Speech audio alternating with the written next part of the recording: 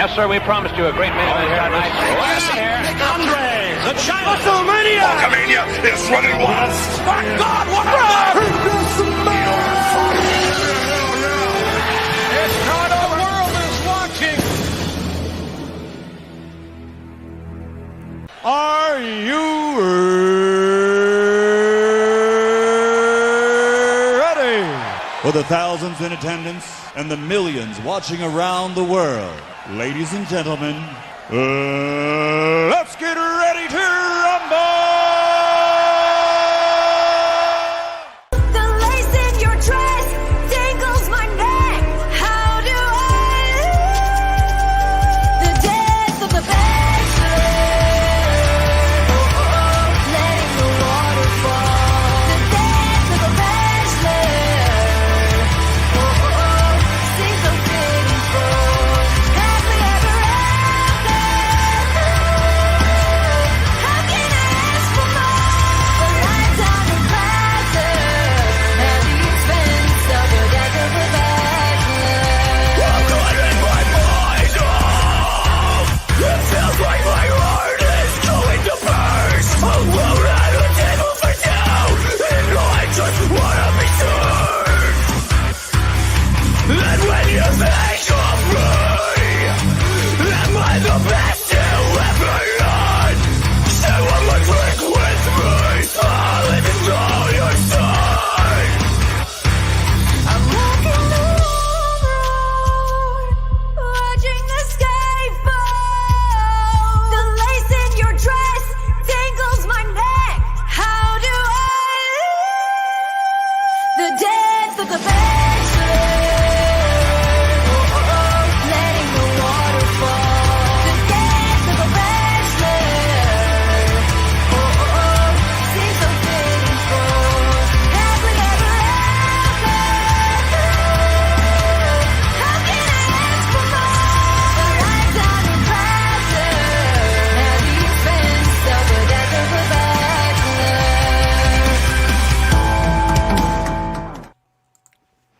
Oh, it is I, it is he, it is me, P-double-D-E Tepwakooing from the Place to Be Reviews. Right here with all of yous. Ladies and gentlemen, it is Morbius Wrestlemania Saturday Night Live. It is great to be here. I've got to put these on so I can read the chat. Welcome. We're just waiting on Tony.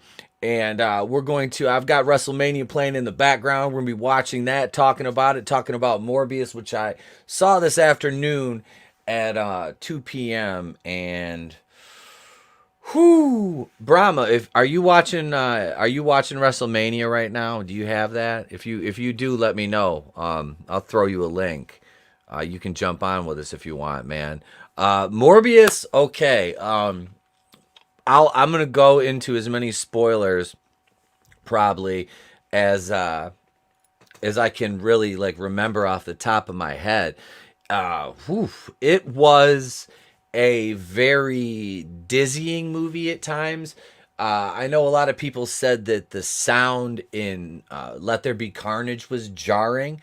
This was visually like that. I mean, to the point where sometimes you're looking around and don't get me wrong, some of the visuals were very cool. I didn't not like the CG in a couple areas seemed kind of dodgy with the way he moved. The sonar or echolocation I thought was pretty neat, the way they, visualize that for, the viewing audience. It was it was done well. The caveat to that was there was a lot of times where Morbius and Milo, Matt Smith's character, are kind of moving in the fights they have. They're very the colors kind of bleed off them, so you can see their movements kind of in slow motion. And I didn't really care for that, the way they visualize their movements. I understand the why. It was so the audience could kind of get a better feel for the way they're moving, but it wasn't necessary. And the color patterns they used were almost I don't know, Doctor Strange, like not Doctor Strange, but WandaVision. They were almost WandaVision, like when she was fighting with Agatha. You know, it was Agatha all along when she was fighting with her, like the purples and the reds. Like it was at one point, Jared Leto was orange because he had his jail jumpsuit on, and Hail Kai MFS. I see you, brother. I see you. No, I thought it was, like I said, it was jarring, but like I said, the movements, I didn't really care for the movements. Gap Stargate, was Matt Smith good in it? I heard he was. I have not really had a lot of on-screen experience watching anything with Matt Smith. I've joked about his head looking like an Easter Island statue, uh, which that it does. But no, he was honestly good. I liked him. I liked the way he played the character.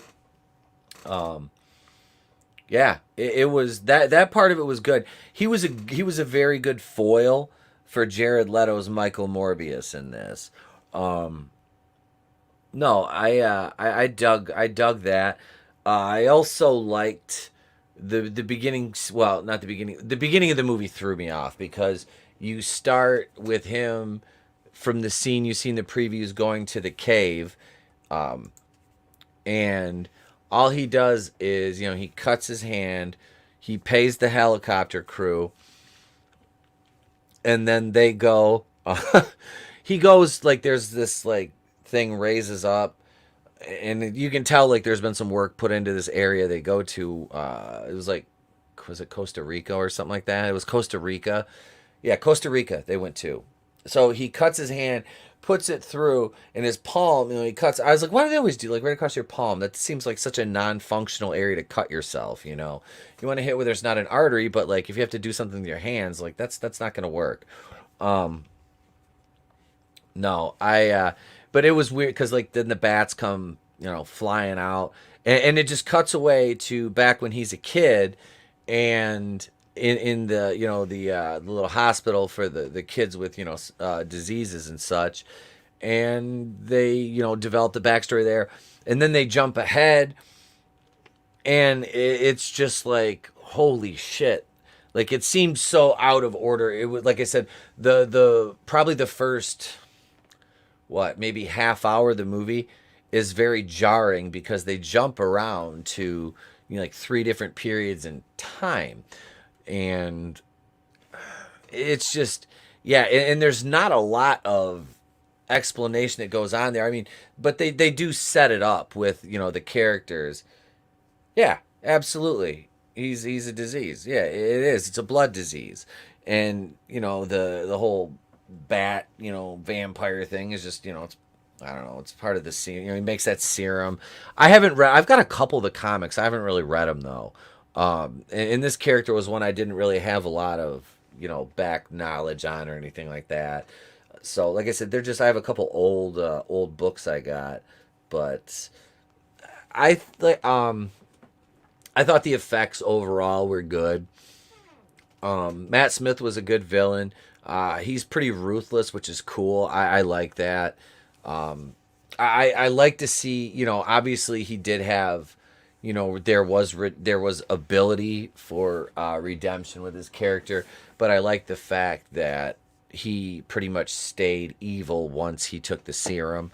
I like that, and it was pretty wicked, like the hallway sequence where the nurse gets it, you know, and they make you think it's Michael, but it turns out to be Milo, Matt Smith's character.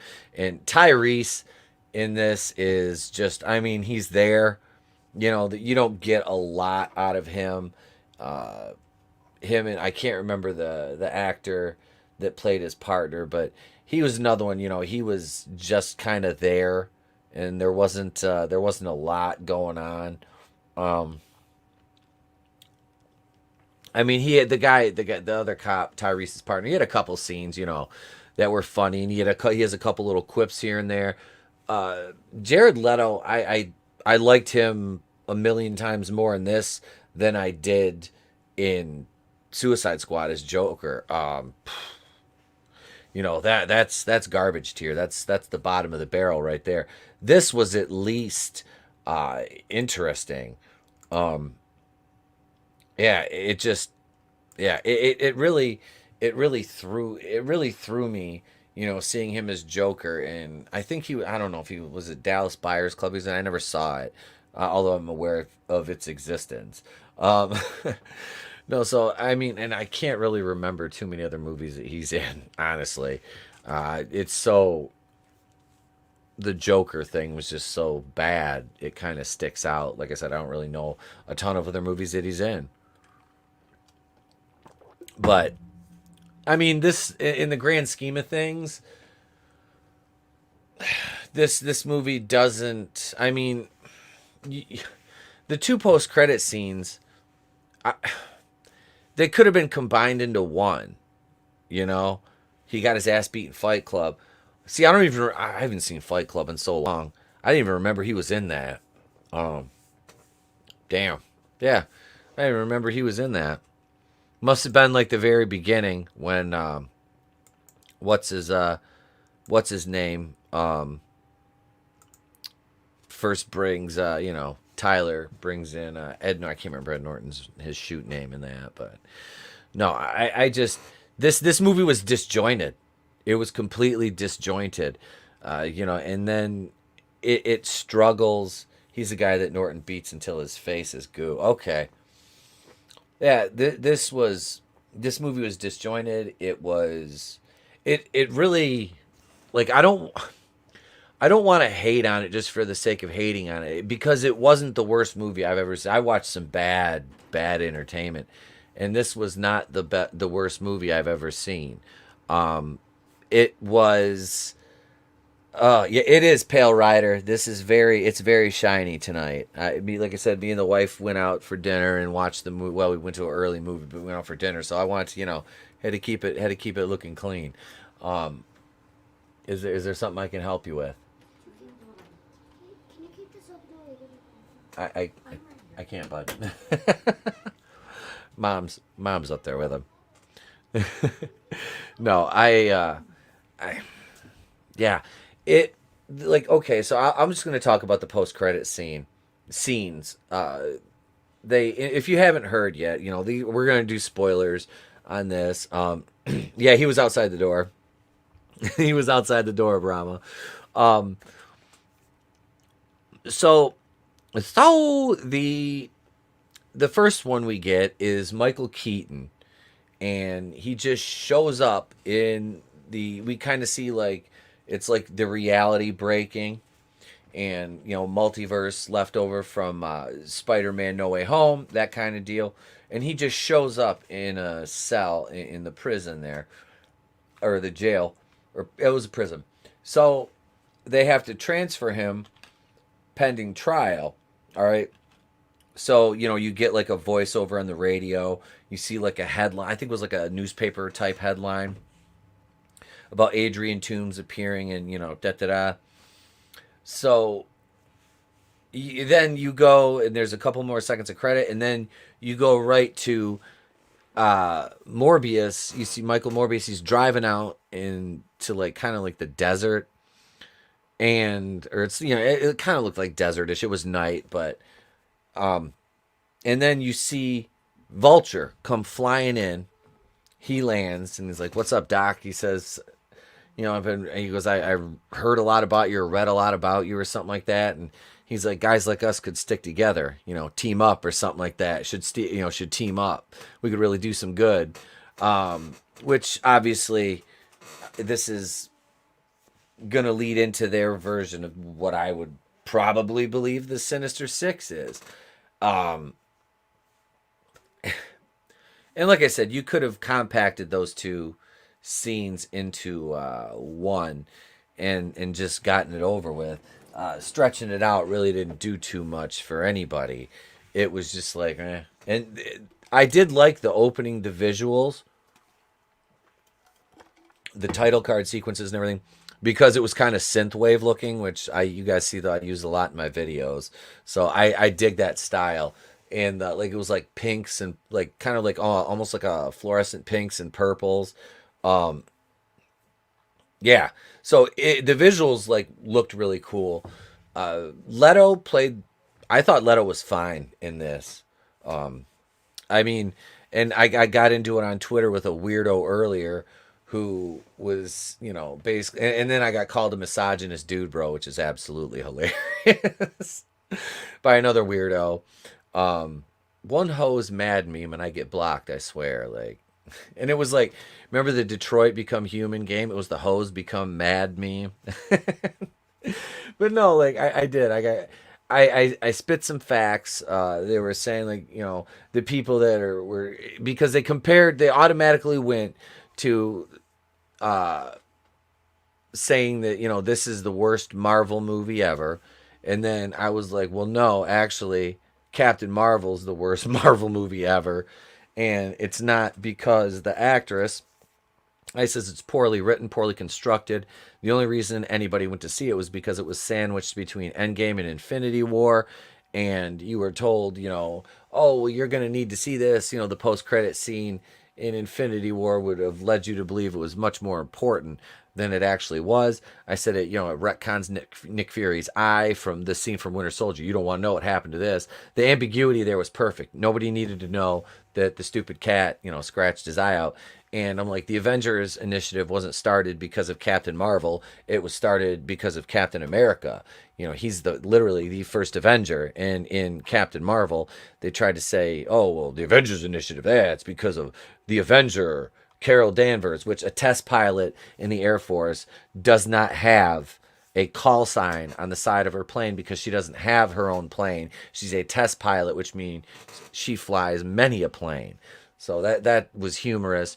And after breaking that down, of course, I'm a bigot, misogynist dude, bro, which is hilarious. And I'm like, look, that's ranked at that's if you just want to go by Rotten Tomatoes, Captain Marvel's at a 45 audience score, Morbius is at a 67, which is still higher than Thor: The Dark World, which I actually liked. I didn't mind Thor: The Dark World. It was a mess, but Morbius, no. The like I said, the acting was good. The gal that plays what's her? I can't remember her first name. Last name was Bancroft. She was the female doctor, kind of Michael's love interest. She was there. She didn't really do a lot. It was just, hail Angelus Draven. What's going on, brother? If you're not working, I'll toss you a link, my man. Let me know. Gender never lands a plane. Right? That's true. But no, okay, so the scene on the freighter is, we pretty much saw a lot of that in the trailer. A lot of that sequence is in the trailer. Not the detail that they go into in the movie, obviously, with him kind of breaking containment once he injects himself with the serum and everything. Hail, Tony, what's going on, brother? So no, it was like I said. What's up, bro? Just watch the first match of WrestleMania go to hell. What's going on?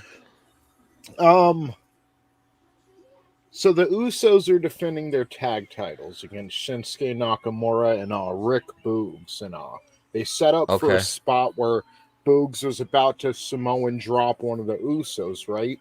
So we got to have the WrestleMania moment, and the other Uso went to break it up, and he ended up on top of his brother. It was going to be like a double Samoan drop, and dude's knee gave out. Oh, Jesus. Right in the middle of the ring, fucking his knee gave out, holding both guys up. So we're off to a great start. Still probably better than Morbius from what I hear, but I'm sure we'll get into that a little later. That's kind of what I've been talking about is Morbius. In the freighter scene, they show in the previews, he's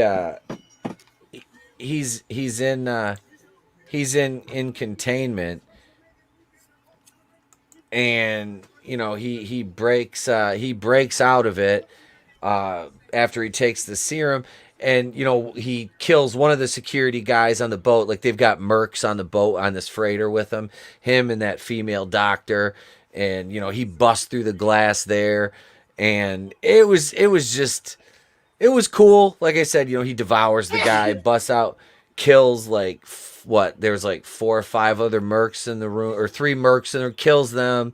The doctor chick falls and hits her head, so she doesn't really see what the hell happens, except for him killing the very first guy. Hail Darius Munchausen, what's going on?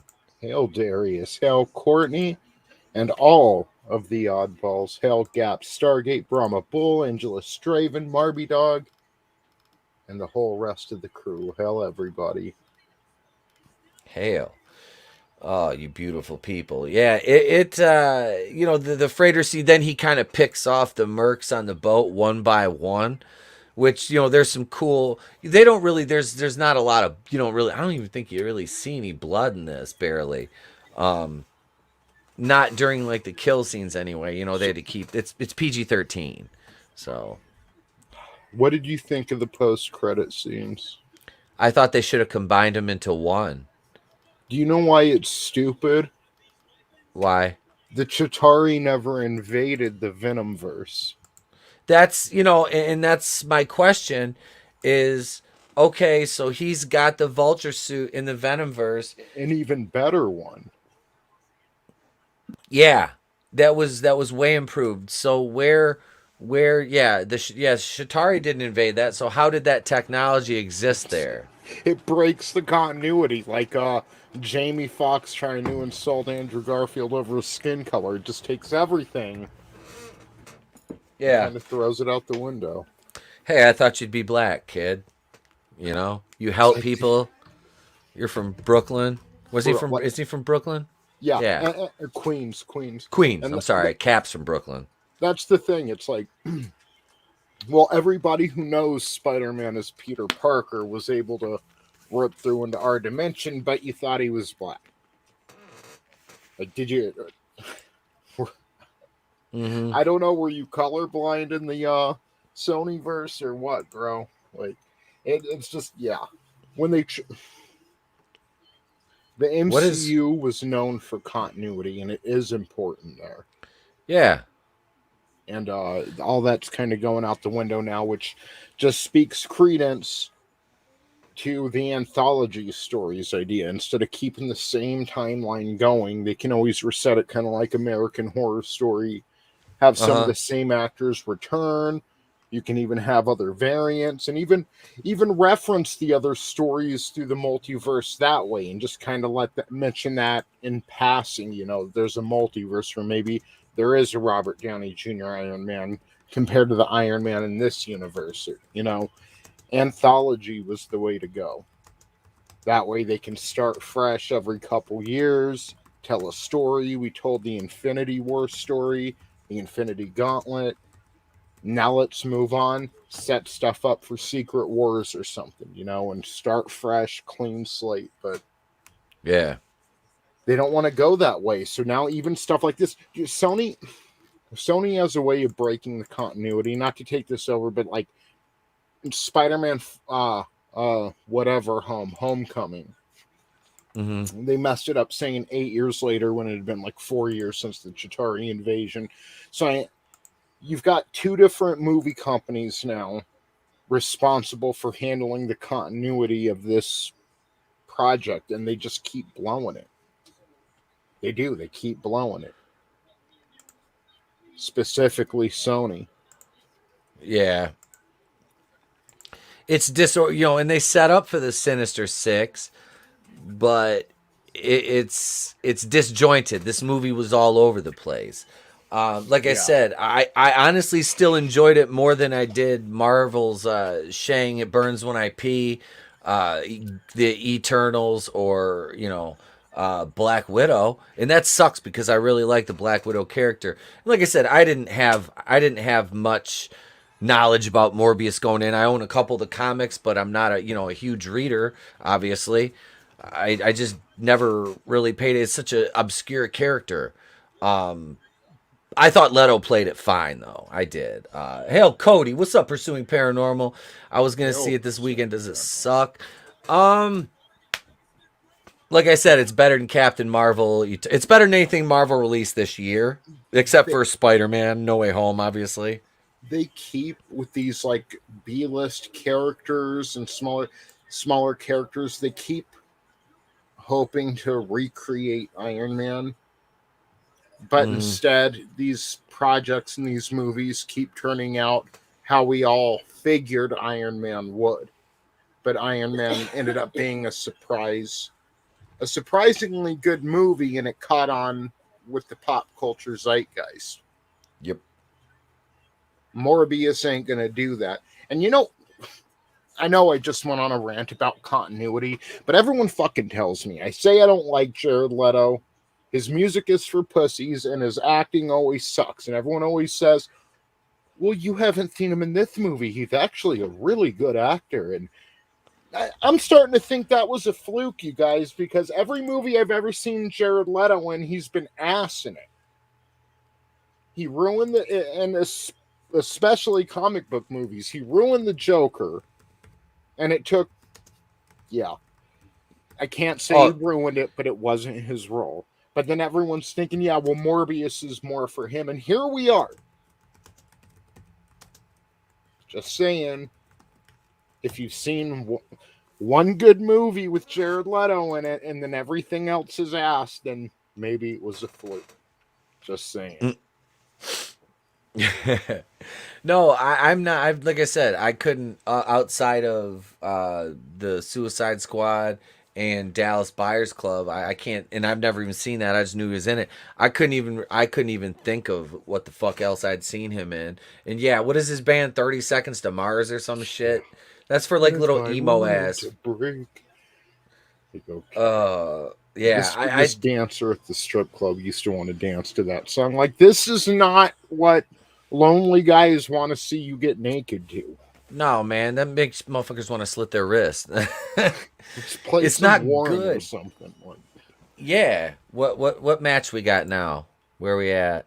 Oh, is this Baron Corbin and his bitch? I don't remember his name. I don't know. I barely know Baron Corbin. Like, he started around the time I quit watching. I wasn't barely watching back then. He debuted like after I had already quit watching, and I just saw him or heard the name here and there.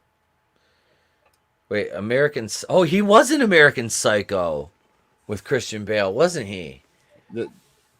Jared Leto. I only saw that movie once years ago, and it was great. I actually need to watch it again, but yeah. Let's see. Oh, Requiem for a Dream. That's another one I haven't seen that in that movie. I tried to like Requiem for a Dream. Everyone's like, it's so good, but it just kind of like, I was younger then. Yeah. So maybe I should try it again, but I just couldn't connect to it. All right, so are we on the same page here with the intro? Is Drew McIntyre coming out right now? It's still showing Baron Corbin like flexing. He just took his hat off in the ring. Okay. And then all right, I got it. Yeah, McIntyre's overgrown on that. Peter Dinklage is coming out now. Yep. There he's with his fucking sword. I don't like Drew. Okay. I don't. I just went off on Jared Leto, and I don't like Drew McIntyre either. I don't mind Drew McIntyre. I don't mind that was me. That was me earlier. I told you the story. But no, I don't mind Drew McIntyre as much as Baron Corbin. Baron Corbin is just offensive. He's terrible. I don't know Baron Corbin enough. I'm just judging McIntyre off what I knew before. See, I don't know as much about Drew McIntyre. I know you guys said he was like McMahon had him like henpecked to be his like new his man. Brahma, I threw you a link, homie. If you want to jump on, you're watching it too. If you want to jump in, my man, you got a link. I tossed Vinnieart a link. Yeah, let's see. McIntyre used to come out on SmackDown like a shaved baby, and he'd be like, I'm Mr. McMahon's chosen one. And I was like, who the hell are you? Especially back when there was a lot more talent. You know, you had an up-and-coming Cena and Batista and Triple H and just so much going on. Eddie Guerrero and like I don't think Guerrero might have passed by then, but I don't think so. Maybe. But it was just like, who the fuck is this guy? You know? And then he left for a while and then came back, apparently. Was he has he been around that long? Let's see when he first debuted in WWE. I don't remember him because I watched so sparsely the Fed anyway. Post 2000 and maybe it was like 2007. 11? Maybe. Wow, holy shit. On October 12th, 2007 he made his debut. So yeah, it was after Eddie passed, but yeah. Still Eddie was gone in 06, wasn't he? Was it 06? 05.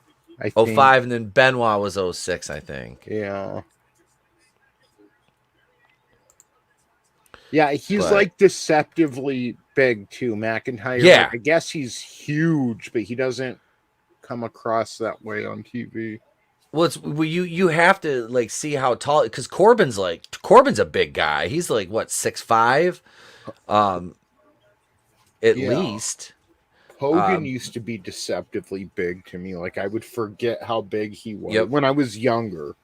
I would forget how tall he was until he'd stand face to face with the Lex Luger or something. Yeah. I'm not knocking the other dude. What's his? Homeboy's all roided out over there with the suspenders on. But he looks like Remember Jim Powers? He looks like Jim Powers. Yeah, that's what that motherfucker reminds me of, is Jimmy Powers. Yeah, that's kind of cool. Triple H just had a major heart operation because of all the fucking steroids and different things injecting into his body. But hey, let's give this Jim Powers looking motherfucker a couple more rounds. Oh yeah, he's on a lot of trend. I'll guarantee you there's a lot of I'm gonna get juiced before I get back in the ring. Fuck it. I'll train for about 5-6 months and just juice up a little bit. Why not? Look, they got a lady ref. Yeah. How's progressive? I noticed they had a lady ref, and I think AEW had one first, but I'm not sure. Pisses me off, though. I heard the ref's story one day, and she's like, when I started watching, Daniel Bryan was... I'm like, hold on, what? Yeah. And you're like the head referee of a promotion. That hurts my soul. You just started watching when Daniel Bryan was going after the WWE title. Jesus. What? Was that 10 years ago? What the fuck? Oh, dude, that's bad. That hurts my soul. Oh, Jesus. This match is just meh. I've seen McIntyre put on way better matches than this. Corbin's so basic. He just throws there's a little back suplex, back body drop. He's healing it though. He's trying. He's not a good. He's just so. He has go away heat. That's what Corbin. I like him better than The Miz. I think that, but I don't know him that well either. But I can't stand The Miz. I have mixed feelings about The Miz. I appreciate where he came from, but I don't really care for him. You know what I mean? The dude, got to live his dream basically. But I've never been a big fan. I don't hate him as much as I hate, say, Seth Rollins. But I don't know. I don't know. Rollins is just a piece of shite. It's just Corbin. I don't think I hate it. He just doesn't look like he belongs in WWE. He looks like he belongs on the east side of Las Vegas. He doesn't look like a star, No. He just looks like some dude. He has a TNA look, to me, or the Indies, honestly. Yeah. I mean, there's nothing there. McIntyre at least looks like he belongs in WWE. He's like the Vince McMahon prototype. He really is. He is, but he still doesn't seem like a main eventer to me. I've never I'm picky with that shit. Like, Okay, that was messy. For me, main eventers should be draws. Like, you should be bringing asses in the seat, or you should, yeah. And like, it feels like not many do that, and that's the brand's fault. They've been working on, for the past, over a decade, they've been working on getting the brand over and not specific wrestlers, because they don't want to be as affected when the wrestlers defect to AEW or wherever they may go. Yeah. You can't, Vince won't let his talent develop naturally, though.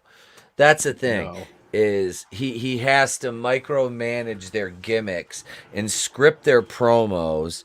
It's freaking, it's stupid. It's stupid, and that doesn't do your talent any favors. When it's like they're telling, the house is telling you this is your gimmick. Wait, what? Why is this my gimmick? Yeah. You're going to be the ringmaster instead of the hottest WWF superstar in history. The ringmaster. Jesus. What a waste. Like, that was the worst. But I mean, it blossomed, but it was because Steve got over as Steve, Steve, that's what it amounted to. I liked your promos in ECW. You really just let down the facade and really was just yourself and went all at it. Just you turned that personality up by 10. So we're going to stick you with Ted DiBiase and never have you speak. Really intriguing. That'll be great. Oh, here we go. Here comes a high spot. Well, Vince was going to, That was a nice suit. That was a nice dive. Little plancha. Vince was going to take Adam Cole, who, if you ever watch AEW, dude is over. Like, dude's a star. He kind of reminds me of Shawn Michaels a little bit. Adam Cole, dude is a star. He carries himself like a star.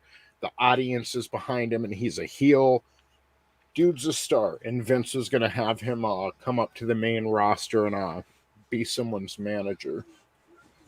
Like, what are you doing? Dude can wrestle. Dude can speak. He's got the look. I mean, dude's a star, and Vince is going to make him a manager. That seems Very like a Vince McMahon decision. Yeah, that's very McMahonish. Yeah. Jeez. Draven, I feel for you, buddy. I hate getting off work and the sun's up. If I get off at 2 a.m. or something, fine. But I hate getting out of work and walking out of the building and the sun's freaking blinding over the mountains. And it was a fucking snowstorm when I was outside my garage. Nice. We've been getting snow all freaking day. Dude, this I'm sorry. I'm not buying this Cell job because nobody believes they're putting Corbin over in this match. I was just thinking that he hit his finisher or whatever and went for the pin, and I'm like, I miss when finishers were finishers. Like, you hit a finisher and that was it. And if someone did kick out of a finisher, it was very rare, and it was just whoa, like, because it would just automatically bring that match up to the next level. But now that's like every match at WrestleMania is 2 or 3 finishers. Yeah, you can't no-sell finishers like that. Darius, yeah, I see.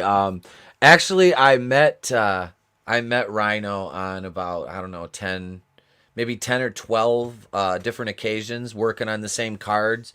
Back when I was ring announcing. He is one of the nicest, and I've said this, one of the nicest guys. Cares about the guys, wants to see like the indie guys. He wants to hear like about what you did, where you've been, you know, how do you want to get to the next level. Super cool guy with Terry Guerin, because he ran for like a city council or something down around the Detroit area. Not to cut you off, but the ghost of Davey Boy Smith just dug up through the ring and pulled McIntyre under, saying he wants his title shot. I'm not sure what that means, but wait, did the match end? Did I miss the finish? yeah. Let's see. They're replaying it right now. Okay, so he DDTs him. Comes in, does the big boot. And that was it. And then, I want me title shot. I want me bloody title shot. Mine. Shawn Michaels is trying to bang me wife. Mine, Marby Dog. My most vicious wrestling injury I've seen is when Trish left Chris Jericho for Christian. That one hurt. Mine was working on cards with Nyla Rose. I mean Brandon. Sorry. Let's go, Brandon. I meant Nyla. Yeah, that was hard. I'm like, oh, look, a women's match. See, I wish with air quotes. Snake would come out with fucking Damien. Fuck your sword, homie. Right? Great, you've got something you can't possibly use without fucking, you know, skewering somebody. Yeah, he's really... Oh, great, now the ring crew's got to fucking fix that, you dipshit. Everyone in the audience is rolling their eyes now. Fuck. Well, this is going to be the next 20 minutes. Fucking hype packages and commercials. Yep. There's a couple of rats right there. He's giving them the hotel room. I wish that sword would have ricocheted back up. Not, you know, a deadly strike. Just, you know, a nice Kylo Ren slash across his face or something. Who the hell is this fucking weirdo behind the fucking announce table with Michael Cole? I think I'm a little bit behind you. So, all right. That's one thing that sucks about this online stuff. It's all over the place. Yeah. Oh, Logan Paul, or whichever. Was that one. Logan Paul? One of Jake Paul, or whichever one of those fruit booty fucks it is. I don't know. God. Drew tried to murder Madcap. Somebody call the police. That was worse than Will Smith slapping Chris Rock. Jesus. The guy has a fucking broadsword. Hang on a second. What's worse here? Well, it's Logan Paul. All right. It's a good thing. Thank you, Darius. It's a good thing that, you know, Drew McIntyre is a toxic white male. He'll be fine. His white privilege will get him out of any charges. Oh, but you know, Will Smith's that's because of 400 years of oppression, right? Yes. If you listen to the View, Will Smith slapped Chris Rock because of, you know, white people, and Donald Trump. Donald Trump created this this atmosphere where Will Smith would dare watch, and then he resigned from the Academy. Will Smith did today. I'm like, oh well. Why am I watching commercials at WrestleMania? Like actual commercials. Snickers and now Cricket, which Cricket spent not half of their budget. I mean, half the money they have. They sold stocks to produce a Charlotte Flair claymation commercial. Isn't that doesn't Ryan Reynolds own? Like, is that the one he's part owner of, or he owns some other weird one that's still on 3G. So the Miz and Logan Paul are working Ray and Eddie's son? Yeah. Okay. Ray and Eddie had a baby together. Ray and Eddie had a baby. His name was Dominic. Look at, oh my God. Hey, the old Eddie Guerrero shirts. I'm your papi. I know, I love that shirt. It takes a lot. Like, I'm not big on generational athletes coming in because they're usually not as good as their father. Yeah. You know, sometimes they are, but I'm just like Dominic. The Bull has come Special about him. to the place to be reviews. What's up, man? Welcome, brother. Pulled out the really old shirt. Sorry about that, Tony. Oh no, it's just like Rey Mysterio. There was something special about him, or Eddie Guerrero, who is a generational athlete, and both of them were. There was something special about Guerrero. They didn't have anything going for them. It was all on them to get where they got, and they did. But Dominic, he's just like some dude. He's not like small or as exciting as his father, and there's always going to be that comparison too. Like, and you can say, "Oh, well, he's young," but Ray was as young as him wrestling on Nitro, like David Flair. David Flair. Patches, Houlihan. Patches O'Houlihan. Yeah. So what is Logan Paul? He's the one that's been doing like he boxes and shit, right? Yeah. Or I want to see Brock and David Flair in a first patch match. For the first one to get patchy loses. And if I'm looking off, that's where the TV is. So. All right. This is like, what has he got? Oh my god. Oh my. Okay, so they're putting over two reality stars together. Yeah, Ray and Dominic are going over in this. They are. I don't see them putting the Miz over in Knucklehead. I don't see them putting them two over. I would root for Ray and Paul together, but it's like the Miz gets on my nerves and Dominic gets on my nerves. So I hope it's just a double count out for the first time in history. I'm hoping for one. The Miz has fallen pretty far, huh? Nobody fell as far as the Miz. They artificially boosted him into a WrestleMania main event one year, and then like the next year he was like on the opening match, like a tag match, and that's exactly where he belongs. Yep. He tagged with Morrison for a while. Wasn't it? Yeah, him and John Morrison. I hate it when they take off Ray's mask. Yeah, he looks bad with the mask off. It doesn't look right. And they had the Miz still looks like a little kid doing it, you know. Yeah. Yeah, I can't wait. I unlocked Dominic in WWE 2K22, so I'm totally gonna throw him off the Hell in a Cell with Eddie Guerrero. I just need to get to it. We got a $1.49 super sticker from Darius Munchausen. It's settle down, Ezra. It's popcorn. It's popcorn. Thank you, Darius. We appreciate you, brother. I wanted a hot We appreciate you. Let me get you. You got to go to Az's stream for hot dogs. Right. We'll get you. Let's see. We'll play a super chat gift for you, brother. Here you go, man. For $1.49 super sticker for Darius Munchausen. He's got his popcorn ready for this one.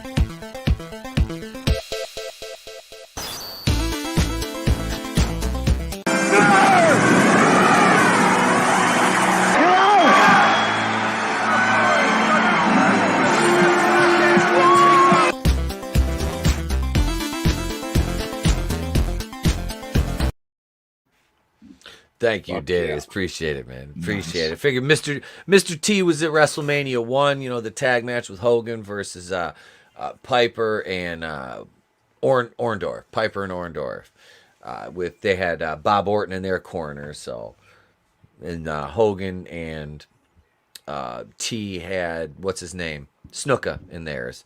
And Muhammad Ali was the special guest enforcer or extra outside referee, and Superfly hadn't murdered anybody yet. He didn't murder that woman yet at that point. Or he had and nobody knew about it yet. Yes. Right? Yeah, it wasn't discovered yet. In honor of I was going to save this as a surprise for later, but in honor of it being WrestleMania, we're actually going to play a little footage of the first WrestleMania main event now.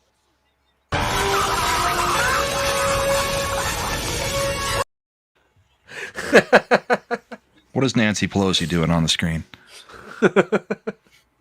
She got confused. She was lost. But why does Dominic voluntarily cut his hair in a mullet? Yes. He was And like, Ray has. Go ahead, bro. No, I've got a one in a lifetime opportunity. I'm on the world stage. I'm getting a fucking mullet. And Ray has part of Jada Pinkett's fucking landing strip on his head. Yeah. Is that out of bounds? No. Is Will Smith gonna come slap me now? Don't worry. We've both got alopecia, so we're allowed to say whatever we want. We're the follically challenged over here. You know, It's my alopecia, you bigot. Defend me. Defend my honor. Etep and I were talking about this earlier before we jumped on the stream, but Rey Mysterio, he looks young, but Jerry Lawler, the older he gets, the more he looks like a mummified baby. He just looks so fucking weird now. He used to not look like that. He does now. He's like, It's the lack of puppy infusions. yeah. He needs his I'm puppies. telling It's like maybe he's slowly turning into Brian Christopher. Brian Christopher's a mummified baby now. So I haven't been paying attention. They're doing 2 nights of WrestleMania? Yeah. Yeah. Tonight we're getting Stone Cold, though. Oh, nice. Yeah. So one match, I'm not a big Seth Rollins fan, but he's got a mystery opponent tonight, an opponent of Mr. McMahon's choosing. I'm not that into it anymore. I don't pay attention to the backstage news that much, but a lot of people think it's Cody Rhodes. I still think it's a weird move for Cody to come to WWE. Like, you didn't go to TNA for a couple years. You left, you trashed the company, started basically the first successful alternative to WWE in 2 decades. Were an executive in that company and was the start of the point where you had your own reality show, and you just leave after 2 years and go back to WWE. That just doesn't sound right. It doesn't sound like the math is making sense there, but it's supposedly going to be Rhodes. I was going to ask you guys what you thought. Well, is he signed, or is this a work that he left? He's gone from AEW. So yeah, he's not on the roster anymore. Everyone thinks he'll be Seth Rollins' mystery opponent tonight. And we have a super chat, so we can. Yep. Yeah, let me hit that. Chris Underwood, my brother, man. What's up? $4.99 super chat. Drinking a Broken Skull American Lager. Night 1 is it sucks so far. Hope all is well. Y'all enjoy that can of whoop ass later. We put the middle fingers up for Stone Cold and that, man. Chris has got a lot of nice Stone Cold memorabilia, too. He's got the vest. He's got the belt. Yeah, dude. Yep, we're repping it tonight. Yeah. We're repping it tonight. But, Chris, thank you for your $4.99 super chat. And for that, we go, let's see, we'll go with this one right here. So thank you, sir. Here is your clip for your $4.99 super chat. Chris Underwood, just too sweet.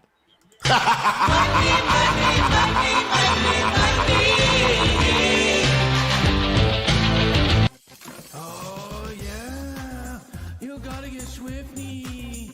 You gotta get swifty in here. Oh my God.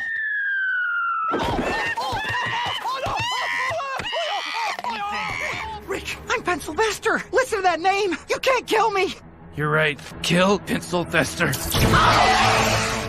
Hi, sorry I'm late. I was visiting my aunt in the hospital. She has hepatitis. Ooh, sorry. Everybody's got a price. Everybody's gonna pay. There you go, Chris. Thank you for your $4.99 super chat, sir. We appreciate it, brother. Yep, that's I know. I got to edit my Lex Luger theme one down. That got a copyright claim. I trimmed it out of the last live stream though, just the music, and I got full monetization back on that. I don't even think yeah. The video I did the other day, I didn't monetize it. I knew that would get dinged right away because I went ham in that one on the groomers. But let's see. Oh, go ahead. I'll give it to Dominic on this one. He just did a beautiful springboard moonsault. Maybe to he's the outside? A little better, not inside the ring. Maybe he's a little better than I gave him credit for. All right, let's see. Oh, they got another female ref this time. Nice corkscrew punch to the outside, though. Oh, you are a little bit behind me because Miz is. Here they're replaying it right now. They just tagged. Yep. Because let's see, Miz is in with Dominic here on mine. I've got them still double teaming. The Mysterios are double teaming Miz. Oh, am I behind? Am I behind you and Tony's behind me? Could be. What's his name? I had Miz stomping Dominic. Logan Paul just hit a British Bulldog. I want to hear Michael Cole say shades of the British Bulldog. He did earlier. He was all vintage Shinsuke Nakamura. Like, I thought you cut that shit out, Michael. Come on. Yeah, man. Paul actually hit a nice running power slam. See, he's about to do the power slam here for me. Okay. Yeah. It looked good, and he protected Dominic pretty nice on that one. He's loose in the ring. He doesn't look awkward. No, I'll give him that. He does. He looks kind of at home in there. Let's see. I had a question here in the chat. Yeah, Godzillionaire, they are at Jerry World. They are at AT&T this year. Chris has got the Stone Cold University shirt on. Nice. I almost went with the fuck fear, drink beer one, but I'm like, I'm going to wear the 316. This is where the plain 316 one. Just Joe 47. Just this one right here. It's my favorite. Yep, that is my favorite. Didn't get to see NXT TakeOver yet. Heard it was surprisingly good. I haven't watched any of the weekly programming. It's been a long time. Clone Geek saw Morbius, pretty solid. I thought it was disjointed. I talked about it at the beginning of the stream. It was kind of disjointed, but I didn't hate it. It needed some polish. I didn't mind Leto and the character, you know. Hey, is that the chick from Flavor of Love, New York, ref in this match? Look at the blockbuster. So he's done 2 finishers now. The Miz sucks. How much training do they put a guy like him through coming into this? I'd say he looks like he's worked quite, like, you know, he's spent some time bumping around. Yeah, he's fought Floyd Mayweather, so he takes this shit pretty serious. You know, he's athletic and he probably you can tell. Boxes, but he looks good, and he looks good in there. Yeah, I'm sure he wanted to look good in there, so he's probably been training at this for 6 months at least. I mean, oh yeah. Yeah, this is the thing. Like, he's actually playing a really good heel role here. Yeah. Like, okay, so I'm looking. Yeah, I'm trying to watch the spacing on the ref and her timing with his heel shit. You know, because she's going to her earpiece. She just went to her earpiece. You see that? I think I'm way ahead of you guys. I think you are. I'm behind Ollie. Because Dominic is, he did he's DDT'd Miz and kicked Paul off the apron. See, he's about to get there right now. He's recovering from them. I've got Logan Paul going up to the first rope right now, second rope. Yeah, you're ahead. Because they're in the double down right here, going into the hot tag for Ray. Okay, now when he gets to the ropes, then you'll know where I'm at. So we'll know how far different it is. Hurricane Rana. Ray just springboarded over the top, punched Miz. He's up top. Senton, sitting Senton. Here comes, let's see, sunset flip by Miz. Ray fucking kicked him in the head, and we got a pin attempt. This referee is so oppressed, and none of y'all take the time to acknowledge that. I'm not acknowledging her privilege. Yeah, Ray just got the hot tag a minute ago, and he just reversed a sunset flip and kicked Miz in the face. Yep, I synced up with you guys. All right, Paul just came in for a save off a, let's see, what was this? It was a pin attempt by Ray off off of the reverse sunset, right? Yep. No, I'm past that. Paul and Miz are double teaming. We got a double suplex right now. Yep. And the stall save from suplex. Dominic. Yep. He super kicks him Ray with the roll up. 1, 2. Oh, kick out at 2. 2. Holy shit! Was that Morbius in the front row? Or is that no? It was what's his name? That used to be married to Carmen Electra, Dave Navarro. Dave Navarro. It was Dave Navarro from the Chili Peppers. That was a hell of a tornado DDT. He just pushes him over. 1, 2. And a 1 count. Kick out. Yeah, I'm behind you guys still, I think. The commercials seem to throw things off. You may have to click live after each commercial to get it to sync back up. Ooh. Because I've noticed, I've got it on the computer and the TV, and it's different commercials on both. So they're doing different length commercials. I'm going to jump out of mine and jump back in. Ray's going for the 3 amigos right now. Yep. He's on the 3rd one. Nope. Oh, and Miz reversed it. Into the post. Corner spot. Yep, corner spot.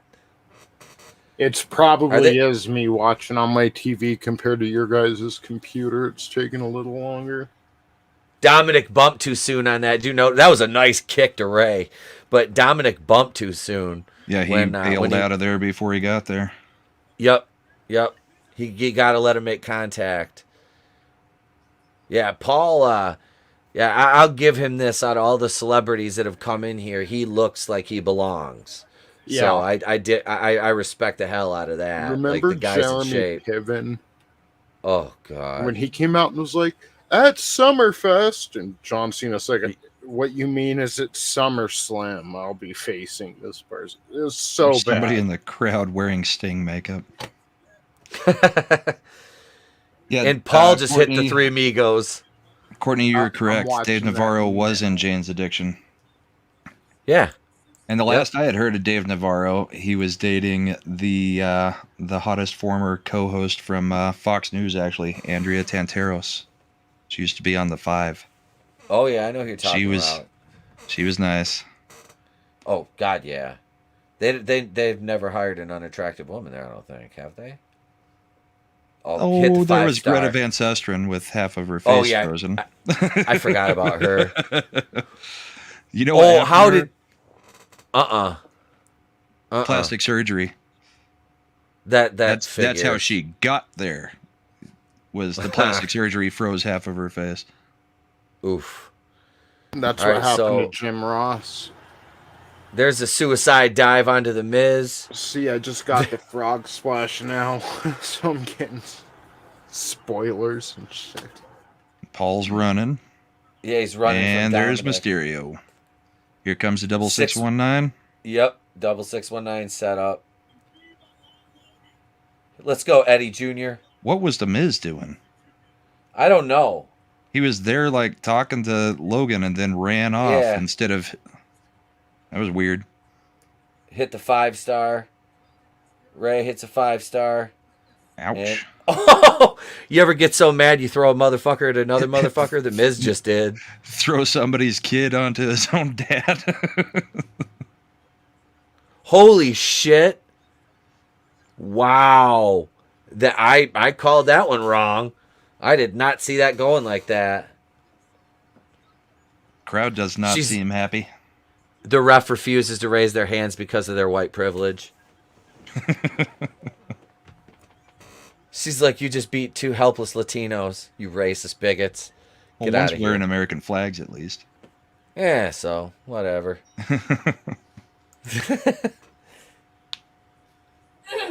Wow. Yeah. Paul's got heat now. He's definitely got heat now. He's more over than the Miz as a heel, I'll tell you that. I tell you what, God damn it. And there's the double cross. Yep, here it comes. Face crushing finale. Boom. He was a bit pissed. Yep. Yep. Hit one on the ref. Hit it on the ref, too. Go full fucking heel.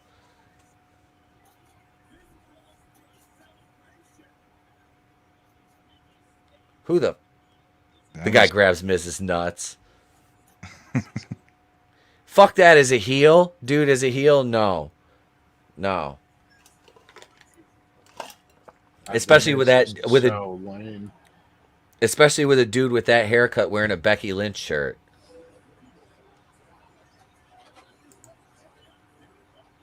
Hail Glinzer, what's going on?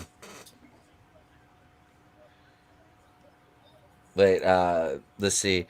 Just Joe 47. Paul looks better than half the mud show indie talent in AEW. He carries himself like a star out there. Yeah, I'll give him that, man. He definitely, like I said, he looks the part. He moves well in the ring. He's very fluid. His timing was good. That's the first time I've ever seen him work. His timing was good. See, Miz has go away heat, man. Like, and he's been there for years. Oh, you're muted, Tony. Commercial. Yeah, he muted halfway through the sentence. Yeah, I got Edge. I got an Edge promo right now. I got Papa John's. I was just saying the Miz fucking has go away heat in my book. He is so lame. And he's been there for years. Yeah, I'm not, like I said, I'm just done with him. You know, half the roster now, I don't know. I just, yeah, like it's been so difficult for me to watch anything. Like, even when I was still in the business, I didn't watch the current TV product. I was like, like I said, the only time I watched the anything from the Fed was on What Culture videos. You know, King Ross would do the WTF moments. I used to love that. That shit was he was hilarious. Him and Simon Miller. Oh, and I may have said it on your Wednesday night show, but yeah, I haven't watched WWE's TV shows in forever, just because every time I turned it to it, they're doing a freaking promo. There was never any wrestling. Anytime I turned it to it, it was like, or the match would last like 2 minutes, and then we go into another 12, 13 minutes of talking, then commercial. It's like, what happened to wrestling during wrestling? And that's one thing I do like about AEW. They keep the vignettes short, and they wrestle for most of the show. Yeah, and that's what it's, it is a TV product, but still you're there for the wrestling. It still needs to resemble a sport. That's that, because it is. Gap Stargate, what do you all think it would take to turn around all this around in the wrestling arena? Attitude. The stars and not the brand. Yes, you got to make it about the workers. You can't make it about the like the NFL. They always talk about protect the shield. It's got to be about the wrestling. It's got to be about the wrestling. It's got to be about the personalities, the individuals. You've got to let guys be themselves. You can't. I can't stress this enough. And this is like I said, 10 years on the indies, basically working the same gimmick as both a heel and a baby face. You've got to let people develop their own gimmicks. You can't assign somebody a gimmick, because look at some of the gimmicks assigned. Tony mentioned Steve Austin as a ringmaster. That's a perfect example of using somebody wrong. Stunning Steve Austin. I mean, there's more than that, but it's the most glaring one right now. That's still, one of the most relevant ever, of just bad. And Vince scripts out all these guys' promos. He wants all the the writers do their promos and shit. And it's like, why would you do that? These guys used to have to come up with their own promos.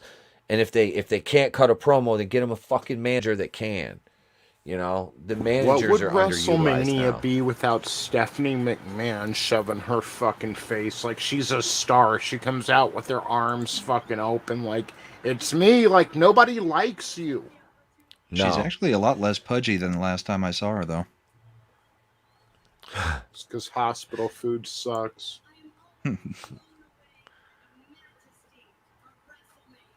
But she's got the nice Hillary pantsuit on. Yeah. God, she's such an unlikable asshole.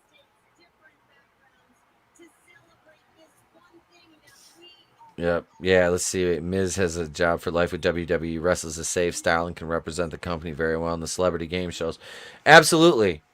Absolutely. And that's why that's why he'll never lose his spot.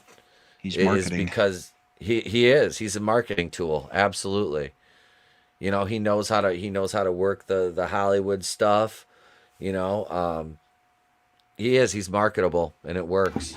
But the problem is, and we're talking about how to turn this shit around in the arena, fans don't want marketing tools. Fans want outlaws. No. Yeah. And no one's outlaws anymore. If they do start getting too over, we'll just send Stephanie McMahon out there to slap them with no retribution ever and cut them down to size. Who's Gable Stevenson in his crochet? I don't know, but fucking a polo crocheted shirt? sweater that splits apart when he raises his arms. Yeah. Oh, this is Young Rock here, this show? Yep. I mean, for me, I would take getting back to something that more resembles the Attitude Era. I mean, having actual characters. I mean, even if they're going to keep it as entertainment, I mean, stop bringing out a guy named Gable Stevenson. Bring me Gangrel or, you know, something. Anything.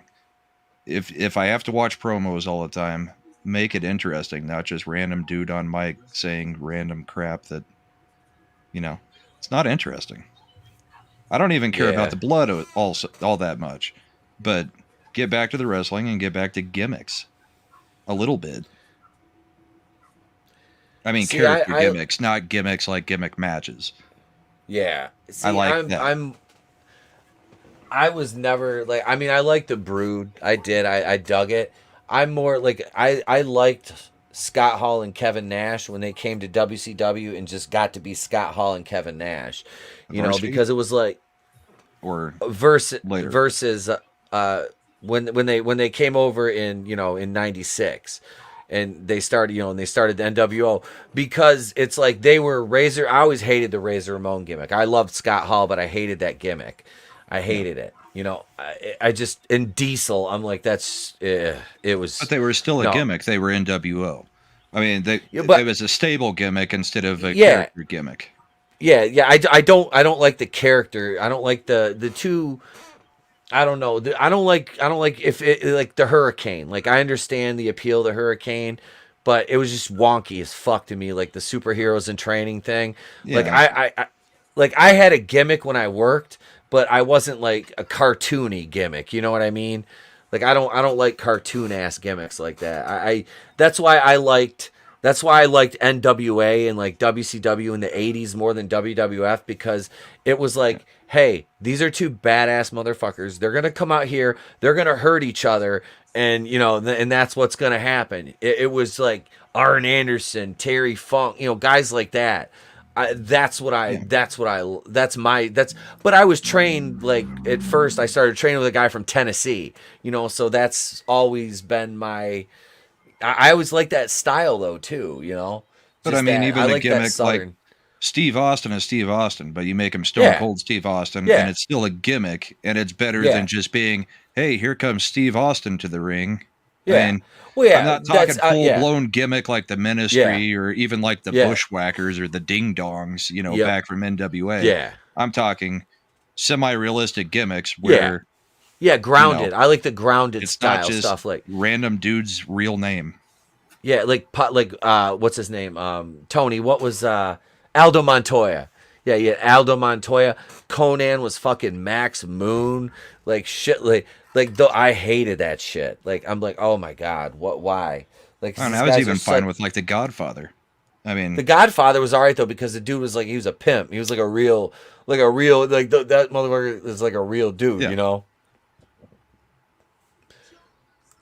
I mean, stuff like Gold Dust has taken it a bit far, but yeah, Norman Gold Smiley Dust. was also kind of Yes. the joke gimmicks not that great. Yeah, that's what I gimmicks don't in like. general, where you're doing a character but not to a ridiculous degree, works. I think. Okay, so who is this chick that Becky is getting ready to work Bianca here? Belair. Ugh. With the 8 feet of extensions. 8 feet of extensions and more abs than most of the guys on the thing. I'm not a big Becky Lynch fan. I mean, she's good, she's talented, but I just meh.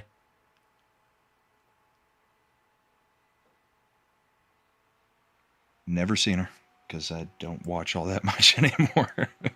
I absolutely did skip most of the women's wrestling if I was watching anything. So I remember her when she did. Oh my God, that's perfect.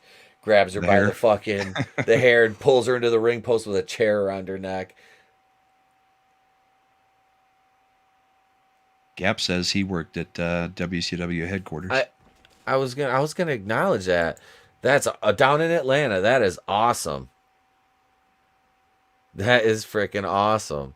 See, like I was reading an article on the Sportster earlier, and it was all about like the best wrestling venues that aren't around anymore, and they mentioned the Madison Square Garden of the South, which was the Omni in Atlanta, Georgia.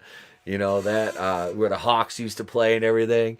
So yeah, that the Omni, like, oh my God, they were talking about which one? Texas Stadium, because they used to run, I think, World Class Championship Wrestling ran there. A couple of the Von Erichs, Richfield Coliseum in Cleveland, the Spectrum in Philly.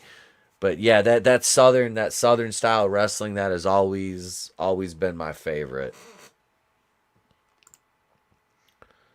All right, so this is for what, the women's championship. Is there only one women's title now? Is there still 2? Got me. I don't even know. I honestly don't even know.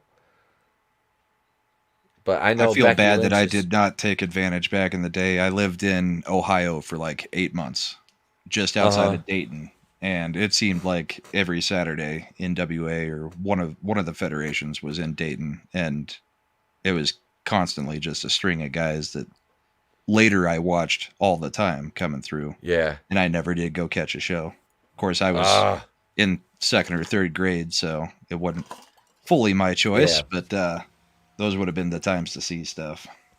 Yep. Here's Becky's getting out of the Escalade. She looks like Red Lady Gaga.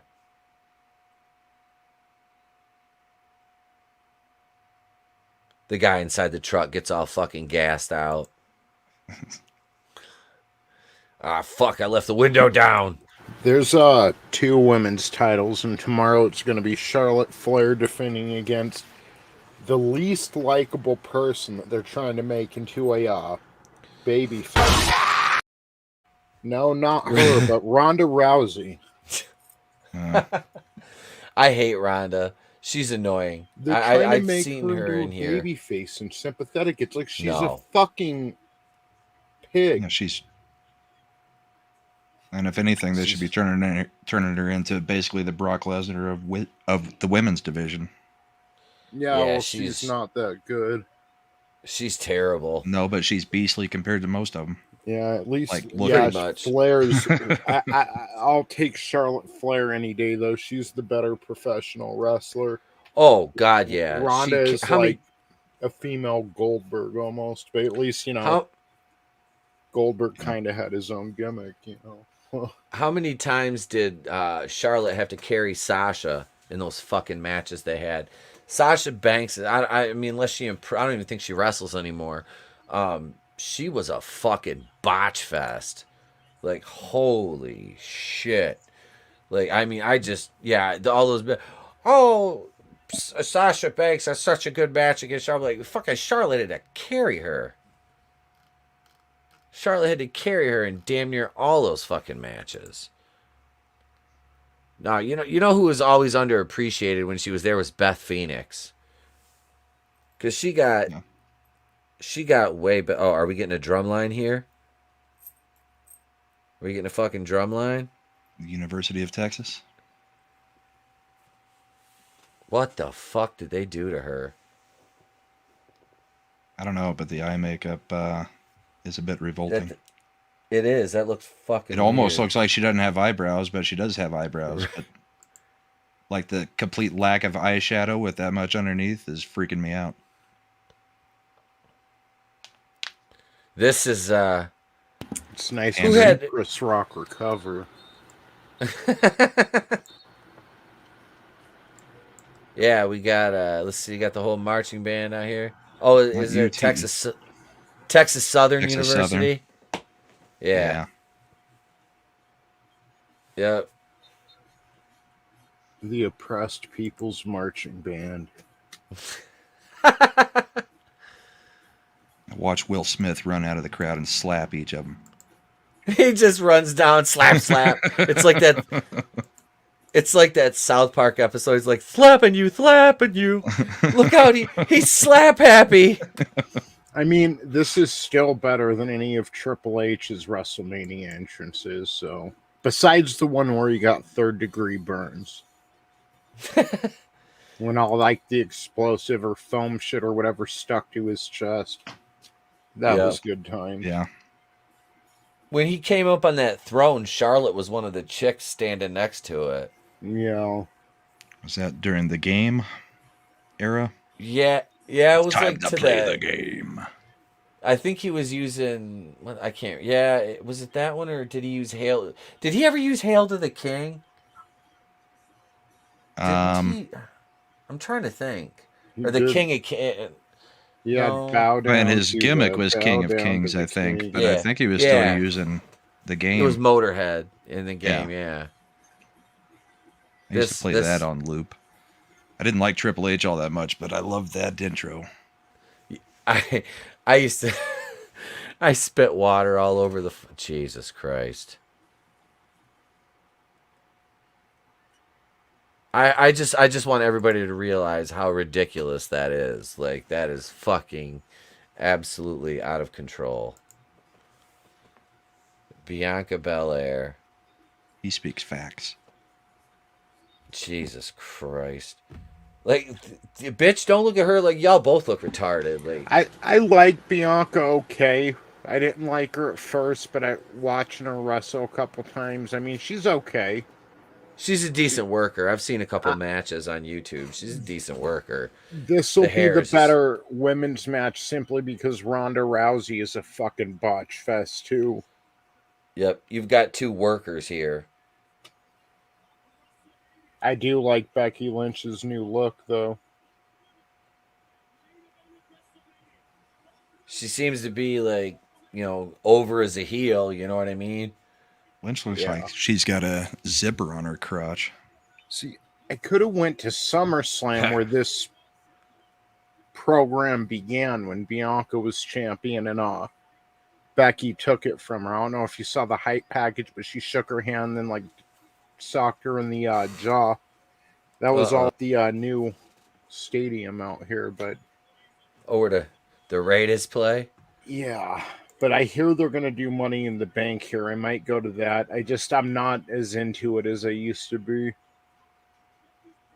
Yeah. I wouldn't pay to see this anymore. I can't spend money on this. Just Joe 47. South Park's fighting around the world. Russell Crowe take on Slap Happy Will Smith. I've heard these black fellas like to fight. What is Russell Crowe? Is he Australian? Drunk Yeah. Australian I Russell believe Crowe so.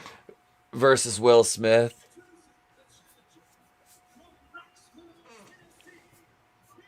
Yeah, I would pay to go to a Royal Rumble. I've never been to a WrestleMania either, but I like the Rumble.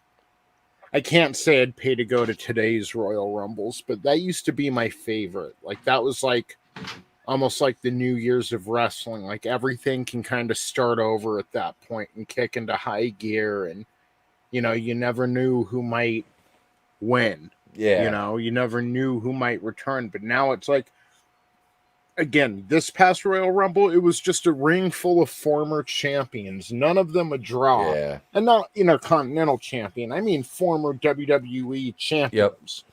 And it's like they've all been to the fucking dance. None of this is exciting. Yeah. And I want, you know, that either that big return no one was expecting, or like that up, more appropriately, that up-and-comer that's going to finally make their way to the dance and win the title and start a new era in the company. You mean like Maven? Yeah, like Maven. I think that was the last one I watched.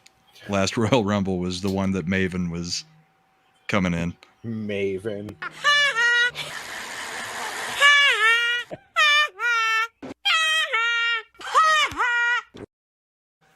And that was a that was a highlight reel of Maven's career, folks. Yep. Yeah. Listen, Glinzer says WWE needs to have fewer belts.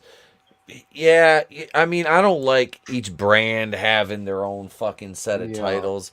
I understand the why. It's because travel purposes and TV tapings and house shows and all that. But I mean, this is why WWE shouldn't be as big as they are. And yeah, it's fucked up. Yeah, they truly keep the brands separate if you're going to give them all their own titles and yeah, give them different feels and everything. Like someone else should be running Raw. You know, Vince is running SmackDown, like, and he should have no say in it. Yeah, Raw and SmackDown, and I can say this confidently without having watched either in years. They still both would probably feel the same, you know, outside of there's different workers on each card, but you can still tell it's a distinct WWE heavily scripted, heavily produced product. One of them needs to be, like you said, Tony, the Outlaw show. It needs to feel different. It needs to be produced different. Heyman should be able to run it with no say from Vince whatsoever. Mm-hmm. Yeah. And only do a draft once every 2 years where you might trade some, you know, I guess you could do trades and stuff, but, you know, to mix things up, but maybe not even do a draft, you know, and, let them keep them separate. Like, I'd say get rid of the draft. Which style do you play by during the mixed pay-per-views? Well, that's what I was going to say. We'd have to figure something out about the pay-per-views too. But now that they've got their own network, they used to have their own pay-per-views. So maybe when they do have the big ones where they would intermingle, obviously it's Vince's company, but the pay-per-views kind of have a different feel than the TV anyway, you know? I don't know. There'd be a lot to suss out, but I would only do I would do 6 and 6. You have 6 pay-per-views a year for each brand. Yeah. That's it. And each one has a different feel. Like the way it's produced is it's produced exactly like the brand that it represents. Yeah, maybe give one brand Starrcade, you know, and just on WrestleMania. And Draven, the problem with merging the brands is that there's a lot of talent that doesn't have any time for TV when they mix them together. But a nice view. Will be on both shows, you know, instead of a main eventer on the other one. That was kind of the problem why they split them in the first place way back in the day, because they had all this talent and no time to showcase them. But unless you're doing merge stuff, you're going to miss out on, what we used to call the dream matches. Because if they keep them completely separate and do 6 and 6, or are you saying merge 6 and 6? No, no. Just do. Yeah. Oh, go ahead. No, I was just saying, completely separate. Like, give Vince his WrestleMania and they can restart Starrcade or something, and that'll be the other brand's big show. And again, they can do trades. You know, if you want Charlotte Flair, give me Dewdrop and fucking Becky Lynch. I don't know, but you know they Dewdrop. She's a heifer. You know, give us Adele's little sister and Becky Lynch. You know, shit, that bitch looks like she ate Adele, and not in a good way. Becky Lynch is too good for Seth Rollins. Yeah. Well, pretty much any human female with a pulse is too good. He's a piece of shit. Yeah, like, he's a legit piece of shit. He's lucky Pat Patterson retired before he would have seen that Cruella DeVille hairdo. And oh yeah, Pat would have lost it. I'm gonna start calling Becky fucking birthday cake Becky. Damn, ma. Yeah, there's about to be a switch up coming here. Becky's been going too hard, too long on it. Yeah. Yep. We're gonna get the cutoff. Go back and yep. Well, they'll have to do a double down. The double down's got to be coming up. Shades of Triple H and Booker T at WrestleMania 19. Becky just ends up pinning her. People like you were never champion. Jesus, that would be fucking hilarious. Twitter would lose it. It would be fucking so worth it. Yeah, she's gonna win the title tonight because Becky beat her for it. Now she's kicking it. Everyone's been waiting to see Bianca Belair get her hands on Becky Lynch, and now Becky Lynch is just kicking her ass. But I hope it's not one of the things where she comes back and wins the title right away. Give her some offense, then move it back to Becky Lynch, and then, you know, let her actually get something on Becky besides just the finisher and pin, you know, the setup. Well, it's already been a fairly long women's championship match. I hate it when they don't give the person who's about to win the title enough play. Like, they should have some dominance in the match as well. Or they get the lucky roll up. They're not giving her any hope spots. They haven't given her any. It's been all heat. They went back and forth at the beginning just a little bit, but but that was my problem with Eddie Guerrero and Big Bubba on Nitro a couple weeks. It's like it's not exciting when it's 8 minutes of Guerrero in a headlock and then he just comes back at the end, like 3 moves and he wins. That's not a good match by any stretch of the imagination, and we're on the biggest stage right now. Like that. Hail Judas Goat Barbecue. What's going on? Hail Judas Goat Barbecue. We're into the. See, they didn't even do a double down. They go right to the comeback. I think I'm still a little behind you guys. Well, half of the comeback was cut off by them showing the big screen in the arena instead of what was going on in the ring. Armbar. Can't lock it in. Right there, turn it into a freaking triangle head scissor.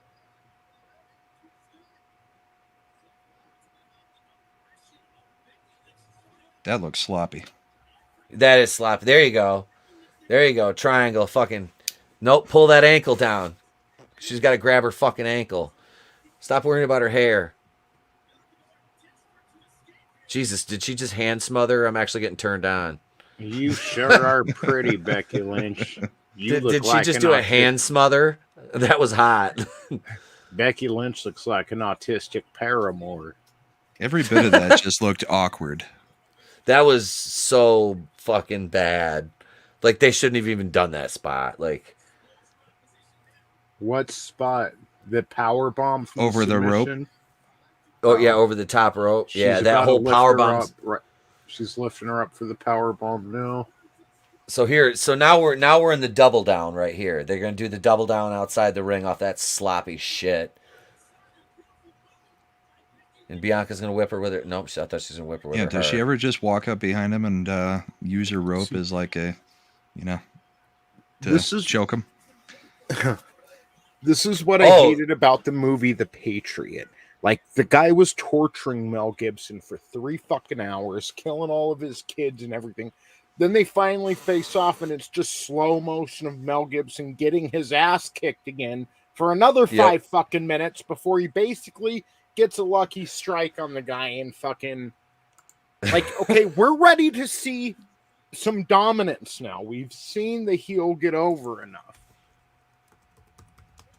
It's a fucking mistake everyone makes in Hollywood, man. Or Greenwich. That was a pretty Stanford, convincing suplex, though. Yeah. Here we go. All right, fire up, corner elbow. It's like, well, we want Becky to look strong if she's going to lose. It's like, well, she doesn't look strong if Bianca only has to hit her with 3 moves to win the fucking match. Like, yeah. Let's get some back and forth here. That was a fuck up. That was bad. Especially to break her fucking ribs on that sloppy ass fucking float over. And then they're going to replay it. Yep, look. Oh shit, I almost broke your rib. Sorry. Fuck. Quick pin.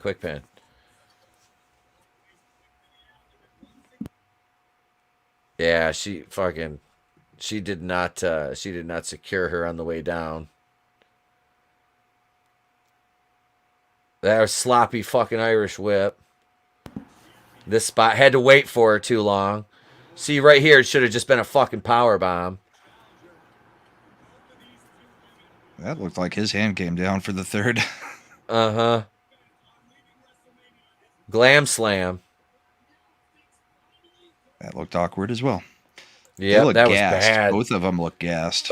They are fucking gassed. They're blown up.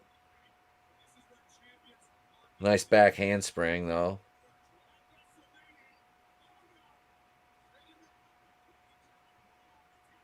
She's like, this is unbelievable. Yeah, I've done 3 minutes of offense compared to her 20. Why won't she stay down? I think I'm way behind you guys because I just saw those 2 bad spots. And where it looked like it was Becky's getting dragged to the corner. What does she do? What does she do off the top? She do a shooting star or something? I'd be impressed. She looks like Bianca's an athlete. She's built. She's fucking gorgeous. I mean, she's a decent worker, but these two not just do anything off the top. Nope, their timing's off. This is going to be a reversal. Becky's going to go for something. She's going to knock her down. She's going to hit her move. Let's see. See if I'm right. Yep, I'll be right. Becky, they're just showing her ass off, which, I mean, that's fine. I'm good with it. She's going to go for the fucking I'm not complaining gimmick. on that one. She's going to go for the gimmick, get blocked. See?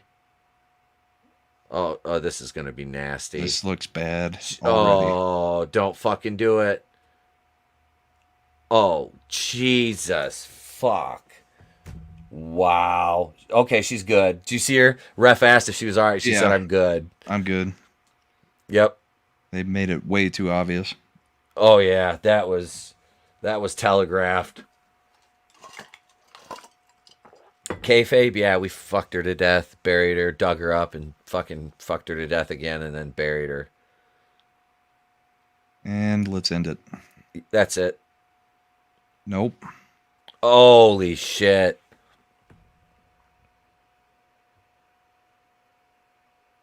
Oi. Oi. I don't think either of them has enough in them to go on any further. No. Now they're just especially with all pushing the botched spots. That was a gorgeous fucking move. Jesus. She tucked that on last rotation perfect. was very close. Yeah. Oof. See, this is where, like, what, 10, 15 years ago, Bianca would turn heel now. Like, she'd get so frustrated, she'd turn heel. You know what I mean? Because this is actually a perfect spot for that. But Lynch is too over as a heel to do that.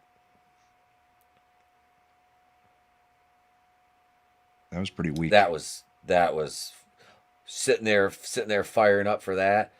Yeah. There you go. Little fucking neck drop. Jesus, can you slap your thigh anymore? Yeah, I was about to say it. Shit. Usually you don't catch it that much, but that was bad. Oh! Oh, she just got booted right in the fucking face. Yes, she did. She just got booted right in the face. Okay, ref, Jesus. So we've had 2 major botches tonight, a leg and now a kick to the face.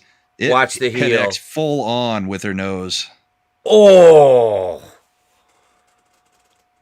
She's going to have a fucking shiner tomorrow.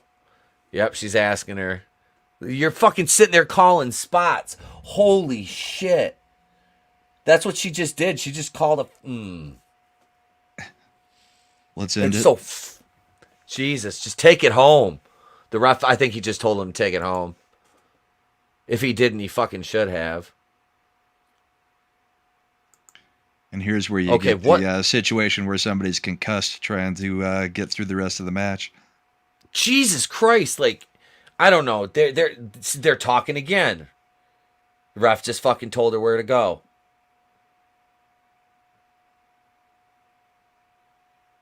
Wow.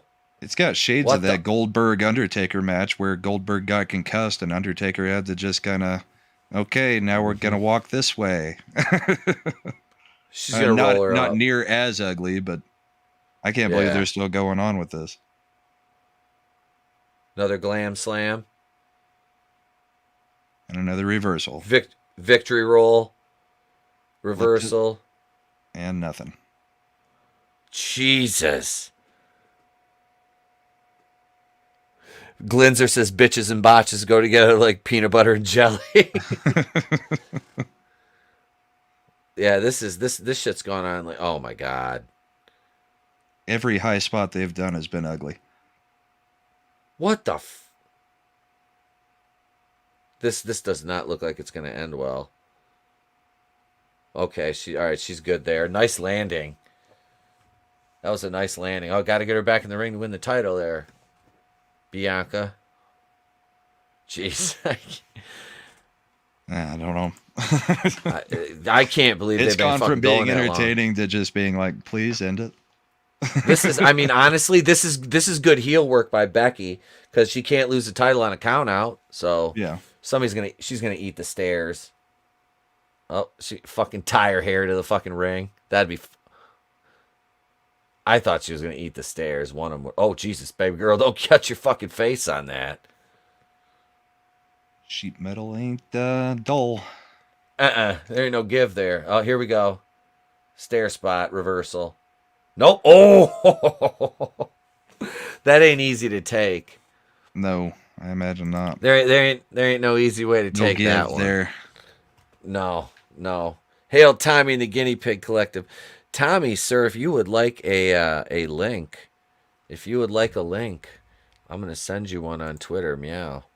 Yeah, I've been out of wrestling too long to know most of what I'm talking about anymore. That's all good. There you go, Tommy. Your DM's on Twitter, brother. Yeah, let me see. Let me go back over here. Okay, so she's beating the shit out of her in the ring now. Just the frustration set in. Oh, you know fucking Bianca's going over at this point. It's not. Yeah, there's no way she doesn't win. Yeah. See, at this point, you know what a real heel move would be? Just get out and walk away. Here. Yep, let's come on, let's do the spot. Come on. So she's going to be blown up by the time she lifts her up. It's going to be something cheap and easy. And she's busy messing with her hair. Yep. Let me get my hair out of the way.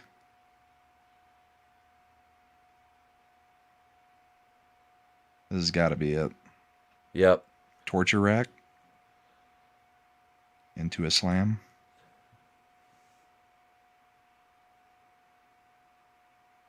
Thank goodness. Yay. Fuck, it's finally over. Holy shit. Oh my God. That's Jesus. That couldn't end fast enough. Oh. I typically don't know what to be looking for, and I could see them calling spots there. Oh fuck, they were so obvious. And watch them sitting there talking to the ref. And they usually conceal it a little bit better than that, or they did at least back when I watched before. Yeah, this was fucking telegraphed. Like, I mean, they're you know, and this is the thing that pisses me off about this shit too. It's like they're so. This is why you have 80 fucking high spots in a match. Is oh, I have to have my WrestleMania moment. That shit happens organically. You're not going out and planning. You know, I don't know. I just doing two everything great seems, spots is better than 20 botched spots. right. People are going to remember two great spots a lot more than all the screw ups. If they but this is what Vince wants. This is what the fans eat up though, is high spot, high spot, high spot, high spot. Cause you can't fucking get these fans to accept a fucking, a side headlock, transition into a hammer lock, back down to a drop toe hold, into a front, like a front face lock, lift it back up, and you start back up in the hammer lock. They don't like that shit anymore. That's not motherfuckers doing backflips. And that, it just, these guys, Draven, you're right, because they don't know how to do the wrestling, the chain. They actually know how to do the high spots. And that's it. That's the fucking problem. That's the fucking problem. That's what gets focused on, so they don't have to learn the other parts. And it's not like we got a Malenko versus Benoit match that never leaves 2 inches off the ground. Yep. But that one made me want to go ahead and pour a drink. I know, I'm about to run out to the garage and make one. Shit. Oh, here's what's Sasha doing? Is she working tonight? Weller? Is she working tonight? I mean, I love. God damn, she's I'm on fine. commercials. That's the only thing. Oh, I got Sasha. That's like I said, I look at her all day. She's fine as hell.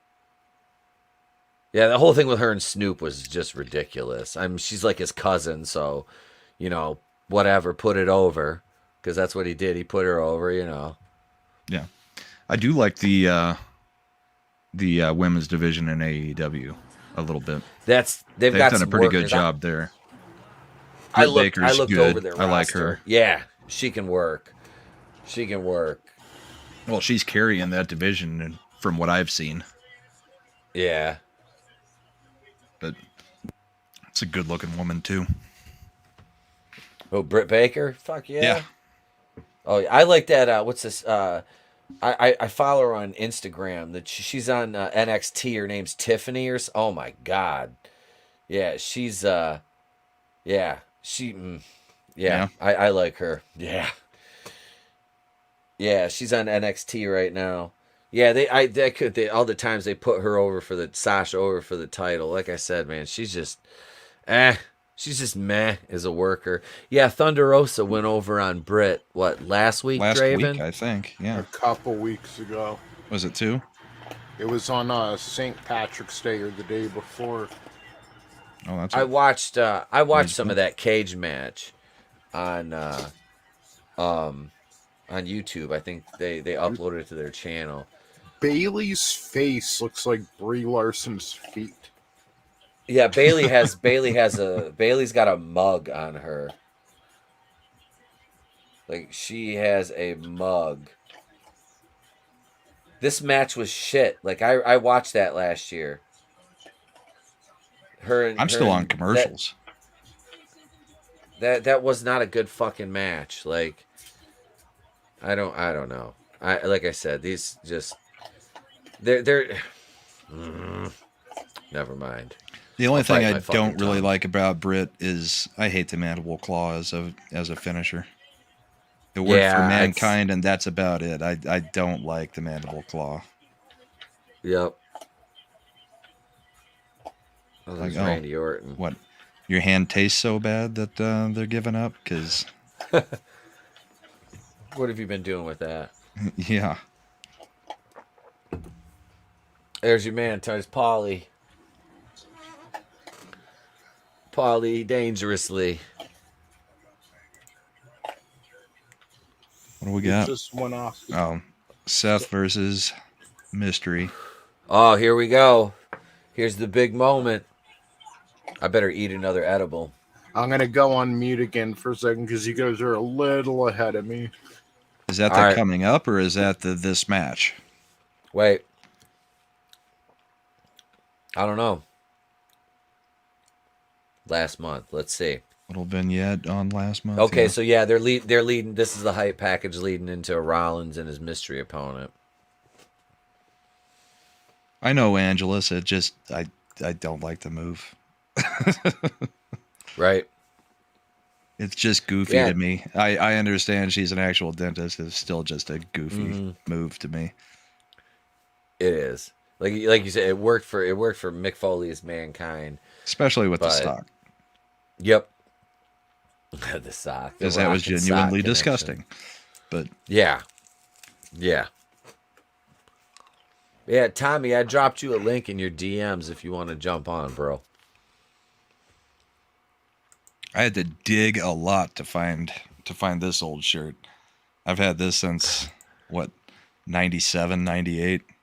I was in high school, like a sophomore in high school, when I got this shirt. I would say, yeah, that shirt came out. That was my senior year, 98. Yeah, that's about right, because we're about 2 years apart. Yep. This was my favorite of his logos, though. Oh, they used to make they had the jerseys too. They had like the hockey jersey with that on it. Yep. This is what my daughter tried to model my logo off of. Not quite the same. Hey, it's not a bad go of it, though. Put the 13-year-old in charge of the logo and said, "Don't copyright anything." Right. Stay away from the trademark, and she made it a little bit goopy.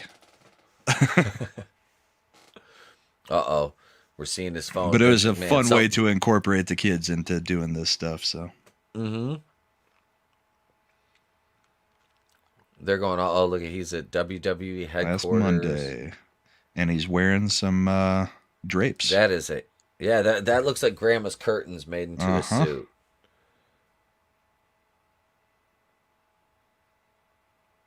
One ugly-ass suit. Yeah. Boy, Vince looking old. He looks like his dad. Holy shit. Yeah. He's getting that sunken eye thing. Yep. Liver's doing about as good as mine. His is from years and years and years of steroids. Yeah. Years of like is he still wrestling when he was like in his 60s and he was still all jacked and shit, you know? Yeah, Flair was an actual wrestler, and in his 60s, he has saggy titties. Vince McMahon is buff like somebody in his 30s or 40s. He was on the cover like Muscle and Fitness, or like it was like Flex or something like that, all yoked out in that black tank top. It's like, holy shit, dude. Like Grandpa's scary. Pop is terrifying.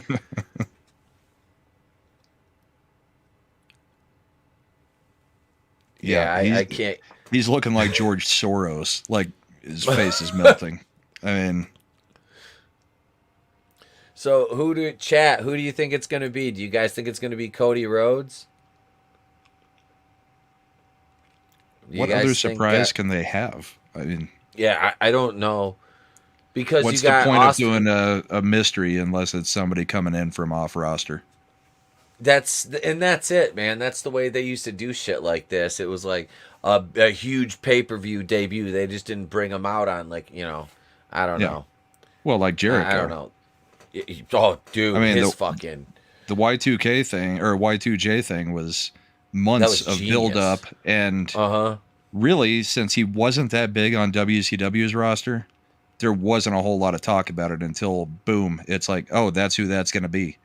I mean, they kept that hidden pretty well for a while from the way I remember it. Of course, we had the internet. We didn't have all of the websites. We had like 2 or 3 major websites that were giving us hints on crap. But the Jericho entry into WWE was one of the best done, you know, pop up.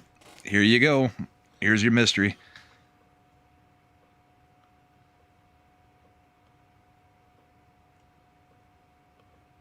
Oh my God, he's just I can't stand Seth. Like I said, I met him and I cannot stand this guy. Yeah. Well, he looks a bit like a retard. Motherfucker Bobby Roode did this better when he came out and had the choir singing. That shit was fire. When Bobby Roode came out and they hit Glorious. You know what I'm talking about? Oh, my God. That was fuck. I popped. I marked out for that. I remember because I just got back because I was out of the business for about a year after my son was born. And I got back in, and Bobby Roode had just come over to NXT. And I think it was like Brooklyn Takeover the first time they did that thing. They had the choir out there on stage. Yeah, I marked the fuck out for that. I was like, this is hot. But now Rollins is trying to do it and shit. It doesn't. What is with the smiling crap instead of trying to be even a little bit intimidating or act like you're serious? I don't. Character thing, or is it just he's? Yeah. Ugh. It's almost like he's trying to be too much like a. Now he's trying to strut like ravishing Rick Rude instead of Bobby. Yeah, yeah. I mean, this is like it's almost like a exaggerated like Liberace meets Ric Flair. Yeah.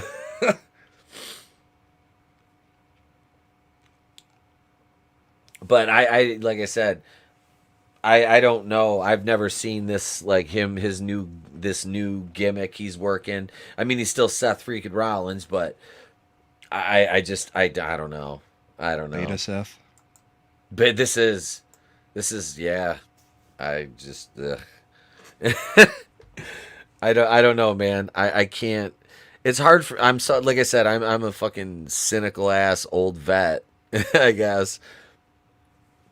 But I'm pretty cynical too, since I've basically stopped watching it because it lost my attention. But I used to be so into it, so I didn't work it.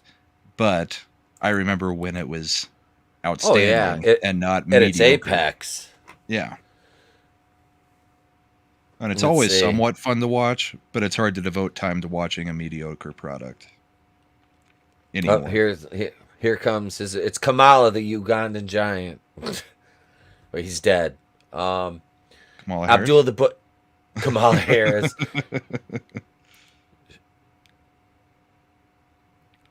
Let's see. It's me, the American dream doth the road, baby. Wait, he's dead. Wrong roads. Owen Hart falls from the raft. Oh wait, never mind. Splat. No, they're gonna tease this for another 2 minutes, huh? Yeah. It's Goldberg. Right. I'd fucking laugh. At least then we'd know it's only a 3-minute match. It is. He's gonna get blown up if it goes any longer than 2.5. Spear, jackhammer, done. Game over. Watch, it's Kane.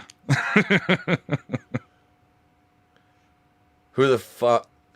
Undertaker? Is it Undertaker? No way it's Undertaker. He's pretty happily retired from everything I've seen.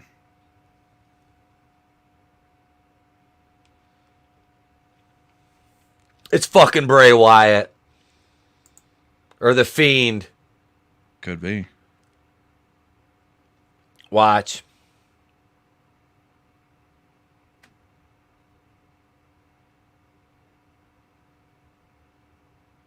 It's Cody Rhodes, isn't it? And there's no way it's not. I don't have any sound, so I can't hear what they're saying, what everybody's doing, but... Yep.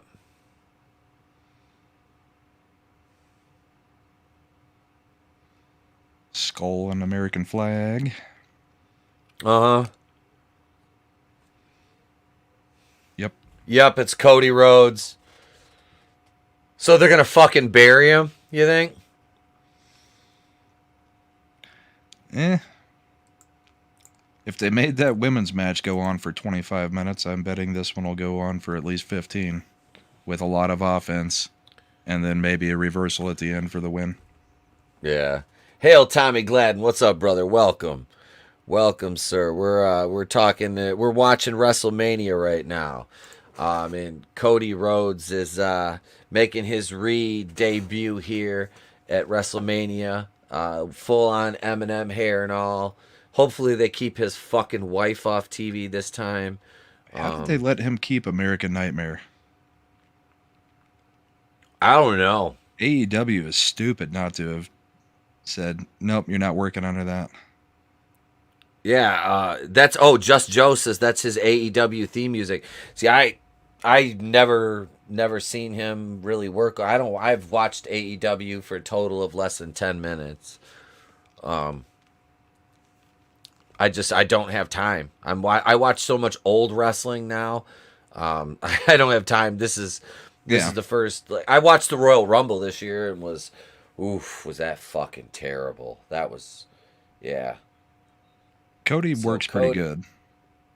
Yeah, I remember he was decent when he was in WWE the first time. He was just so vanilla that. Well, they've updated that. I mean, yeah, he's probably overtaken his brother as the better wrestler at this point. And his brother worked well. I mean, he worked a long time and put in his dues. Yeah, Dustin was a good worker. And took on some of the dumbest gimmicks just because he was told to. Oh God, 7 in WCW, that fucking creepy kid snatcher gimmick. Yeah, that was that lasted weird. For what, half a match? He hated it. I mean, they built it up, and then during the match, he was like, "Nope, we're done with that." Yep. Yeah, he cut a promo and talked about how stupid it was. I'll be covering that in my video series because that happened on Nitro. So, what a disappointment. So I got to talk with Dustin for a little while after one of his matches. So here where I'm at, there was a tunnel that led underneath the arena that went to a hotel that was across the street. So me and the wife just went over there to the bar as soon as the show was done, and sure enough, every wrestler is there. So we sat there and talked with Dustin for probably 20 minutes. He was a real nice dude.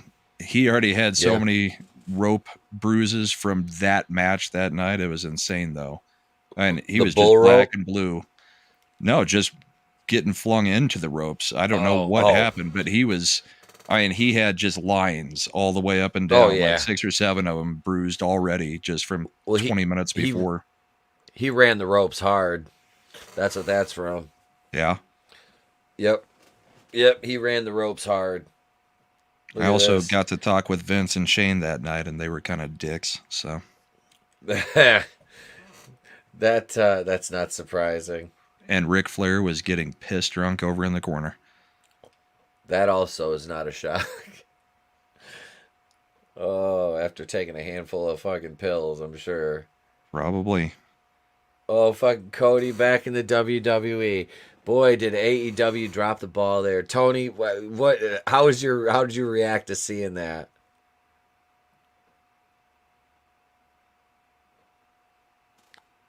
Wah, wah. I still can't believe he decided to go from being essentially top dog to coming back to the WWE. I mean, there had to have been a lot going on to piss him off enough to do that. Mm-hmm.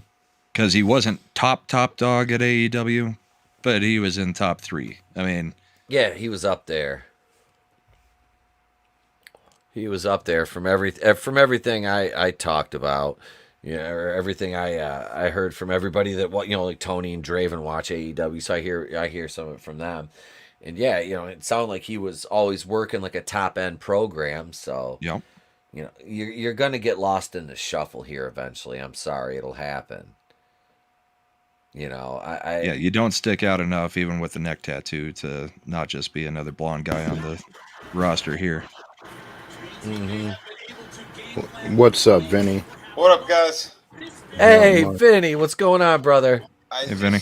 I saw the link. I was doing other stuff. I'm like, oh shit. I looked at the clock. I'm like, are they still on? Cool. Oh yeah. Yeah, we've been good, brother. Welcome, man. We're watching WrestleMania right now, and just kind of bullshitting about we got Cody Rhodes and Seth Rollins. Cody just made his re-debut to the Fed from coming over from AEW. Yeah, I told you it was real. Hey, Vinny, I don't think we've ever been on together. Nice to meet you. Hey, nice meeting you too, man. Have you been on Supreme Heretic?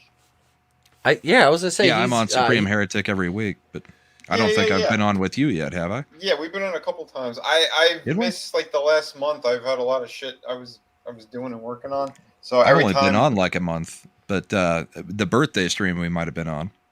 Yeah, I believe so. Okay. I think one other time possibly, but yeah, man, good seeing you again. You too. Cool, man. So, how did it turn out? The old Cody Rhodes licking balls. his debut. I mean, his re-debut right now. He's not looking too bad. I don't know. There's the drop down. That's Dustin's old move. He just dropped down and punched Rollins in the side of the face. That is a page. Wait for it. Vintage Dustin Rhodes. They're kind of giving AEW credibility here because Cody was Damian Sandow's tag partner when he left WWE, or around that area, floating around the mid card, and not even the upper mid card. And now they're bringing him back like he is a fucking star, and he's not. Yeah. He's not. That was his whole deal over there. He wanted to be paid the same as the other idiot who came back. Yeah, see, I want to make CM Punk money. Well, you're not fucking CM Punk, dude. You're not the draw. Yeah. Exactly. And like, and he kept wanting to stay babyface when everyone's like, "No, just turn heel already, you idiot." People don't like you. Deal with it. Or his wife. Yeah. Oh, his wife's a fucking idiot. That's And not just that, but what does that say to the fucking locker room? Like, you're an executive in AEW, and you fucking walk away and go to the go to the competition to be a mid card. Yeah. Okay, that suplex spot was nasty. Well, it may not say anything to anybody in AEW. It may say that Cody Rhodes is a selfish dick. Yeah. Well, and that's how I'd interpret it if I were them. Oh yeah, because they're doing pretty well. Oh, I'd say so, and especially with them that they have the Ring of Honor library now. They're going to go to HBO. They're gonna do it on HBO. Which is that's fantastic for them. So yeah, and Cody is sitting there telling Vince and everybody there what all the other wrestlers were making, all the other little insider things. It's really dirty. It's really dirty what he did. Yeah, he, like I said, I don't think he has the ethics, the business ethics like his brother and his dad did. He doesn't have the charisma either of them had. He's got a better physical look than Dustin or Dusty ever did. Physique wise. Yeah, he kept in shape. Yeah. Dustin was probably, I don't know if he was a better technical worker. Cody's a good technical worker. Mm-hmm. He just doesn't have that it factor, Yep. No, and he's tried hard with the haircut, the neck tattoo. Mm-hmm. He's tried everything he can.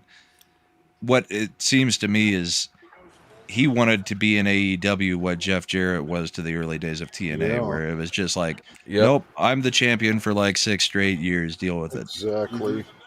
And it's not. And Jarrett was not fun either to watch doing that role. Nope. I hated that. It even when Sting came back, which was my all-time favorite wrestler, I watched like Sting's debut on TNA, and then I was just like, okay, I can't handle this. Yeah. That's crazy. Here we go. Up. Kick to the gut. This is a old Goldust move. He just ripping off his brother. Brother and his dad. Yep, Dustin used to use that. He told Tony Khan, he was like, I really want to be world champion. I want my run with the title. And Tony Khan was like, it wasn't made for you. It wasn't made for you.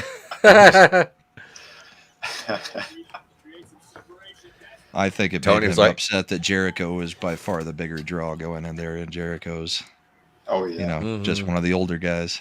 Mm-hmm. And Jericho's not even in the greatest of shape anymore, but Jericho's still still better on the mic.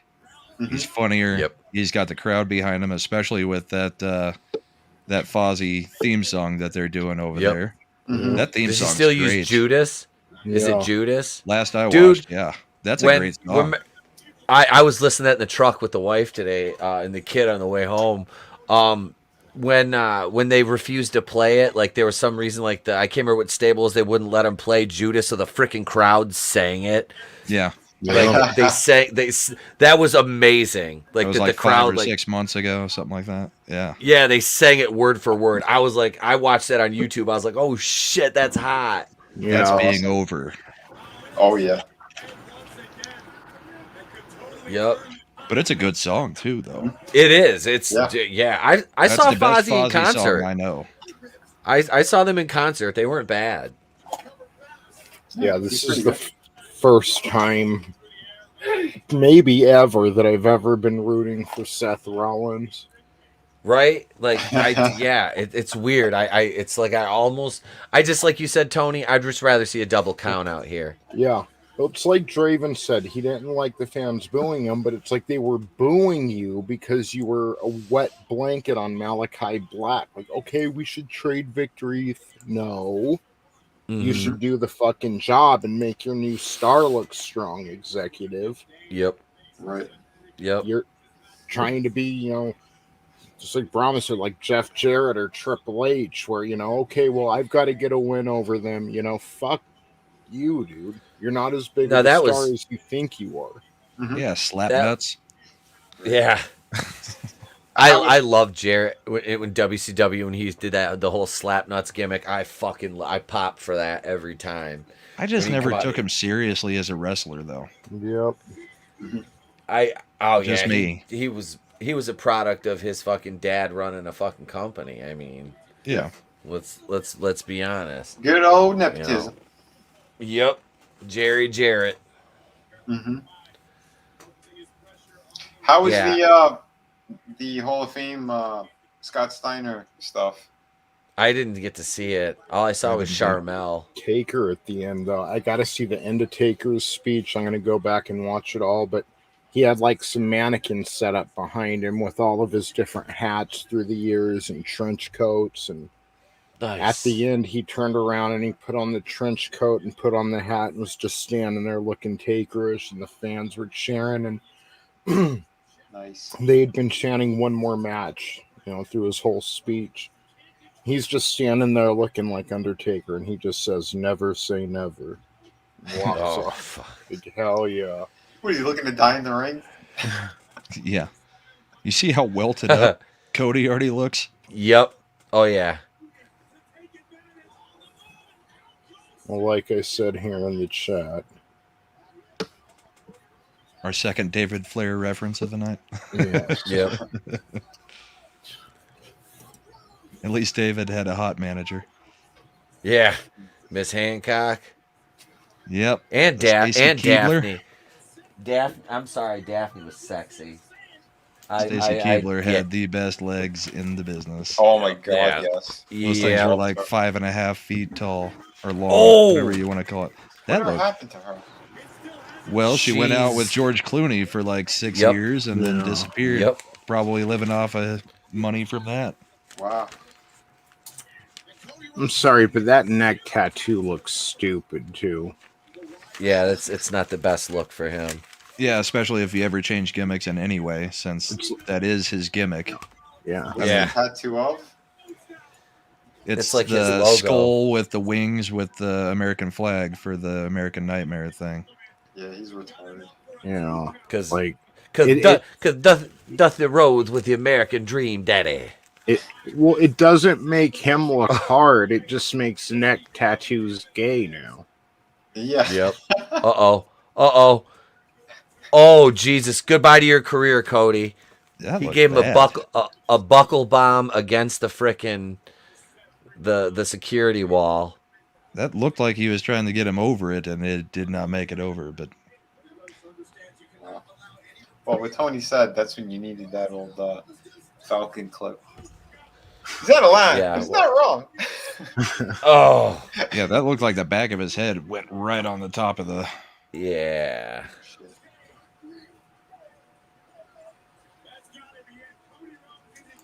That's got to be it. That's a pretty short match if that's it. Yeah. You let the fucking the rats go longer than this. Jesus.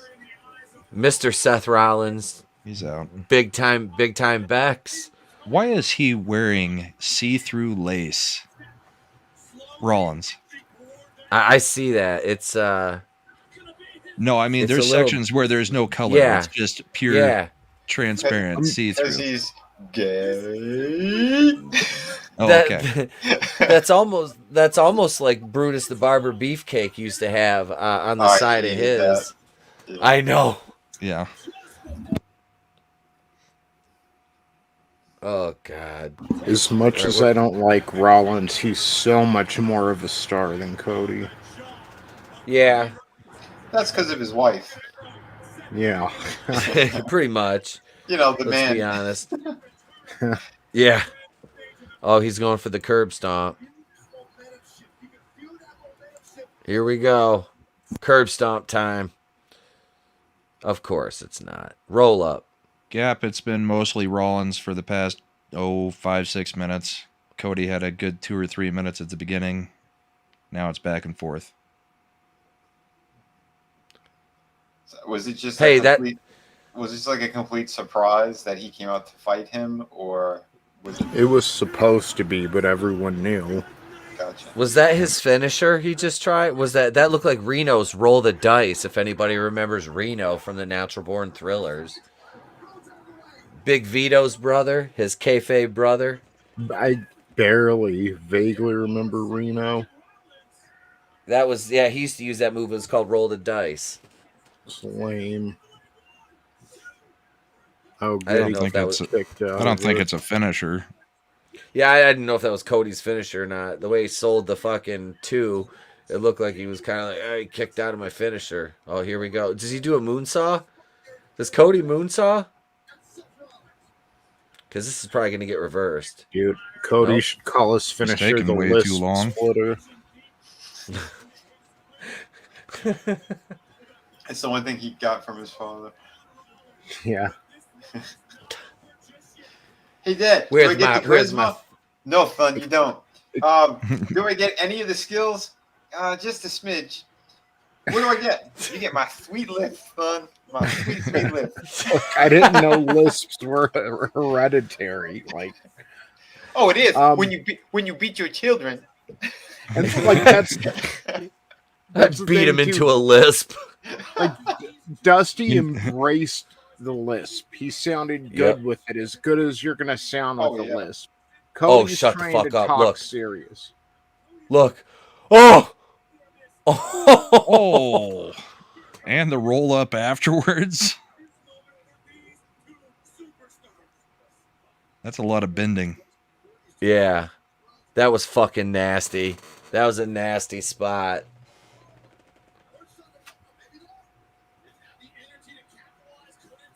It ain't bad for Rollins because all he's got to do is fall backwards. You land, and you got to roll through though. Yeah, but then as Cody, you got to roll, you know, almost a reverse arch too after slamming. Don't worry, I'm sure when the match is done, Cody will finish him in the back. But the funny thing is, like, a spot like that looks real good, but since it's not a finisher, it doesn't matter. Yeah. I mean, that's just the way one of they those treat moves. them. It just gets forgotten about in the middle of the match. Yeah, because you know it's not going to end it because it's not the finisher. What's the big main event? Is it the Stone Cold one? I think tonight's Austin, isn't it? Yeah, I think. That's what Tony said when he first so. started. He'll be on tonight. I just don't. I think that's the main event. Yeah, for Saturday, which will probably end up being the best part of all of it. Yeah. What's old Sparkly Trousers doing here? Sparkly Britches. Just sitting up there for 2 or 3 minutes and to do that, then this. Is he gonna try a fucking pedigree him?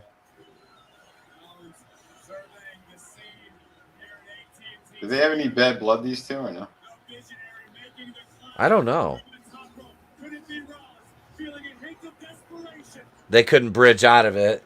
They fucked up because that's what they were trying to do. They can't bridge. Nope. Double attempt at it. Okay, now we've done the same thing 4 times in the past 30 seconds. That's what his wife said too.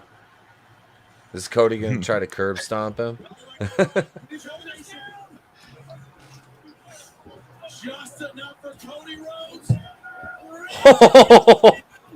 That's Cody's finisher. Oh, and he kicked out. Off the top rope, backwards, stunner. Yep, that was kind of nice. I've never seen him do that before. That was nice. They had that spot like down. But again, you're no selling the dude's fucking finisher now. You're fucking no. You're no selling his finisher. I don't know. There's some dude a move like that. Like you're not kicking out of that. You know. Like I don't know. I would have saved. Maybe I would have teased it and tried to. You know what I mean? Tried to go for it, but you know, but I don't know if you're not going to finish it with that. And then he pedigrees him. 1, 2, 3. Did he already break a rib? I think so. Did you see him? They got him holding it. Yeah.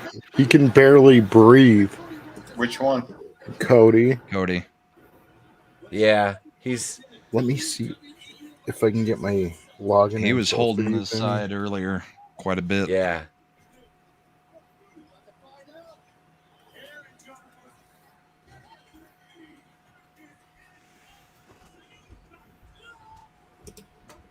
Yeah, he's hurting. His debut. He's going to be on the injury list for months. Hey, ask Finn Balor how that feels to debut against fucking Seth Rollins and get fucking injured. You know, Seth Rollins is a piece of shit. Like Cody might not be the greatest, but Seth Rollins is a piece of shit, and he's not fucking safe. He's not safe in the ring at all. He's injured so many people. Oh, Cody didn't do it to himself? I can't remember where it happened. I don't know where it could have happened except outside. Yeah. But that shouldn't have done anything to a rib. No. So he's done that spot twice this match now. Well, that one was a kick though, wasn't it? Yeah, it was a kick. I don't understand the whole need to drop to your back to do it, but whatever.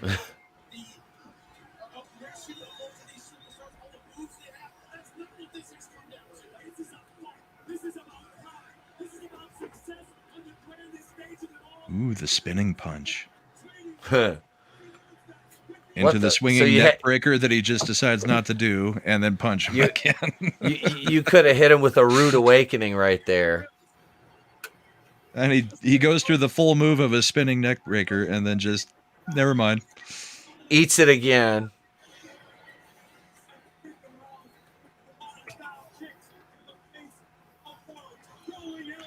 Hits it again. That's 2. He's going to fucking do it again now. Any bets that there's a foot on the rope finish? Oh, yeah. That's what I'm going with. Foot on the rope finish. It's like old-timey radio. I'm just listening to play-by-play from you guys. Here he goes. I'm trying to remember my password now. I'm going to DM you over stomp my punch, stuff. stomp punch, stomp punch. Look. Shades of the American Dream doth arose, baby, with the bionic elbow, daddy, with my lady sweet, with my sweet sapphire. You see the welt on his forehead? And a 4th one. Jesus. Cody's got a huge knot on his forehead, I think, from those kicks. Probably. This is sounding like look at that. He's going to be in the hospital for a while after this match. That's the finish. He fucking went over. With the same move, he hit 6 fucking times that match. Cody 6 or 7. He had to do it 6 times. Cody looks jacked up though. His face is all jacked. His chest is all welted up. Yep. Look at his. Did he have neck surgery? That looks like a neck surgery scar right at the base of his neck. You see that? On the back of his neck? Yeah. Yeah, that looks like a fucking. It looks like a surgical scar. Or something. Yeah, I bet you he had to have a vertebrae fused or something. He's injured right now. He's fucking hurting.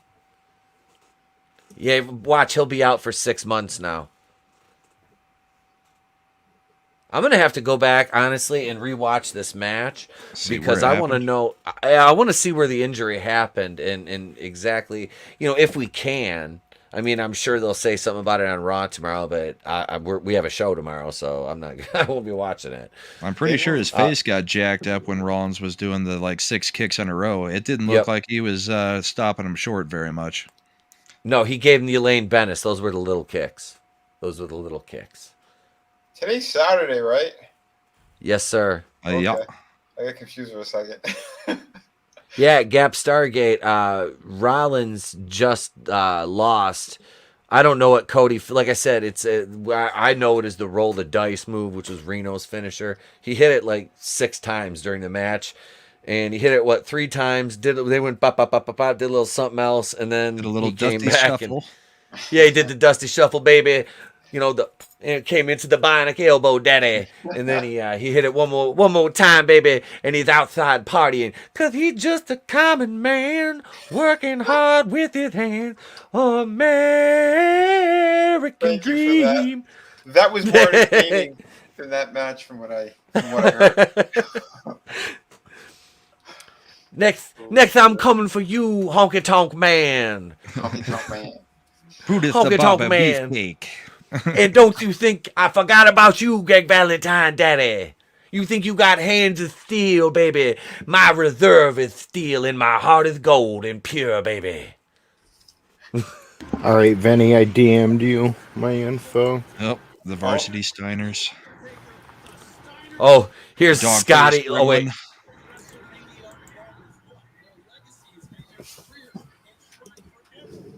Is AJ Styles in WWE now? Yeah. Oh. Yeah, he's been there for a couple years. Well, that tells you how much I watch. Isn't Vader dead? I think so. Yep. So the Steiners went in as the Steiner brothers? Yeah. Okay.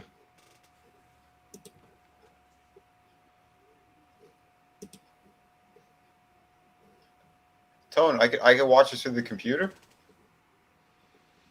If you got Peacock. Yeah, go over to Peacock. Go over to their website.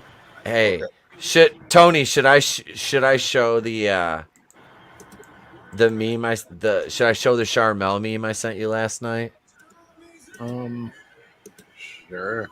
Yeah. Oh, hang on, let me I'll pull it up. Yeah, I sent Tony. After the what the hell was I doing? What the fuck was I doing? I don't know, but I made it. I was right. My fall words are hard. Fall brawl review. Yeah. So I said the other day. I said, hey, I'm gonna do the. I'm gonna review every week in WCW from the start of Nitro to the end in 01. So this is what I've only put out one video in the last couple days, gang, and this is what I'm talking about right here. This is the first Nitro. Here's the second Nitro. Here's here's what this is Fall Brawl right here. This is like I sat here and fucking hand wrote all the these. taker. Yep. So there, that's what I've been working on, and I'm still gonna review Bel Air and shit. But no, so I'm gonna dig deep into the WCW archives for shit. Like I'll have results from Worldwide and Saturday Night as much as I can dig them up. So yeah, that's what I'm working on kind of in the background. So I turned on after Fall Brawl was over last night. I turned on the live feed on this, and I'm like, all right. I was like, I'll watch, and Charmel happened to be getting inducted, so I'm like, well, I had to take a picture immediately, and send it to Tony, which I did, and this is the screenshot I got of Charmel right here. Isn't she lovely? She looks like she's had a rough go of it, you know. But I heard she has a nice job with Burisma, so I heard so too. I heard she works really hard for Burisma. She's brokering some deals. Tony, check your Twitter real quick. Wait, no, not that one. And there's this one too. There's this one. There's that one. Justin Trudeau was hiding in in the Hall of Fame. She's part of his harem. But that's what happened. That's what happened. Booker T was married to Justin Trudeau this whole time and didn't know it. That's good stuff. So yeah, they're okay. So they're recapping the Hall of Fame right now. I just saw the Steiners again, and it's funny they're because all Scott does not look overly large compared to Rick. No, that's And Shad Rick- Gaspard's widow. Does she have an OnlyFans?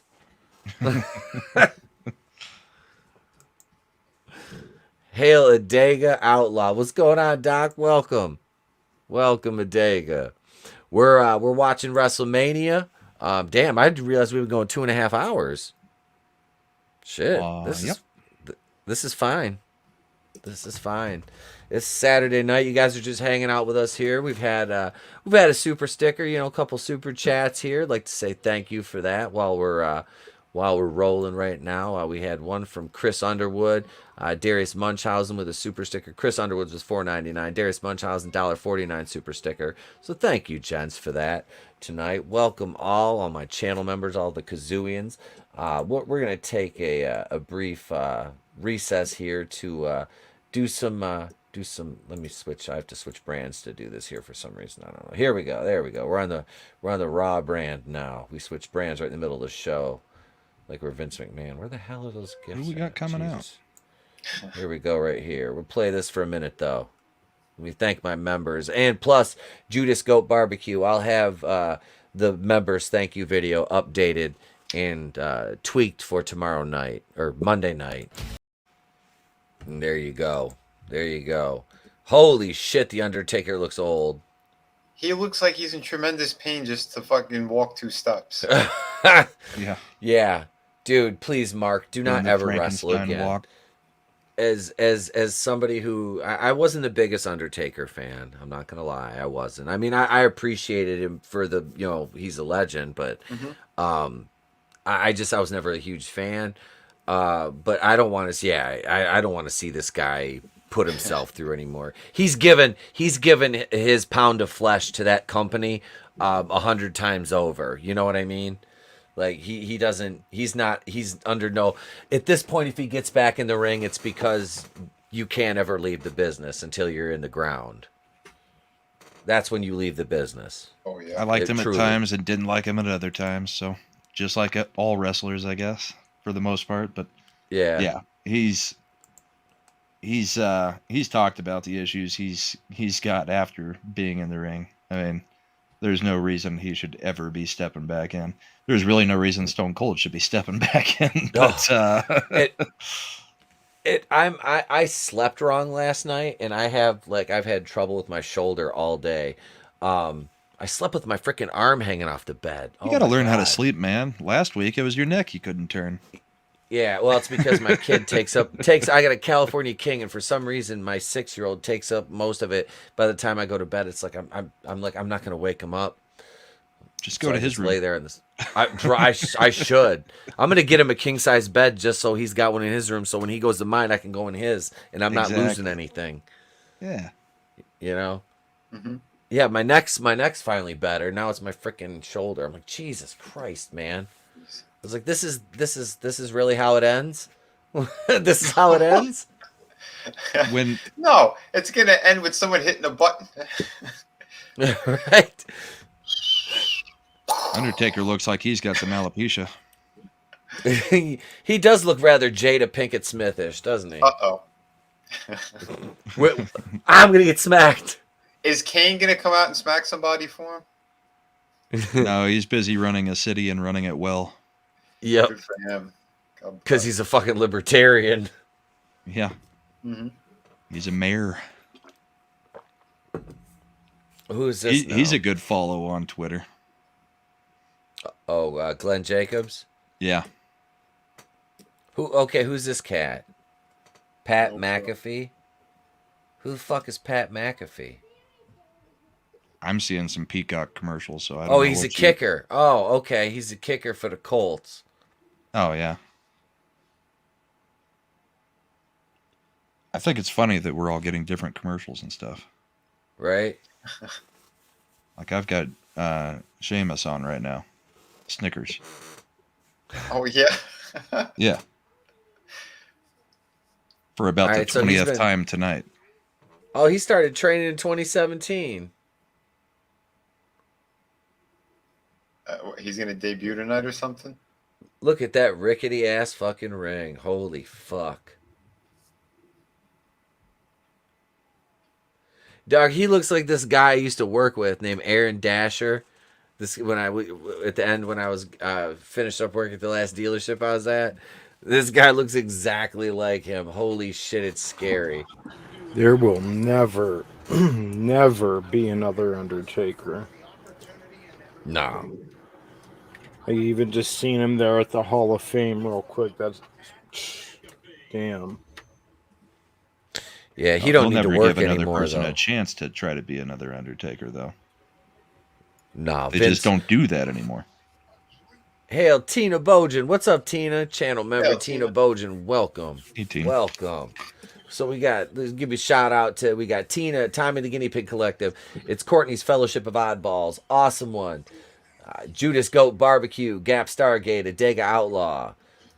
Let's see. Glinzer's up in here. Angelus Draven. I said Gap Stargate, I think. I don't know if I did or not. But Just Joe 47. Tommy Gladden. Let's see. Godzillionaire was up in here earlier. I'm scrolling. So Trey asked me to hear Rollin' by Limp Bizkit because he heard it. Chris Underwood. Yeah, Chris Underwood sent us a super chat. We said earlier. Darius Munchausen. Yeah, thank you guys all. We appreciate y'all hanging out with us tonight. They hating. They hating. Yeah, so I had to put on Limp Bizkit in the truck. I'm like, oh god.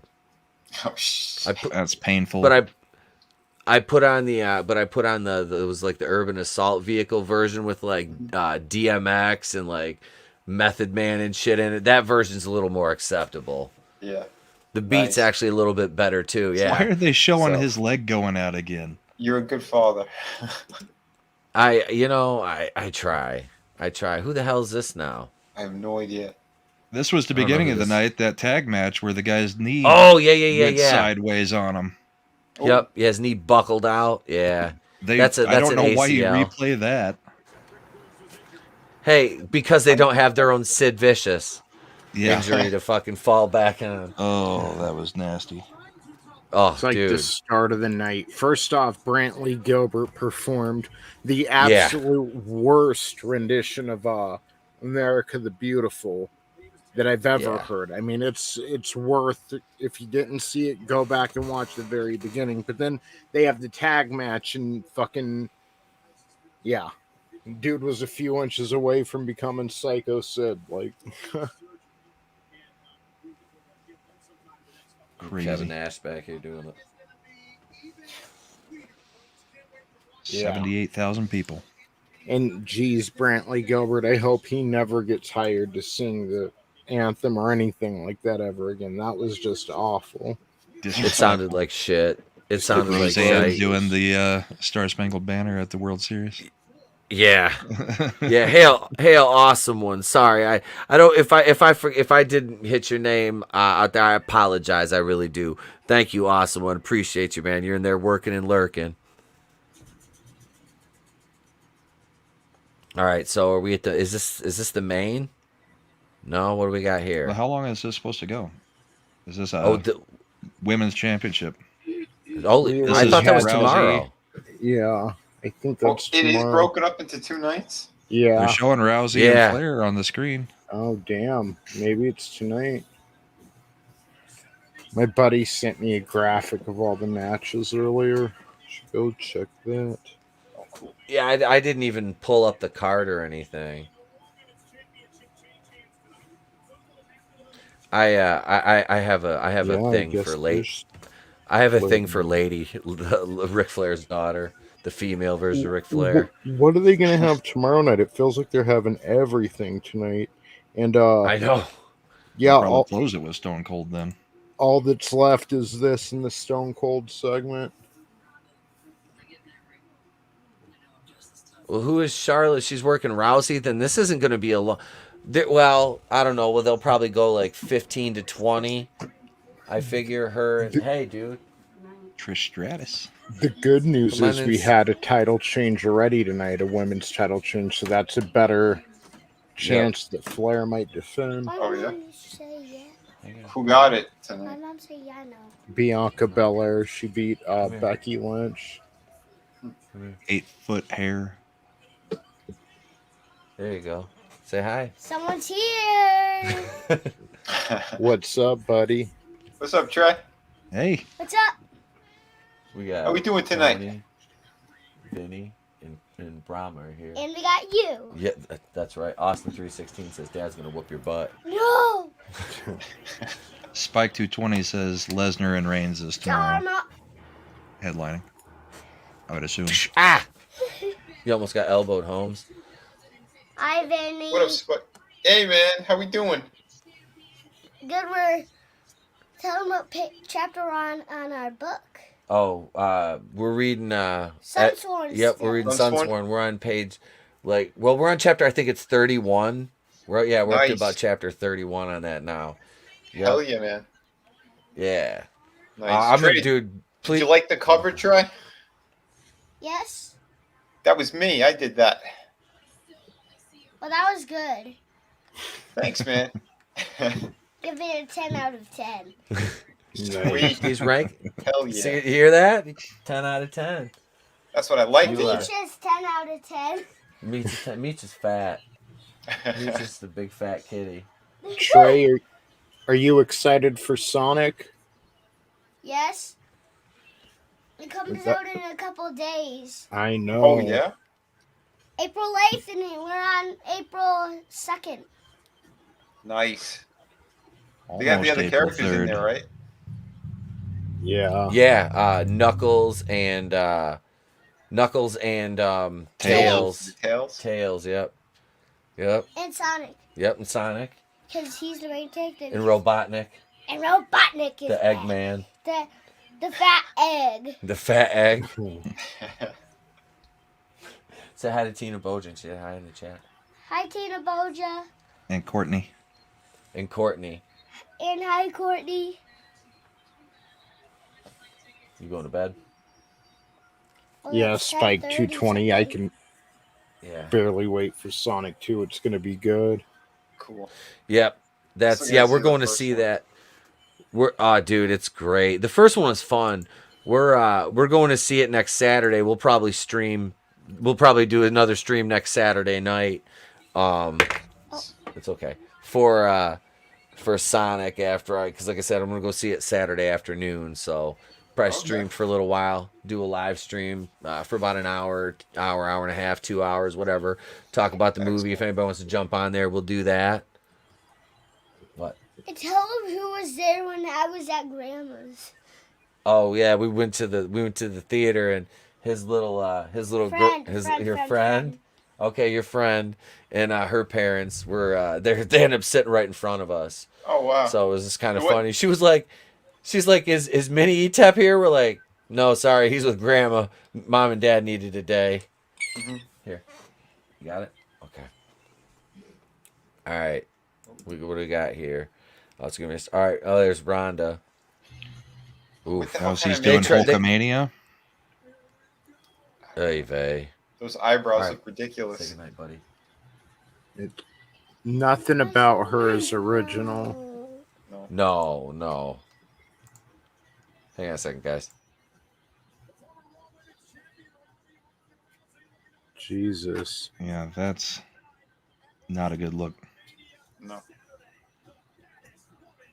What's the actor's name from American Dad? Like the father who's always talking to Jim about Eugene Levy?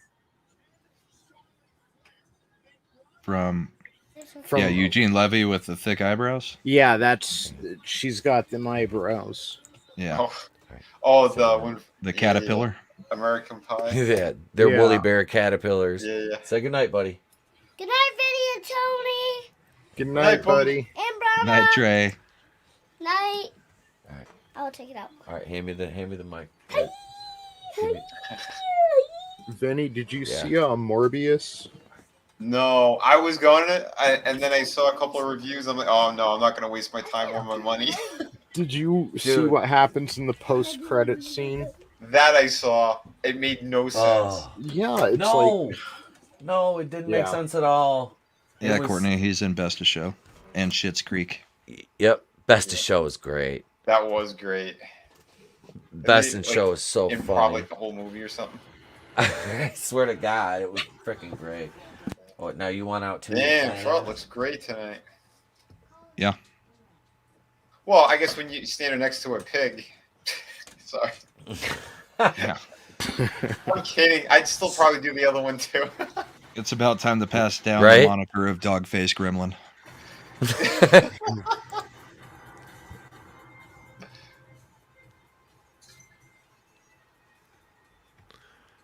Yeah, Charlotte is still, yeah. What isn't her? Didn't they let her husband go? What's his Andrade or whatever his name is? Yeah, he's in AEW. That's what I thought. He was over there.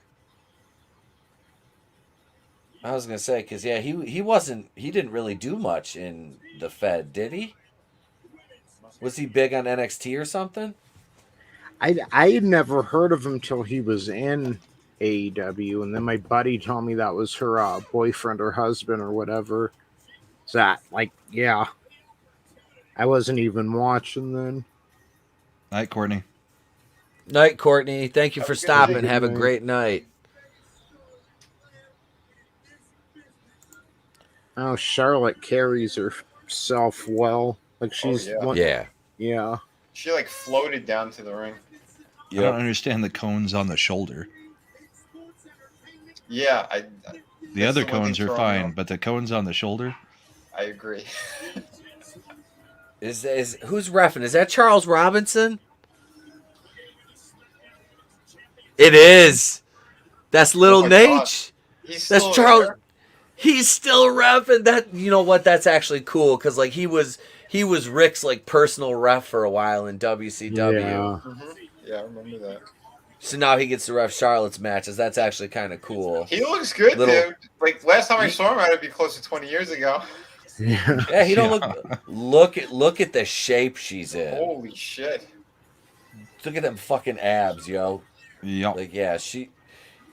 I follow her on Instagram. She when she's not traveling, she's in the gym.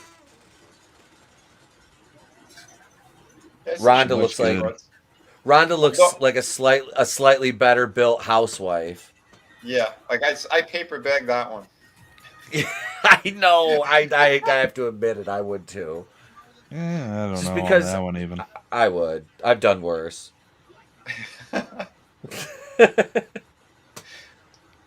Because she's got muscle tone there. It's just not like the other one though. Nah. Like Charlotte, look at her posture, Oh yeah. She's gonna. I want to see her first thing that she does is the Will Smith slap, but actually make it work. She can do it better. From certain angles, Charlotte looks good in most angles, and then there's a couple angles where she looks like a transformer. But the body's there.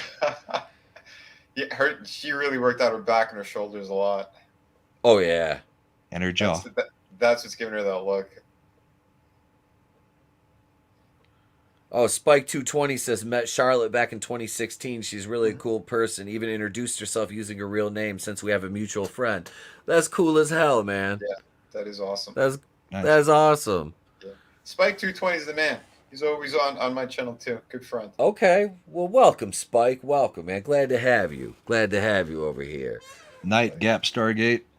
Take it easy. Oh, night Gap. Have a good night. Thank you for joining us. Thank you for being one of my mods. Appreciate you. Hail Frankie knows. He said, "What are you watching? Glow Wrestling."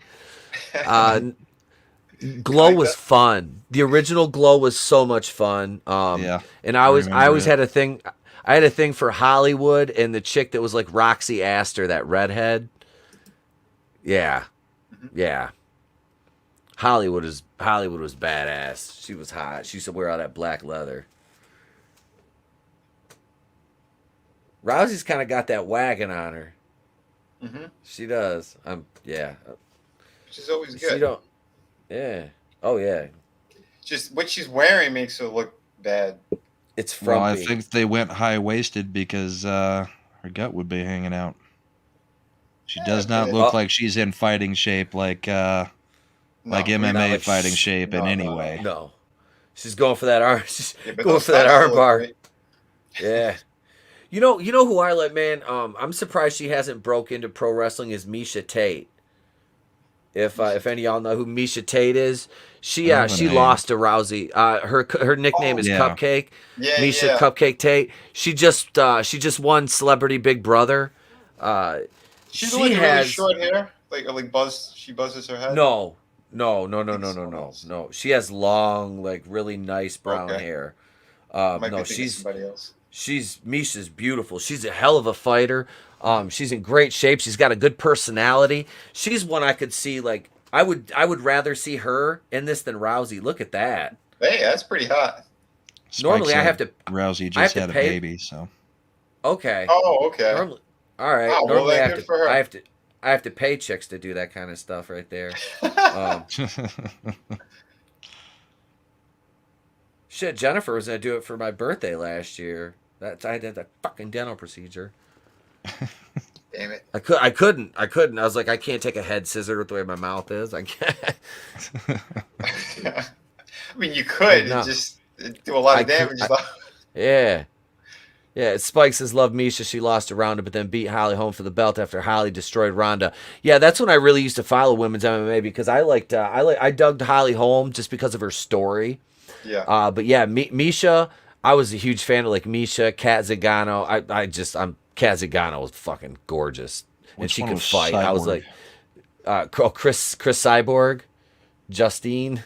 Yeah, she's over in what the hell is she in now? Because I think she's still fighting, but she beat Gina Carano, and she was juiced out of her mind. Oh yeah, she was a beast though. I mean the steroids only take you so far. You actually still have to be able to fight. Yeah. Gina was a good fighter though. Gina looked so good back then.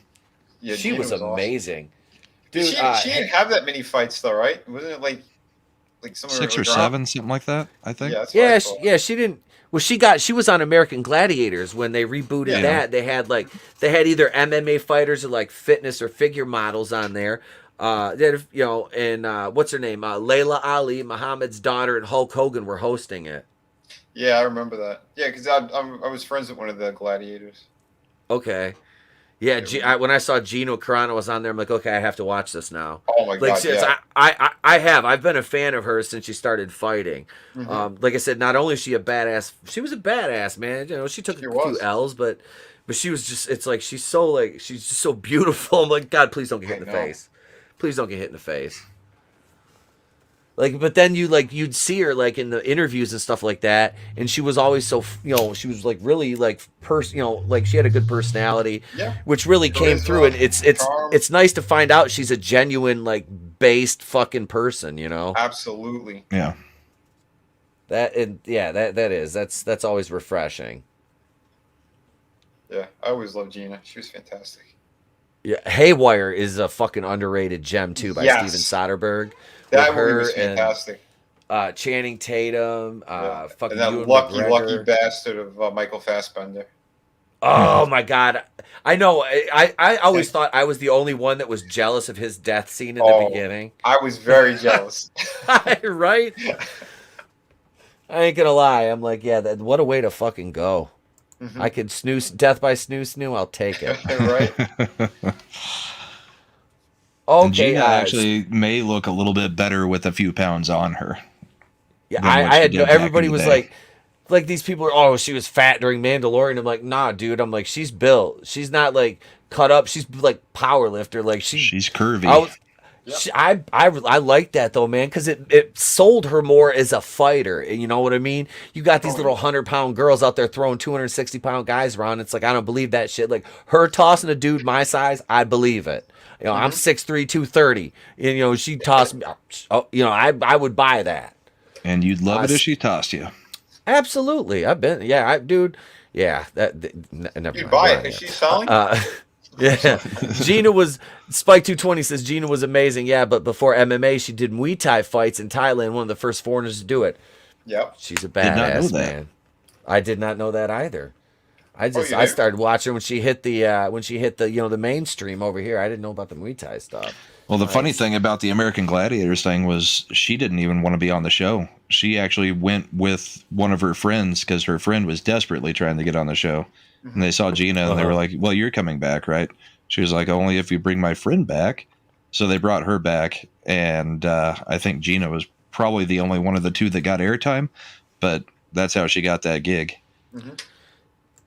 They had when she was on there, they had some dimes. That one, what was her girl? Tanji Johnson, I think Mary Hobbs. They were some. I mean, they were cut up little like figure model smoke shows. I'm like, okay, yeah, I can deal with this. Yeah. Like and Tanji, like she went like off season mode. She was just kind of like thick with like a little bit of tone. Just like, yeah, she looked good. Oh, those fitness models were incredible. Yep. I met a couple of them at New York Comic Con around the time they were airing. Nice. Yeah. So who do you think's going over here? They were actually supposed to do another season. They shot it. It's in the can. It was before COVID. Oh, really? Yeah. I know. It's still big overseas. Yeah, it's still huge over there. They play the reruns from like the first time. I loved the old one. I watched that as a kid. Yeah, that used to be something we watched. Like, you were in front of the TV for American Gladiators. Saturday night it was on. I'd watch that shit. Siren, man. It was Laser, Turbo. Oh, God. Zap. Was Zap and what was her name later on? Ice. Zap and Ice were always two of my favorites. Zap was in that movie with what's his face? Skin Deep with John Ritter. Yes. The bedroom scene with her. Yeah, oh, that was hilarious. Lucky bastard. She's like, do you like what you see? He's like, my cock is scared stiff. Yeah, she's been on the offense a lot longer, so I think it's going to be very similar to the first match. Mm-hmm. I don't agree with him putting the belt on Ronda. I don't. And it's not because I'm a Charlotte Flair mark, but just because I don't think she's right to carry the belt for them. Mm-hmm. Oh, this is going to be nice. Well, they do the same thing with Lesnar. They love the MMA great crap. So far. Jesus. Look at this. Little inverted corner backbreaker. Uh-oh. Oh, yeah. There we go. Oh. That was a fucking that was an athletic ass rollout. Oh yeah. She should have kissed her when she came up like that. It's not the Attitude Era anymore, Vinny. They won't let him do that. No bra and panties matches. No Holy shit! Holy shit! That armbar though. Wow, she took them chops hard. Oh yeah. Charlotte delivered them like her father. Yep. I guess so. She looks more beat up than she did after some of her MMA stuff. Oh, yeah. Mm-hmm. Fireman's carry into a backdrop. She's going for the arm again. Okay. Oh. Charlotte breaks out. I watched the match between Arn and Rick at Fall Brawl 95. Big boot.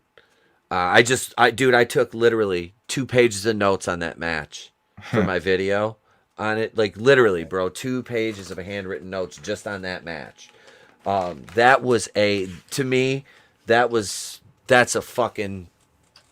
a top 5 right there. I thought that was amazing. It just the way those two men tell the story. You know what I mean? There's nothing real flashy about it. It's just it's a classic, brothers fighting brother kind of thing. That kind of build to it because they were the Horsemen for so long. Mm-hmm.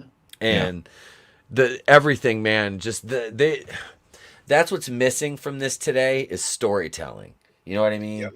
Like dude, you're talking 10 years worth of, if not longer between, history between Arn and Rick. Yeah. And, to the point where Arn literally moved his family from Minneapolis to Charlotte. And, that's the story. That's the way it's supposed to be told. And that's how you get the fans invested in your angles and your matches. And you don't have to kill yourself in the process. Yeah. See, now I want to know, is she going to start working? Oh, that was nice. Charlotte reversed that ankle lock. Oh, yeah. Yep. And she's selling it way better, too. Yep. I'm waiting for Michael Cole to say shades of Kurt Angle. Yeah. I'll tell you one thing, though. I mean, for what I'm looking at with Rousey, she's doing cool shit, but she's very sloppy. And I'm afraid someone's going to get hurt. Yeah, she's not very polished. Mm-mm. Like, she's doing some really cool athletic shit, but it's kind of all over the place. Oh, is that a nip slip? Where's rewind? Jamie, rewind. Yeah, Jamie, I'm gonna need to see that footage. Let's go to the tapes.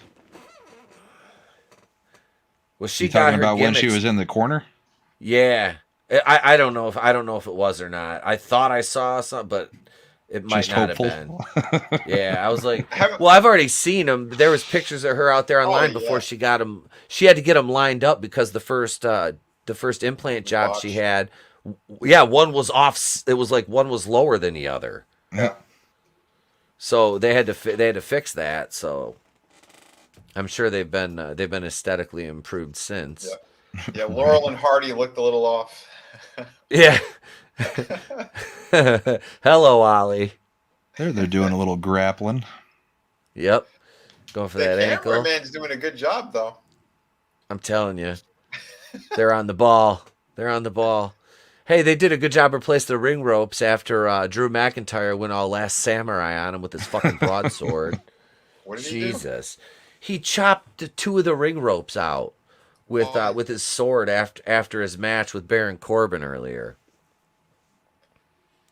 I'll have to go back. Yeah, I was like, jeez. Yeah, I was like, oh yeah, that's great. That's what we need.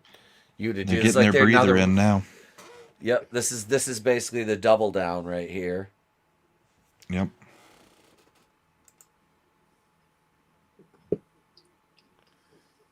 That was not a good look. Spike, you're absolutely right. Ken Shamrock was the first one to use the ankle lock, but they won't credit him because they'll credit Kurt Angle because he's more relevant to their fucking current zeitgeist. Yeah. I would, if I wasn't making a Michael Cole, what the hell? Peacock just went out on me. Yeah, me too. Okay, it blacked it. There, it's back. Nope. She's got her in the that bridging ankle lock where she's like crab walking like Kamala Harris going to Willie Brown's bed. Is Charlotte wearing pantyhose? Yep. They're later hosing. Yes, she is. Yeah. Oh, Ronda reversed it. Yeah, Bret Hart did tap out to his ankle lock. Hail Keely Chow, what's going on? What up? Shamrock was a beast back in the day. Yeah, he was.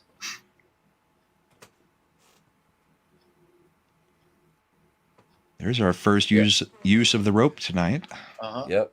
Look at little Nate. Little Charlotte. Her knee is hurt. It's hurt. Here we go. She's gonna sell shit! You the can knee see now. it turning colors through the pantyhose. She good. Is it not turning colors? Is it? I think it's the lighting from the signs because the signs are blue and purple. Gotcha. I was just saying she was selling it. Now she's gonna go up top. Yeah. I think it was just reflection. All right. Since she's wearing the later hosen. Yeah, she's What's she gonna do? Now. Oh, that was a nasty bump. That was a nasty bump. Too. She's like, I'm so good, I gotta feel myself. Hang on. Here comes a a running spot against the security rail. There was supposed to be a power slam. Oh, fall away. I used to use that shit. Nice. That was a good one. That was the run up was sloppy as hell though. She comes up short like not 2 or 3 steps, but a full step and a half early. She's like, okay, now I'm stopping. It was supposed to be catch and release like right away. Yeah. She's huffing and puffing. Like, yeah, she is definitely not in fighting shape. Well, no, because in MMA, you're going to be getting a break every few minutes. Yep. Of course. And the matches only go, what, at most 15 minutes? Yeah. 15. With a breather and a drink. These are they're crawling on all fours. I like where this is going. Yes. This could turn into my kind of women's wrestling match. Come on, hit her with the Insiguri. Nope. Rousey, another back. Jesus Christ, that's like her go-to. She's done that like 8 times. Foot on the ropes. Yeah. Shades of the Nature Boy. Her father, Ric Flair. She got the foot on the ropes. The foot on the ropes. Look, and then Michael Cole looks over and realizes it's Pat McAfee and not Jerry the King or Jim Ross, and he's like, "Fuck my life," and just shoots himself. Whoa. That escalated quickly. I'm just kidding. Hypothetically. Yeah, Frankie Noah says, I feel like I'm in the 1940s listening to old wrestling programs on my Philco radio. Hello, do I sound like I'm on old-time radio? And Charlotte Flair, oh my God, with the pin almost. Oh, no, wait, she's just holding her butt now. There's a 1. There's a 2. Oh, the foot's on the rope. Why does she keep crying? And now completely inappropriate wrestling commentary. The way it should be. Her angry and her cry face are not attractive. Yeah, very. You need that Archer soundbite now. Don't cry. Don't cry. You look ugly. You look ugly when you cry. Yeah. Draven, I guess since Cody's gone, Val Venus can come to AEW, book him in an angle with Nyla Rose where he thinks it's a girl. Well, Then he'd end up going like that dude in Jenny Jones show on him. Nobody wants that. That wasn't a training. That guy was just gay. But she's tapping out, but the ref is down. Little Nate is out. Nate, wake up. He's Charles. Now Rousey's going to throw a fit, try to revive him, and here comes the end. Yep. Boot to the face. Excellent. There we go. Perfect fucking heel ending. Perfect heel ending for the Queen. There you go. They won classic.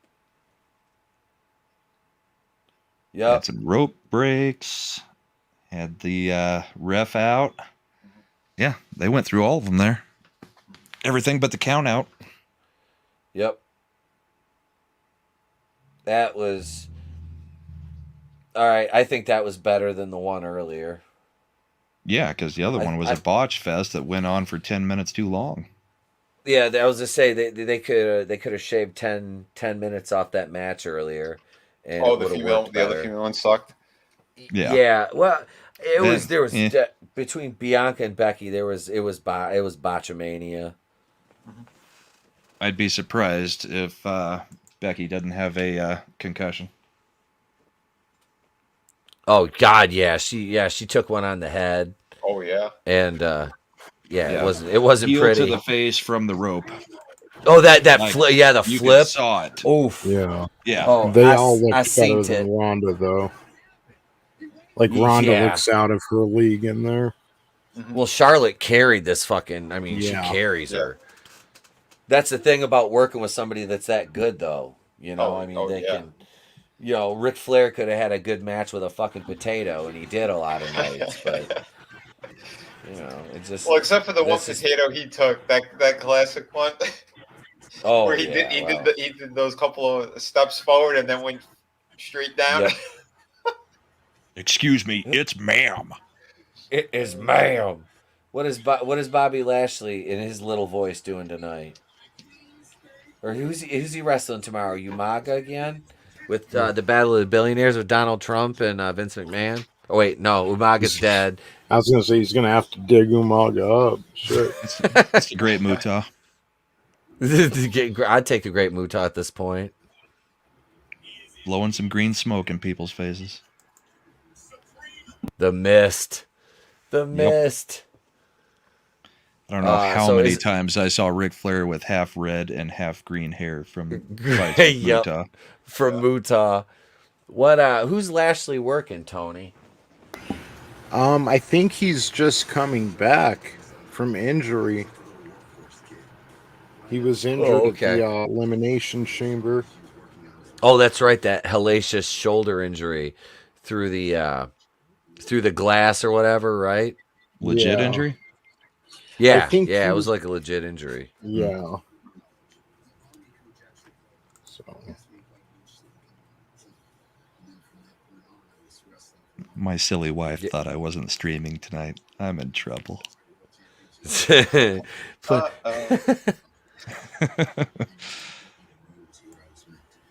I turned on your stream. You're like, "Here's a link." I was like, "Guess what?"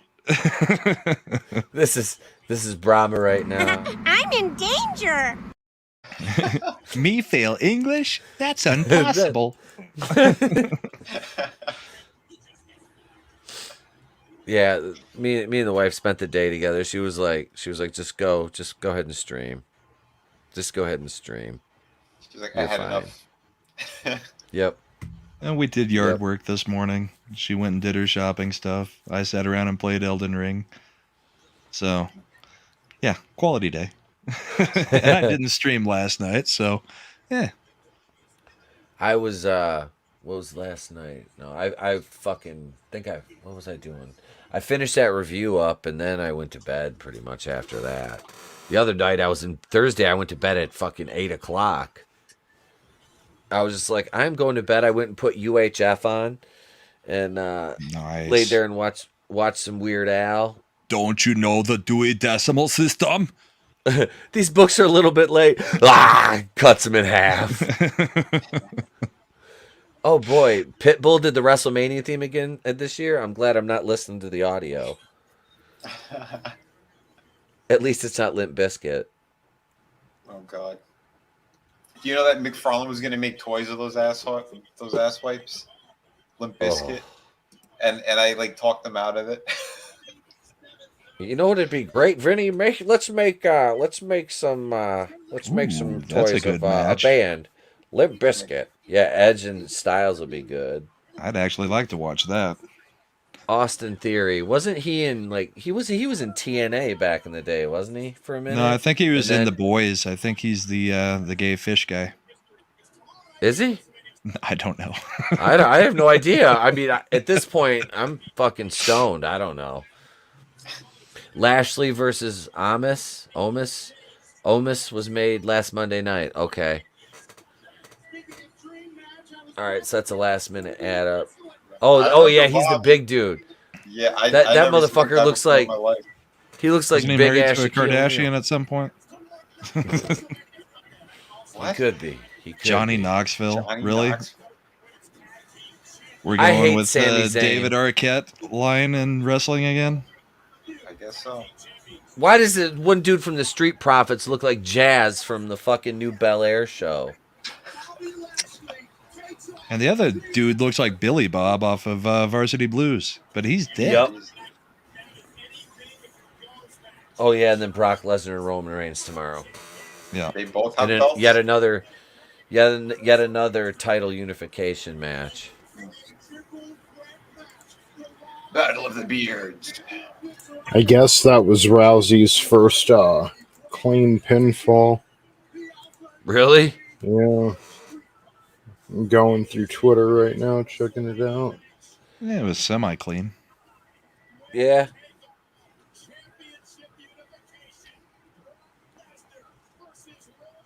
I mean it kind of was. Did have her tap out. They had her tap out before, the pinfall happened. So. Yeah. They did, but that wasn't the ref wanting there to make the call, and then she distracted herself. Mm-hmm. Got kicked in the mouth. That'll teach you. Kick in the mouth will do it every time. Paul, you don't hit the Beast Incarnate with a chair. The Beast Incarnate hits you with a chair. And then Roman Reigns beat Brock Lesnar bloody. Ah! They let him get color? I'm shocked. That is actually surprising. Right? I'm actually amazed that we went backwards from color to no color. Right? Spike says Becky pinned her clean at past WrestleMania when it was a triple threat main. Oh, that's right. That's right. Hey, look who we got. We got Tommy and the Guinea Pig Collective. What's going on, y'all? Up, I'm Tommy? incognito. I see that. Aurora Borealis, eh? What? How does a guinea pig go incognito? Well, this is part of the assimilation process. So we got these crazy lights going on, and you don't realize it right now, but we are taking control of your mind. You are now, once again, the piggies champ. Oh, shit. Ruh-roh. Tommy means business. Always up to no good. Welcome, man. Good to see you, brother. Good to see you. Hey, man, I'm glad I could be here. The computer finally got done updating, and it decided to work again. Oh, that's a good thing. God, this technology freaking sucks sometimes. Doesn't it? Well, I can to go back to Morbius for just a minute while we're just watching. They're going through some promos here. Morbius wasn't woke. I'll say that. That was that was. You know, a good thing. that is probably the best that I've heard. I haven't heard nobody say anything really good about it. I've heard, well, at least it wasn't woke. That's pretty much what people said about Moon Knight too. It wasn't woke, but that doesn't make it great. Yeah, I don't know if that's really a selling feature though. Well, it's not woke. Well, that doesn't mean sadly, it's good. Soon it will be. That's going to be the benchmark now. Pretty much. I mean, it's at least something you can turn on because it's not woke, because everything else seems to be. Well, I caught a comment yesterday, and they were saying basically, though, well, I'm going to go see Morbius because I'm a sucker for vampire movies. And I had to be like, well, technically Morbius is not really a vampire. Yeah. Because he did it through an experimentation. So. Yep. You gotta. Oh, is this say you got to hit him with that William Regal? I'm afraid I've got some bad news. I'll tell you right now, too. As soon as I heard that there's no blood drinking and it's just this synthetic shit, I'm like, okay, I'm out. I'm not going to see it. They kind of did that. They kind of show him feeding a little bit, but you don't really see any blood. You know, like I said, they had to keep it for the PG-13 rating. But it's like you see him kill. You know, you see Morbius kill a bunch of mercs on a boat, and then Matt Smith's character. Matt Smith was actually good. You know, even like I said, even though his head looks like an Easter Island statue. Yeah. There was a point where somebody, where like one of the, I can't remember who the fuck it was, died, but I'm like in the middle of, there's only like 8 people in the theater. I leaned over to my wife. I'm like, I bet you he wouldn't have died if he was fucking vaccinated. Oh no, it was the girl. it was the Dr. Bancroft. She was on a ventilator in the hospital. I'm like, she wouldn't be there if she was vaccinated. You know what? If they wanted to go with the PG-13, why don't they just go full PG-13 and take it to the Count Duckula levels and have them like biting into ketchup packets or something? Yeah, right. Jesus. Well, like in Blade 1, there's literally that opening scene, the rave. They put the sprinklers on and it's all blood coming out. So like right there, like, all right, yeah, you go, this is going to be a good movie. But when you hear like right off the bat, oh yeah, Morbius is kind of like a mess.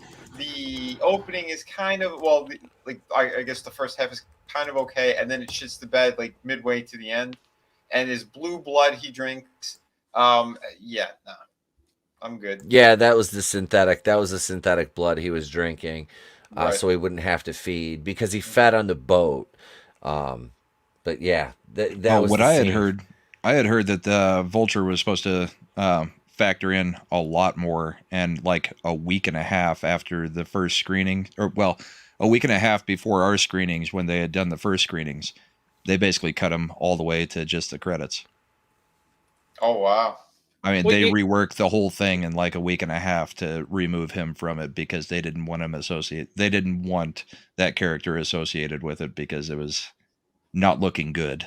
after that initial Here's the thing I find funny. Like, Marvel spent so much time to get away from the original comics code would actually forbid things like werewolves and vampires and stuff like that. They finally managed to get past that. And so here we are with the MCU under Disney going back to the same practices and standards that were in place before Marvel pulled away from the original comics code. I find that absolutely hysterical. Yeah. That's ridiculous. Because that's why Morbius was technically not a real vampire, because the original comics code actually forbid it. Yeah.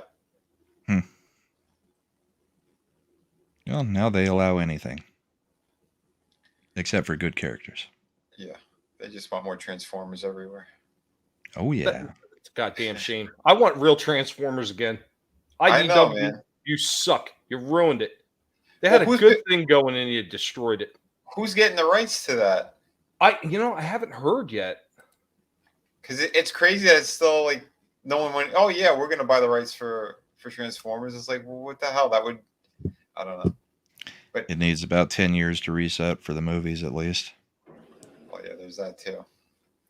I don't know. They just been not exactly a hot property after they ran it into the ground. Well, they're doing that with everything. Mm-hmm. I've said it before and I'll say it again. The end game for me with IDW, I really wasn't reading any more of their Transformer lines for the past probably like 4 or 5 years. But what really did it to me is when I seen that they had that crossover between My Little Pony and the Transformers. And I was cleaning up my father's house still, and the guy, Chad, that I've known since I was a kid, said, you really got to get this book and read how bad it is. I said, do I really know, Chad? Do I really? He said, yeah, you do, because you're not going to believe what they did to this. He said, you're a big Transformers fan. I said, well, you know it, brother. So he said, you got to get this and see how bad they screw it up. And I got it, and he was completely correct. It was the worst piece of shit I think I've ever seen IDW do. And that actually says a lot, because over the past like 4 or 5 years that they started working all the female angles into everything and the gay innuendos into all the Transformers books. To say that one book is going to outdo all of it was saying a lot to me, but it did. Hands down, it did. So is this the Stone Cold? I guess so. Wow, this guy, he always looks so weird. He looks like a fat kid who just came off the playground. Yeah. Owens. My brother used to call it like his move. He'd roll him into the corner. He goes, what does he do? What's the name of his move? The atomic meatball?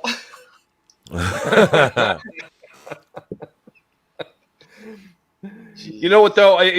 I will say this much for Owens. For being the size that he is, the guy can move in the ring. I'll give him that much. Yeah. Yeah. I mean, he slimmed down a little bit from last I saw him because it was like over a decade ago. But, yeah, he always looks the same to me. Just like average nobody.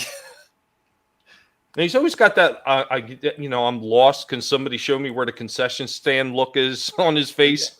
Well, isn't he Canadian? I just want a hot dog. Yeah. I just want a hot dog. I just want a hot dog. I bet you anything I can get Kevin Owens to eat one of my famous Cheez-Its and mayonnaise wraps. Oh, yeah. He probably asked for more. Can I have seconds, eh? The rest of us are just vomiting. And he's like, can I have more? Even Etep had to turn off his mic because he had the hork. Oh, my God.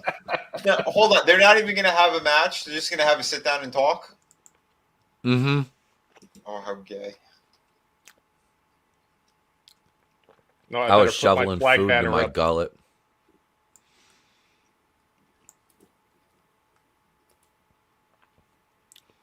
Kevin Owens looks like the guy like bag your groceries at the Piggly Wiggly. At the Piggly Wiggly. Did you call? It's Jax from Sons of Anarchy with 150 extra pounds. Right. Jesus.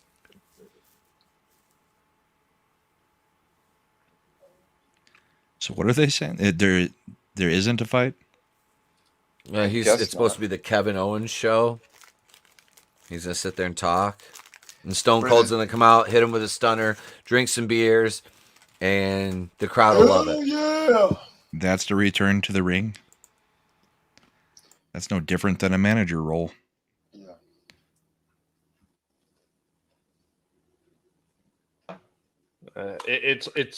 Everybody looks bored out of their mind in the crowd.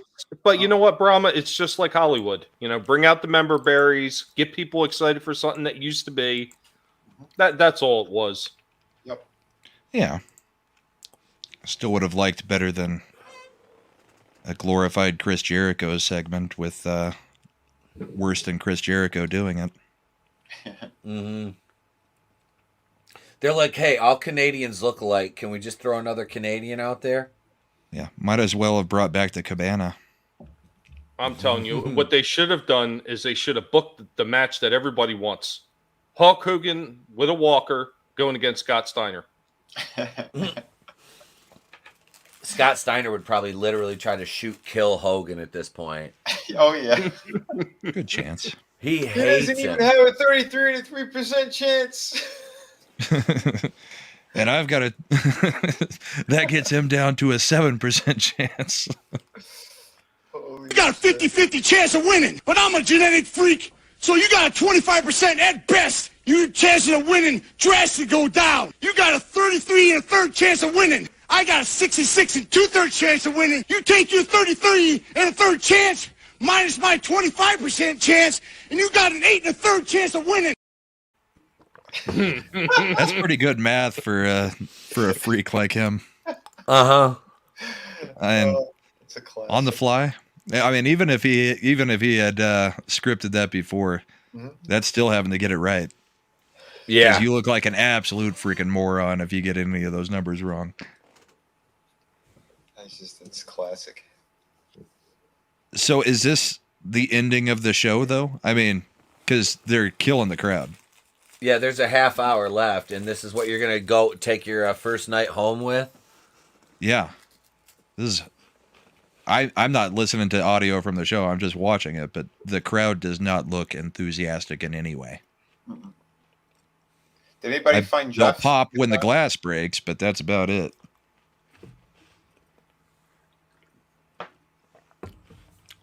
There it is. Yeah. And they are not sitting on their hands anymore. Is it just going to be a what fest with him? What? God damn it. He's 57 years old right now. Wow. Yeah, outside of the neck, he technically, the way half of the rest of the roster has been, he still could have been doing it. Mm-hmm. He's still There's fucking plenty big. of those guys going at 50-something. Yeah. Mm-hmm. He hit it hard again because I saw him a couple years ago. His like arms used to slim down a lot, and he had that big gut. Yeah. It looked like he was hitting it hard to come back. But yeah, it looks fantastic. And jean shorts. Always the jorts. Mm-hmm. Always the jorts. How do you wrestle in that shit? He wrestled in black tights, but a lot of his promos he wore jean shorts. Yeah, no, I remember, but he used to come out like that too, like in the end of all those. Oh yeah, in the jean shorts and still fuck people up. Yep. He gave out a lot of stunners in his jorts. I still find it hilarious that they never hid the knee braces or anything. It's like, this is our biggest badass. He's a mechanical legged man. when he sits down, is he going to put the oil can? He's going to whip out an oil can. Have to use the Allen wrench to loosen it so that he can actually bend. No one threw him a beer, so he walked off. Well, wasn't that right around the same time that JR started calling him like the bionic redneck? Bionic redneck, yeah. My God, it's a bionic redneck. By God. Oh, you would have been proud, E-Tap, on Sunday night. I was on a members stream with comics when the whole Will Smith thing happened, and yeah, I went straight into Jim Ross. They're sitting there watching it, and I'm like, my God, he's killed him. He's killed The Rock. And everybody was just kind of staring at me like, what the hell are you doing? I was like, sorry, not a wrestling show. I don't know if you should be bragging about being on a stream with a bunch of guys and their members. I don't know. That sounds a little bit weird. Look at Austin's got the quad down there at the ring. That's nice. I was like, is he going to drive a beer truck through the fucking logo?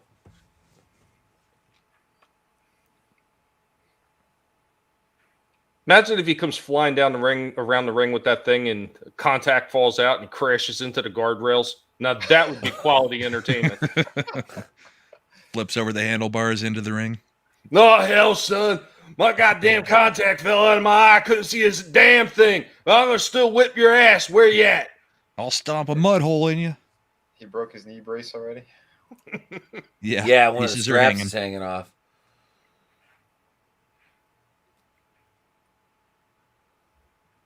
That's that Alzheimer's kicking in. He don't remember how to tie it up properly. Tommy Savage. He doesn't have Deborah to do it anymore. He beat the shit out of her too many times. She gone. Somebody just got a paper cut, Steve. Steve, you just skewered a child with that. Steve.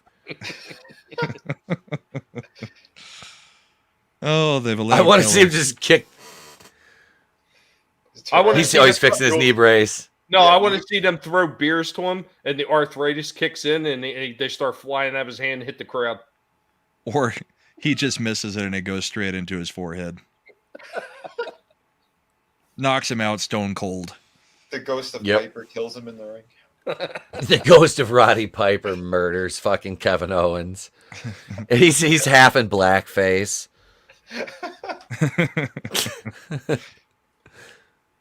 Came here for two things. My God, the ghost of Kevin Owens just dropped stone cold on his head again. Take a seat. Austin. Look, is he gonna hit him with it? He motherfucker don't have no eyebrows. He looks like Lex Luthor. He hasn't had eyebrows for 20 years, man. This is also true.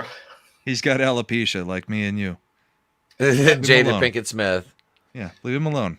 You know what this you keep causes. forgetting. You keep forgetting Jada Pinkett Smith. He should slap him like Will Smith did to Chris Rock. Yep. That'd be great. Just give him a sissy slap. She doesn't have alopecia. She's got freaking hair. Mm-hmm. Yep. She had stubble. It's more than I got.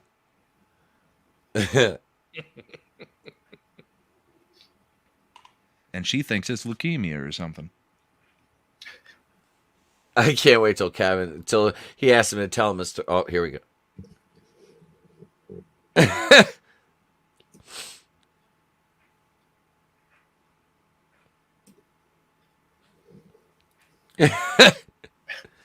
All right, you guys are Stupid in charge. I'm haircuts. turning on the audio from it so I can hear him. Stupid beady eyes.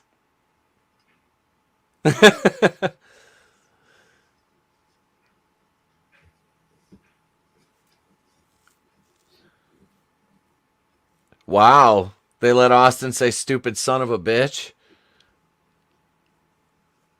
This is oh, look at his face. It's pretty obvious. Yeah. It's great though because he probably said, "Okay, I'll do it if you let me do this, this, and this my way." Yeah.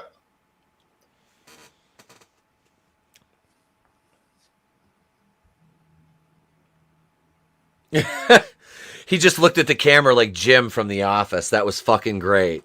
Yeah. Steve just broke the fourth wall. It was beautiful.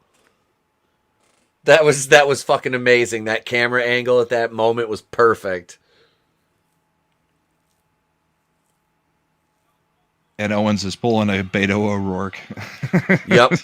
Yep. Shut up, Francis.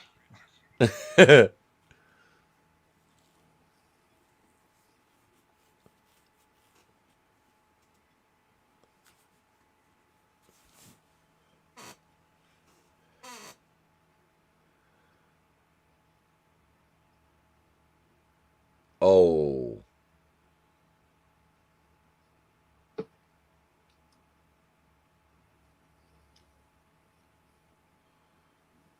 Oh my God. So he just basically told the crowd to do it. Now everybody's going to... This is freaking great. Guaranteed. They'll chant it the rest of the night. Mm-hmm. Yep.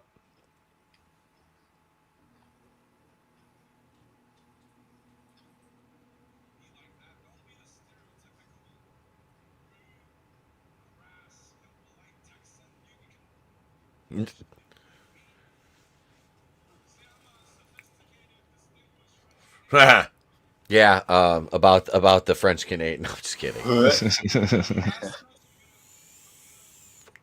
a lot of truckers in Texas. Right.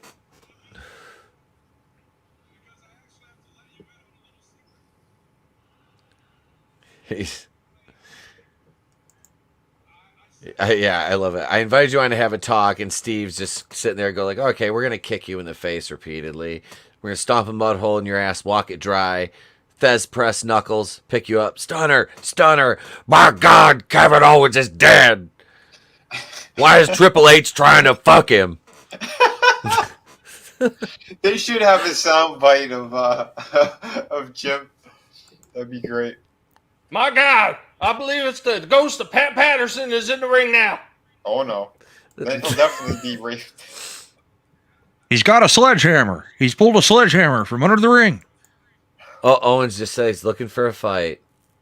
That sledgehammer didn't come out from underneath the ring, Bravo Bull. That came out of Pat Patterson's pants.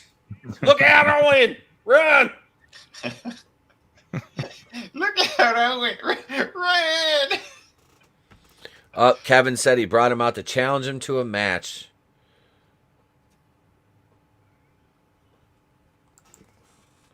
It's been 19 years since your last match, Steve.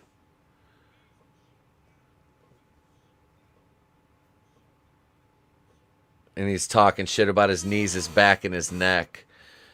Were bad back then, 19 years ago. He said, so they're still bad now, and you got no reason not to accept my challenge.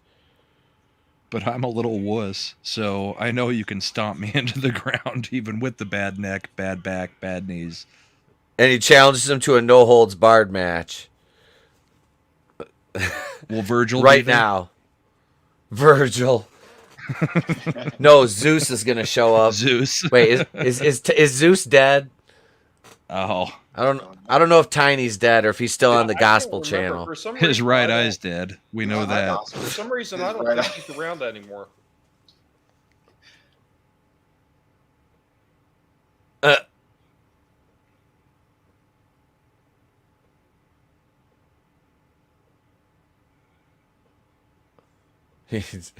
I love it. December 10th, 2020. Damn. He did die? He died? Yeah. I remembered something about it. Owens literally just said, "You're looking at me like that because I can't. You're looking at me like that because you can't beat me." Well, they still got 19 minutes. Yep. Bring out a ref. Yep.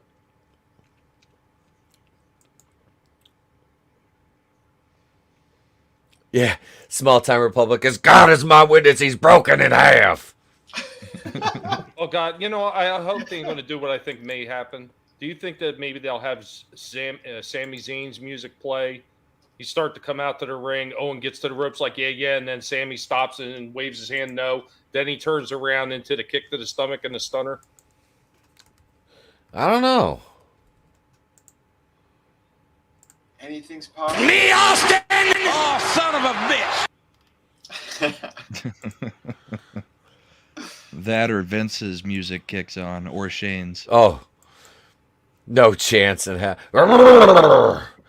If there's going to be a match between Stone Cold and Kevin Owens, it's going to happen tomorrow night, goddammit. I haven't authorized this.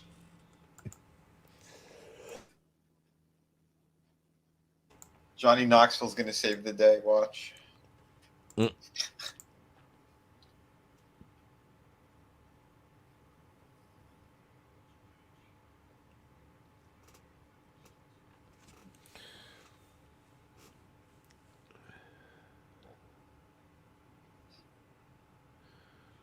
Yep, Steve just said he had his first match in Dallas, and he could have his last match right here in Dallas.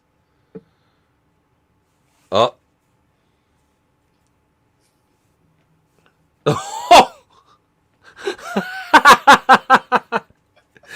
hell yeah! If you want Stone Cold to compete in a match against this sack of shit, give me hell yeah.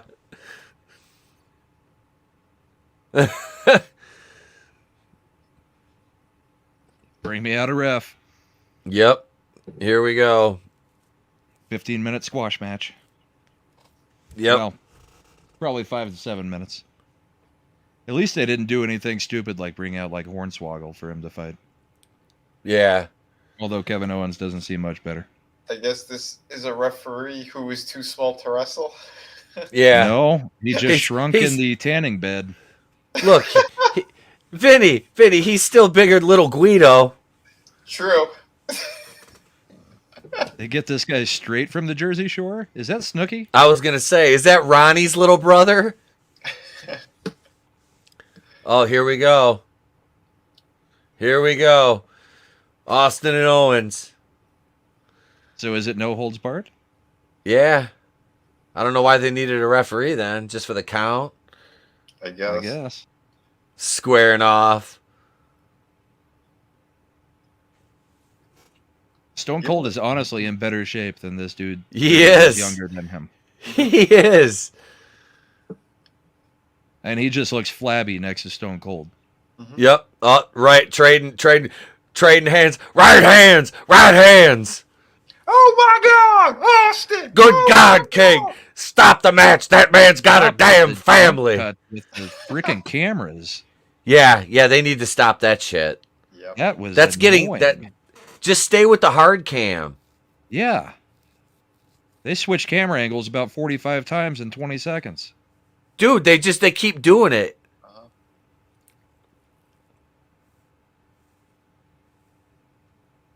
He looks like he's in pain just to do that stomp.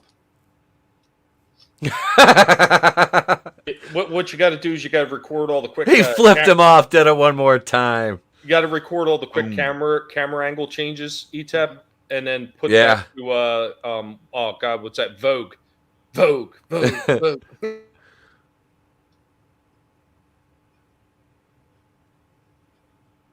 What's he? Holy shit! Already. What, the beer? Drinking a beer. It just goes back to stomping on Owens. I love it. Vintage Steve Austin. Thank you, Michael Cole, you fuck. Well, that's one way to ruin your career, is to get squashed by a guy you just said, you haven't even wrestled in 19 years. Yeah. You're like 75 years old and you got no back, neck, or knees. And then get crushed. This is Vince McMahon punishing Kevin Owens for being a fat guy. He's like, I never took him seriously as a main eventer. A fat guy with skinny legs. Right. Oh, so you don't think Stone Cold's going to lose this? Yeah. So what are you saying? Next week you're going to hear, welcome to AEW Kevin Owens. Yeah, right. No, they'll send Owens down to Ring of Honor again and make him be Kevin Steen. That was pretty acrobatic clothesline flip. Yeah. Did you see the referee just mark out? Watch his face. See if they show it. Watch. Oh, they didn't. When Austin turned around, the ref was smiling at him. I was like, that ref just marked the fuck out. Frankie wants to know, how is the Mighty Meatball doing? Looking pretty good for just walking around slowly beating the crap out of everybody. Oh, Kevin Owens is the Mighty Meatball. No, I was saying Steve looks pretty good for that. Oh, yeah. Yeah, the Mighty Meatball is getting pounded. Yep. He's doing a good job. It's definitely being tenderized. Yeah. Ring post. Austin just took the ring post. He hit that hard. From the angle they had. That's what it looked like. Yeah, Tubby McGillicuddy, he spun him around and Irish whipped him into it. Yeah, let's see that again. We're allowed to use the term Irish whip still because nobody cares about the discrimination against the Irish people back in the day, apparently. They're the only group it's fine to do that to. Are there really any Irish people left at this point? No, they've all been recast as black people. Hey, we're 3 hours and 47 minutes in. I'm not holding back anymore. Oh, damn, I wasn't aware that we were supposed to hold back at all. No, not at all. Not at all. It's been pretty mild. What's yeah, it's Owen's getting he's getting a table. Yeah, please tell me that. Okay, yep, it's gimmicked. It's painted like that, so it's gimmicked. Owens is going through it. Austin ain't going through a table. Upside down. Not with those bad knees, bad back. He's basically a cadaver. There is the reversal, upside down. Yep. He's like, hey, yo, you want to go to the club with me after? I got some hair gel. What kind of haircut is that doing that, ref? I don't know. It looks bad.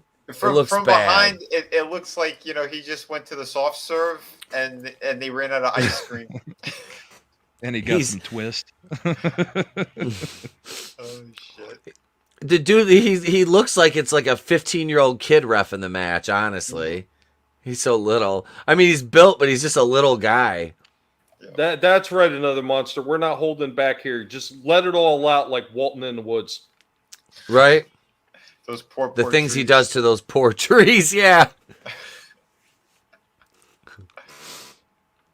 That woman's supposed to be holding back the crowd. Yeah. She's bigger than the ref. She can't hold back the Krispy Kremes. They taste good. Suplex on the floor. Ain't happening. There's no way he's lifting him up and over. Oh! Did not see him taking that bump. Austin took the big bump. Suplex. Yeah. Onto the cement floor. Yeah, his head definitely made contact. All right, who we got here? Julian DeGier, Andrew Garfield, Spider-Man in the Sonyverse for a Sinister Six lineup. Yeah. Yeah, I'd love to see that. I wouldn't. I'm not opposed to that. Yeah, they're saying that. I guess it's all that shit's connected. The Sonyverse is connected to Garfield, from what I understand. I hope so. They need a Spider-Man they have over to there. with all three of them being in the last movie.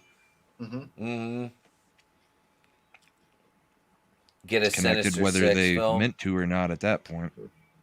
Because you still got Craven coming too, and they got the Madam Web movie. Why would you make a Madam Web movie? This is the stupidest idea. Sorry, dude. And Dakota Johnson's playing Madam Web. Yeah. What the hell? Because she's so great at acting. She's a piss poor actress, and she's way too young anyway. But I mean, like, why would you do Madam Web? I still don't. Well, she's got to get that comic book money after having to do the Shades of Grey and showing her tits every 5 seconds. Yep. Uh-oh. Yeah, does she just walk around naked now? I mean, I don't see why she doesn't. I mean, it's nothing yeah. anybody hasn't seen at this point. Right. Her parents have got to be so proud. Madam Web is only going to be wearing webs. Yeah. I'm good with that. Look at Austin. There's a couple more beers. Yep. He's just pulling his dick. Is that Pabst? I have no idea what it is at this point. That looks like Pabst. I would have assumed that he would have been drinking his own beer. Right? Yeah, you would think. They probably can't afford it. Yeah, you're right. Yeah. We can't use your beer as props. Hold on, we have the Riddlers there? And they're doing the stupid camera thing again. Yeah, stop with the fucking camera. That's as bad as the beginning sequences of Morbius. It's very fucking jarring. You're prone to seizures. You're dead right now. Yeah. And he just got COVID. Uh-huh. The alcohol will kill it. Yeah, that's how I've survived for the past 2.5 years. Right? That reminds me, it's time for a refill.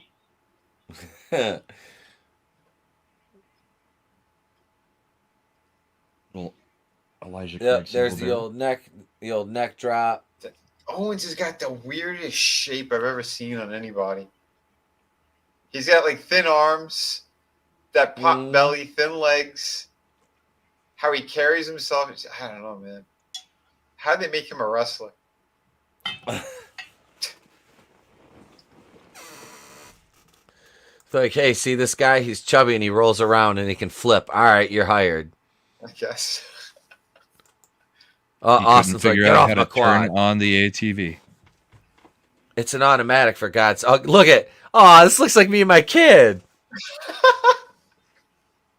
Come on, hold on to daddy. He's like, hold up. We're going to Mimas. Oh, please bail and drive him straight through the sign. We're going to Mimas. Oh, hell yeah. Say hello to Over the river and through the woods. Quit mouthing back to me, a little shit. Holy hell. No, Dad. Oh, yeah? Oh, fucking DDT. Nope, suplex. All right, so the only way to properly end this match is Stone Cold's got to hit him with a stunner. The Undertaker's got to come out, and they're going to change the rules to buried alive with Pat Patterson. Somehow they lower a cage down. Owens climbs up on top of it, and Undertaker power bombs him through the fucking cage. My like God, Mankind. he's killed him. I thought Tommy was going to Good God, he's broken in half. I thought Tommy was going to say the only way to end this match is with a decapitation. We're going to raise him up from the ceiling and drop him like Owen Hart. Finish him. Fatality. Flawless victory. Flawless victory. Hey, Owens' opponent had an easy night. Yeah, outside of Stone Cold getting put into the post, there has been no offense at all from Owens. Really? Yeah. It was post, and then it was the one slam out there. The bump on the concrete, yeah. Yeah. The suplex.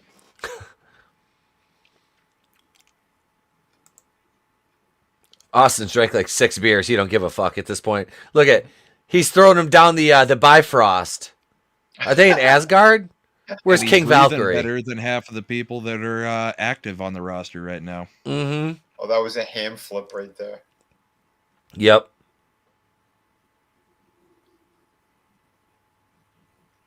He better pull a Ric Flair.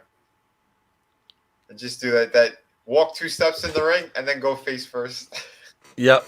Do a front face bump. Please. What's coursing through his mind? More He's like, give me another fucking couple beers. 2 more beers. I don't think the front face bump will work for him because it hit that belly and it'd be like a seesaw. Yeah.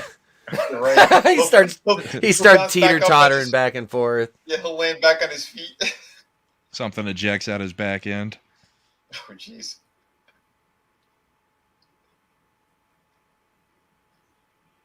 Oh, it is his beer. Well, we're down to like 3 minutes. He's just pouring all over himself.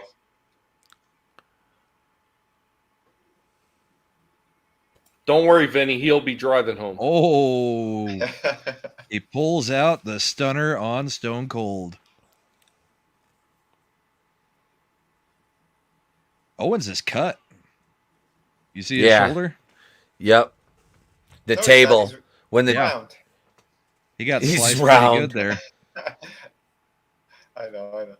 Yeah, the table cut him. Did anybody see Jeff Hicks in the crowd yet? I haven't. I was looking at seeing the pictures him and Jesse were posting. Mm-hmm. Yeah, I saw 1 or 2 of them. What's Owens gonna do? Get another table. You hear that? Don't you dare! Yeah. Don't you dare.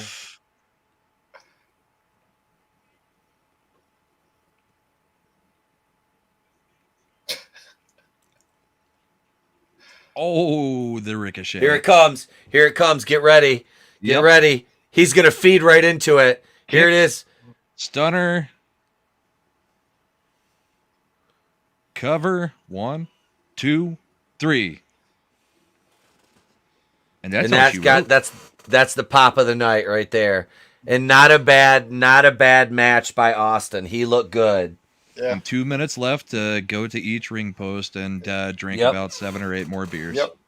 He was slow in the beginning, but yeah, then he got better. Yep. Well, they went. I just still never get how these guys like to put their health at risk when they, especially with all the injuries they've compiled to come back and do that stuff. But yeah, I mean, he did a good job. Kudos to him for probably getting in tremendous shape to actually do this. Oh yeah, the adrenaline. Absolutely. Yep. The one more time.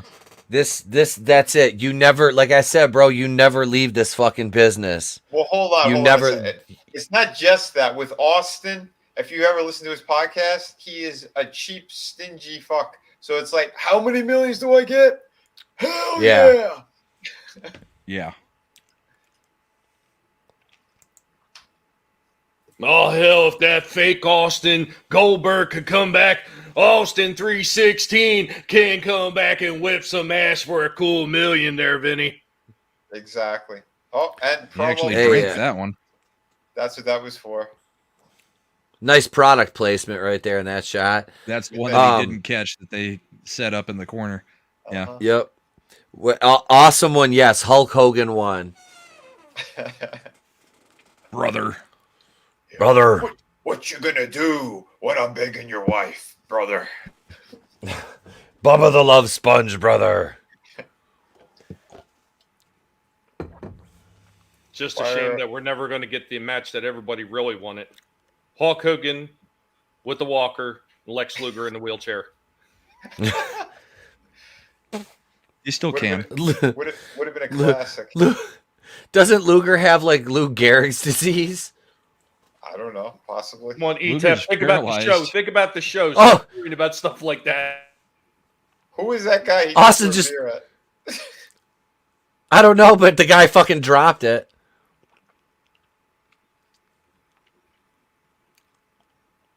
Luger's paralyzed, but you still got those wrestling buddy things from the 80s. Those stuffed pillows. Oh, here he goes. He's going to get another one. Owens is going to eat another stunner. Yep. Kick him. Get him out of the ring. There you go. Roll his lard ass out. Look at Austin. Give me your gun. I'm going to fucking finish this. That was funny. A French Canadian. I love it. They take him out of there. He's out. And they got the 2 black cops in Dallas. Escorting them out. But why the cops? Take that. Texas Rangers. The eyes of a ranger are upon you. Yeah, Chuck Norris should come out. That'd be great. Yep. Chuck will come out. He ain't even drinking it. No, he's not. He's just wetting his lips. Yep. He's doing like in-match drinking now. Yep.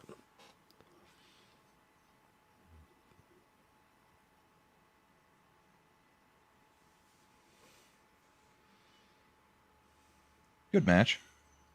The same guy tossed him his beer. The same dude tossed him his beer his whole career. He had one of the producers that was a beer tosser. Oh, the ref got one.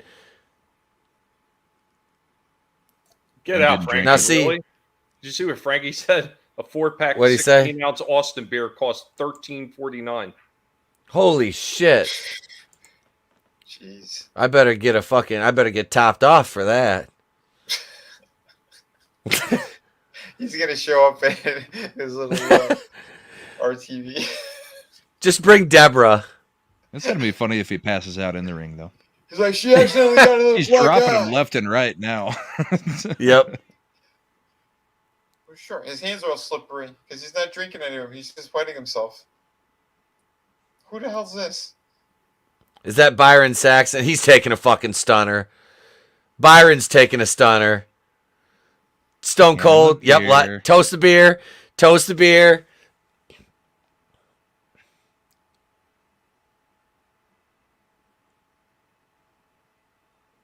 Yep. Byron's eating the stall. He sold the shit out of that, too. He sold the shit out of that. HBK style. I'll give Byron credit. He ate that one. That was good. That was a nice oversell. God damn, son, can we get these guys out here a little bit faster? My arthritis kicking in. Yes, awesome one. The ghost of the Dynamite Kid came down. That's his beer. Is that his beer tosser? Oh, his brother. Yeah. He fucking gives his brother a stunner. Watch, here it is. He gives his brother a fucking stunner. His brother can't. You don't trust anybody. Stone Cold. Stone Cold. He's flipping the WWE. They're cutting it off. Nope, there we go. He's got some fucking arms on him still. Yeah. Again, from everything you're explaining, you know how they finished this perfectly. Deborah McMichaels meets him on the ring apron or on the ring ramp, and he gives her a stunner too. I told you not to burn the pot roast.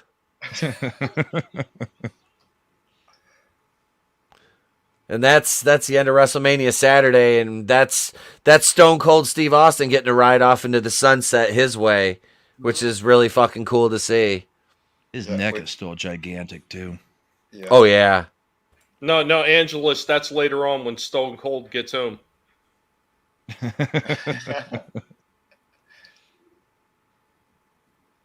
That was a pretty bad pour there. Yeah. Yeah, like I said, he's out everywhere. he's 57. He can't pound those beers like he could, 19, 20 years ago. So that was damn. We've been going for over 4 hours. This is the longest stream we've done in a while here. So what are you guys' thoughts on WrestleMania? The first night anyway. Tony, are you still there? Good talk. I got this. Go ahead, Brahma. Go ahead, man. I haven't watched in a long time. I've watched a little bit of AEW. It was more entertaining than I expected, honestly. Mm-hmm. There were a few good matches. It's always fun to watch some Botchmania stuff. So as a former fan, yeah, the botches are still fun to call out and be like, holy crap, why did they do that? The Stone Cold thing was pretty awesome. I mean, it was nice to see him come back and get one last moment. Hopefully that is the last moment and they don't screw that up again. But it was a fun night overall. I enjoyed being on and I enjoyed the show. I mean, I don't know half the people that were wrestling, but it was enjoyable watching it with good friends like you guys. Excellent, man. And I love the shot you gave Cody Rhodes. That was excellent. Cody Rhodes was on?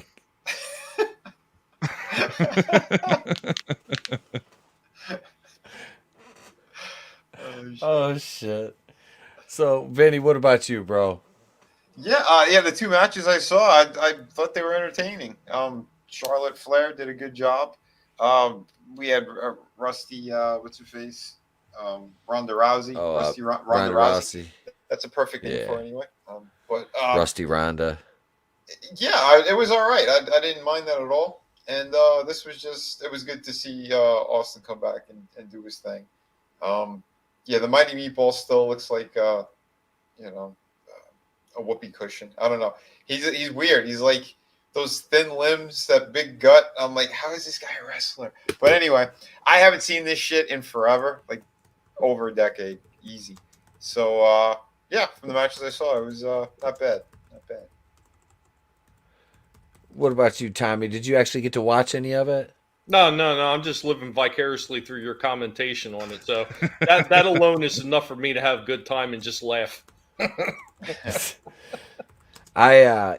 I would have thought about it, I could have done, because I used to do. That's how I started. Was doing. I was a heel color commentator. And I should have done some, like, we just kind of had fun with it tonight. It was awesome. When I was just joking, there's like 77,000 people there tonight. He said, was there people there? He said, was there people there? I said like 7 or 8. And he goes, God, why do they not have crowds? I'm like, oh shit, I was just kidding. It's WrestleMania. There was like 77,000 people there, but I was just fucking with you, man.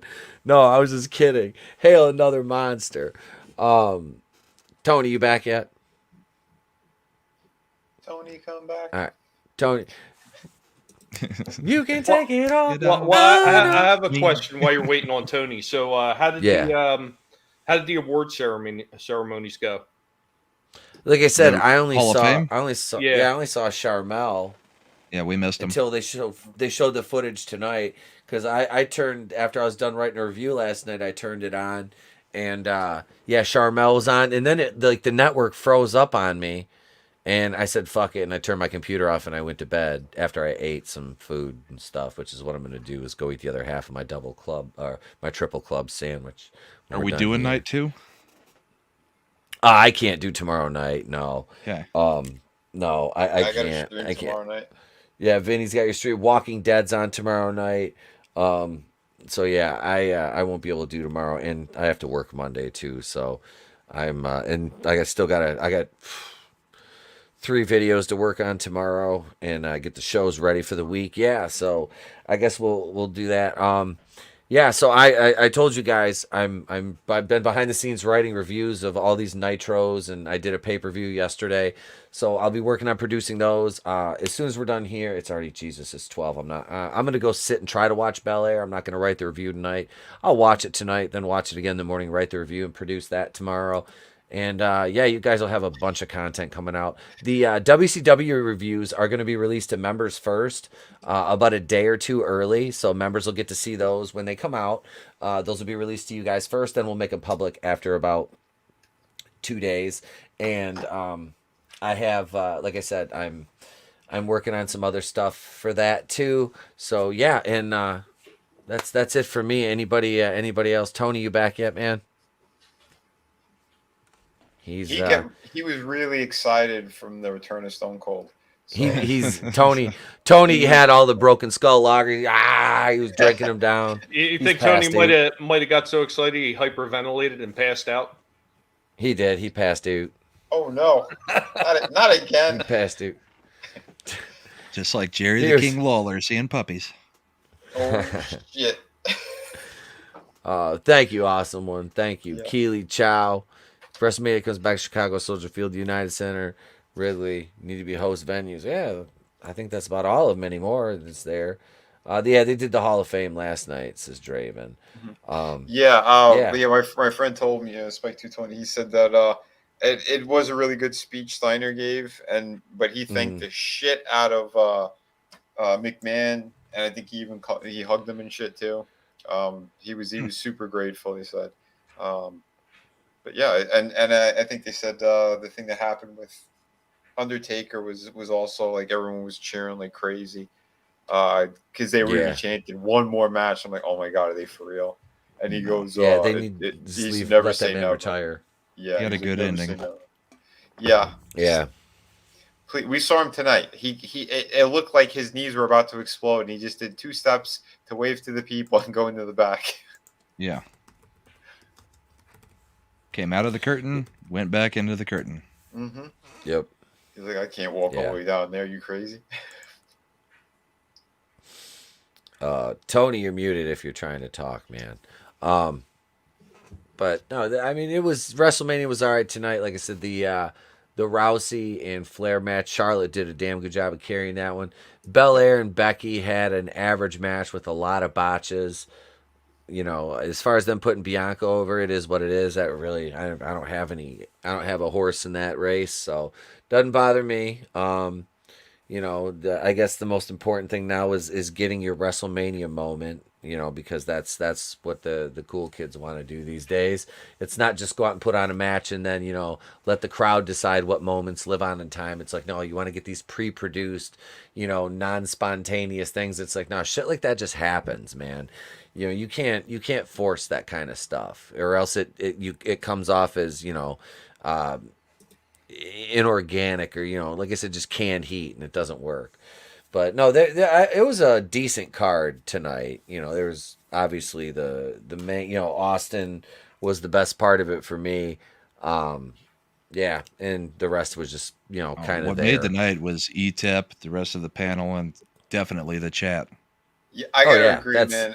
Yeah, coming on here, even coming a little bit later. I still did 2 hours with you guys, and it was hilarious. All of our commentary, we had fun with it. Just good fun, hanging out. Yeah, good stuff. Yeah. That's what I say. Yeah, you can take a subpar card like that and just hang out with your buddies and sit there and kind of riff on the matches and just have fun. And that's what it was tonight. It was fun. We talked a little Morbius at the beginning. I went through that. So if I had to score Morbius on a 10 scale, I would go with a 6. That's that's where I'm at. It's from what I've heard. It's there. It's nothing more, nothing less. Like I said, it's not woke. It's still better than Captain Marvel, Eternals, or Shang-Chi. I'd say Black Widow. It's kind of neck and neck with Black Widow, which ain't saying much. But no, I'm looking forward to talking about the box office for that on Monday night for box office breakdown, because I went on record as saying they were thinking like 50 million. I said I thought between 65 and 70. Word of mouth is going to really hurt this going into the second weekend, so that drop's going to be big as we see not this weekend's but next weekend's numbers as well. So thank you everybody. Chris Underwood for the super chat, Darius Munchausen, Tina Bojan, Manliness and Motivation, Frankie Knows, Awesome One, Angelus Draven, Glinzer, Godzillionaire, Another Monster. I think I mentioned Tina Bojan. Small Time Republic was here. Judas Goat Barbecue, Julian DeGier, Just Joe 47. Spike 220. Let's see, Tommy was in the chat and he came on the panel tonight. That didn't sound right. But at this point, I'm too inebriated to care. Get it off. It's Courtney's Fellowship of Oddballs. Channel member was here. Oh, and you're welcome. Yeah. What'd you do? For coming on the panel. Yeah, it was man. My pleasure. You son of a bitch. I didn't appreciate it. Glad you got to come on. It's like there's too many bald guys in this panel. We got something's wrong here. They're going to start thinking we're one of those meetings. What kind of meetings? The meetings where the bald guys go, the Lex Luthor fan club. That's the Alopecias. What were you thinking? The Alopecias. Gap Stargate was here. Let's see. Like I said, Glinzer, Marby Dog. Let's see. I said Chris Underwood, Godzillionaire. Let's see. Just show Darius. I said Darius Munchausen. All right, I think I pretty much got Pale Rider. Pale Rider was here early on in the night. So yeah, thank you. Hit that like on the way out. Yeah, make sure you bitch slap that like button. Here's the PO box info just in case. Oh, yeah, I almost forgot to tell you. Do you want to send us stuff? Because this is how you send us stuff. We have a P.O. Box now. That's right. P.O. Box 924, Prudenville, Michigan 48657. If you have anything you'd like to send in to the Place to Be Reviews, that's where it goes, and that's where your packages will be coming from as well when I ship things out to you, my Kazooians. Yeah, so thank you. Thank all the channel members. Here's the clip. Well, we'll just play it on the way out. So yeah, that's it, gang. We're out. We'll be back Monday night with Monday Night Going Raw, 8:35 Eastern with the Four Horsemen. Myself, Tony, Vinny, Red, and Chris the Fist. Chris the Fist will be here with us. So yeah, it's always a good time. Then Wednesday Night Live, 9 p.m. next Wednesday. And next Saturday night, we'll be doing a live Sonic review right here. So that stream will be set up tomorrow. And the two member streams this week, Monday and Wednesday night. We got those going on too. So yeah, and like I said, I'll have the first Nitro review that'll be coming out. That'll be dropping soon. I'll get the Bel Air review done first because I haven't watched it. It was the season finale. So yeah, that's it. I'm Etepo Kui to the Place to Be Reviews. We've been here with all yous watching Wrestlemania, talking about Morbius. If we don't see you, have a great day, a pleasant tomorrow. We'll catch you on the next one. I could do this all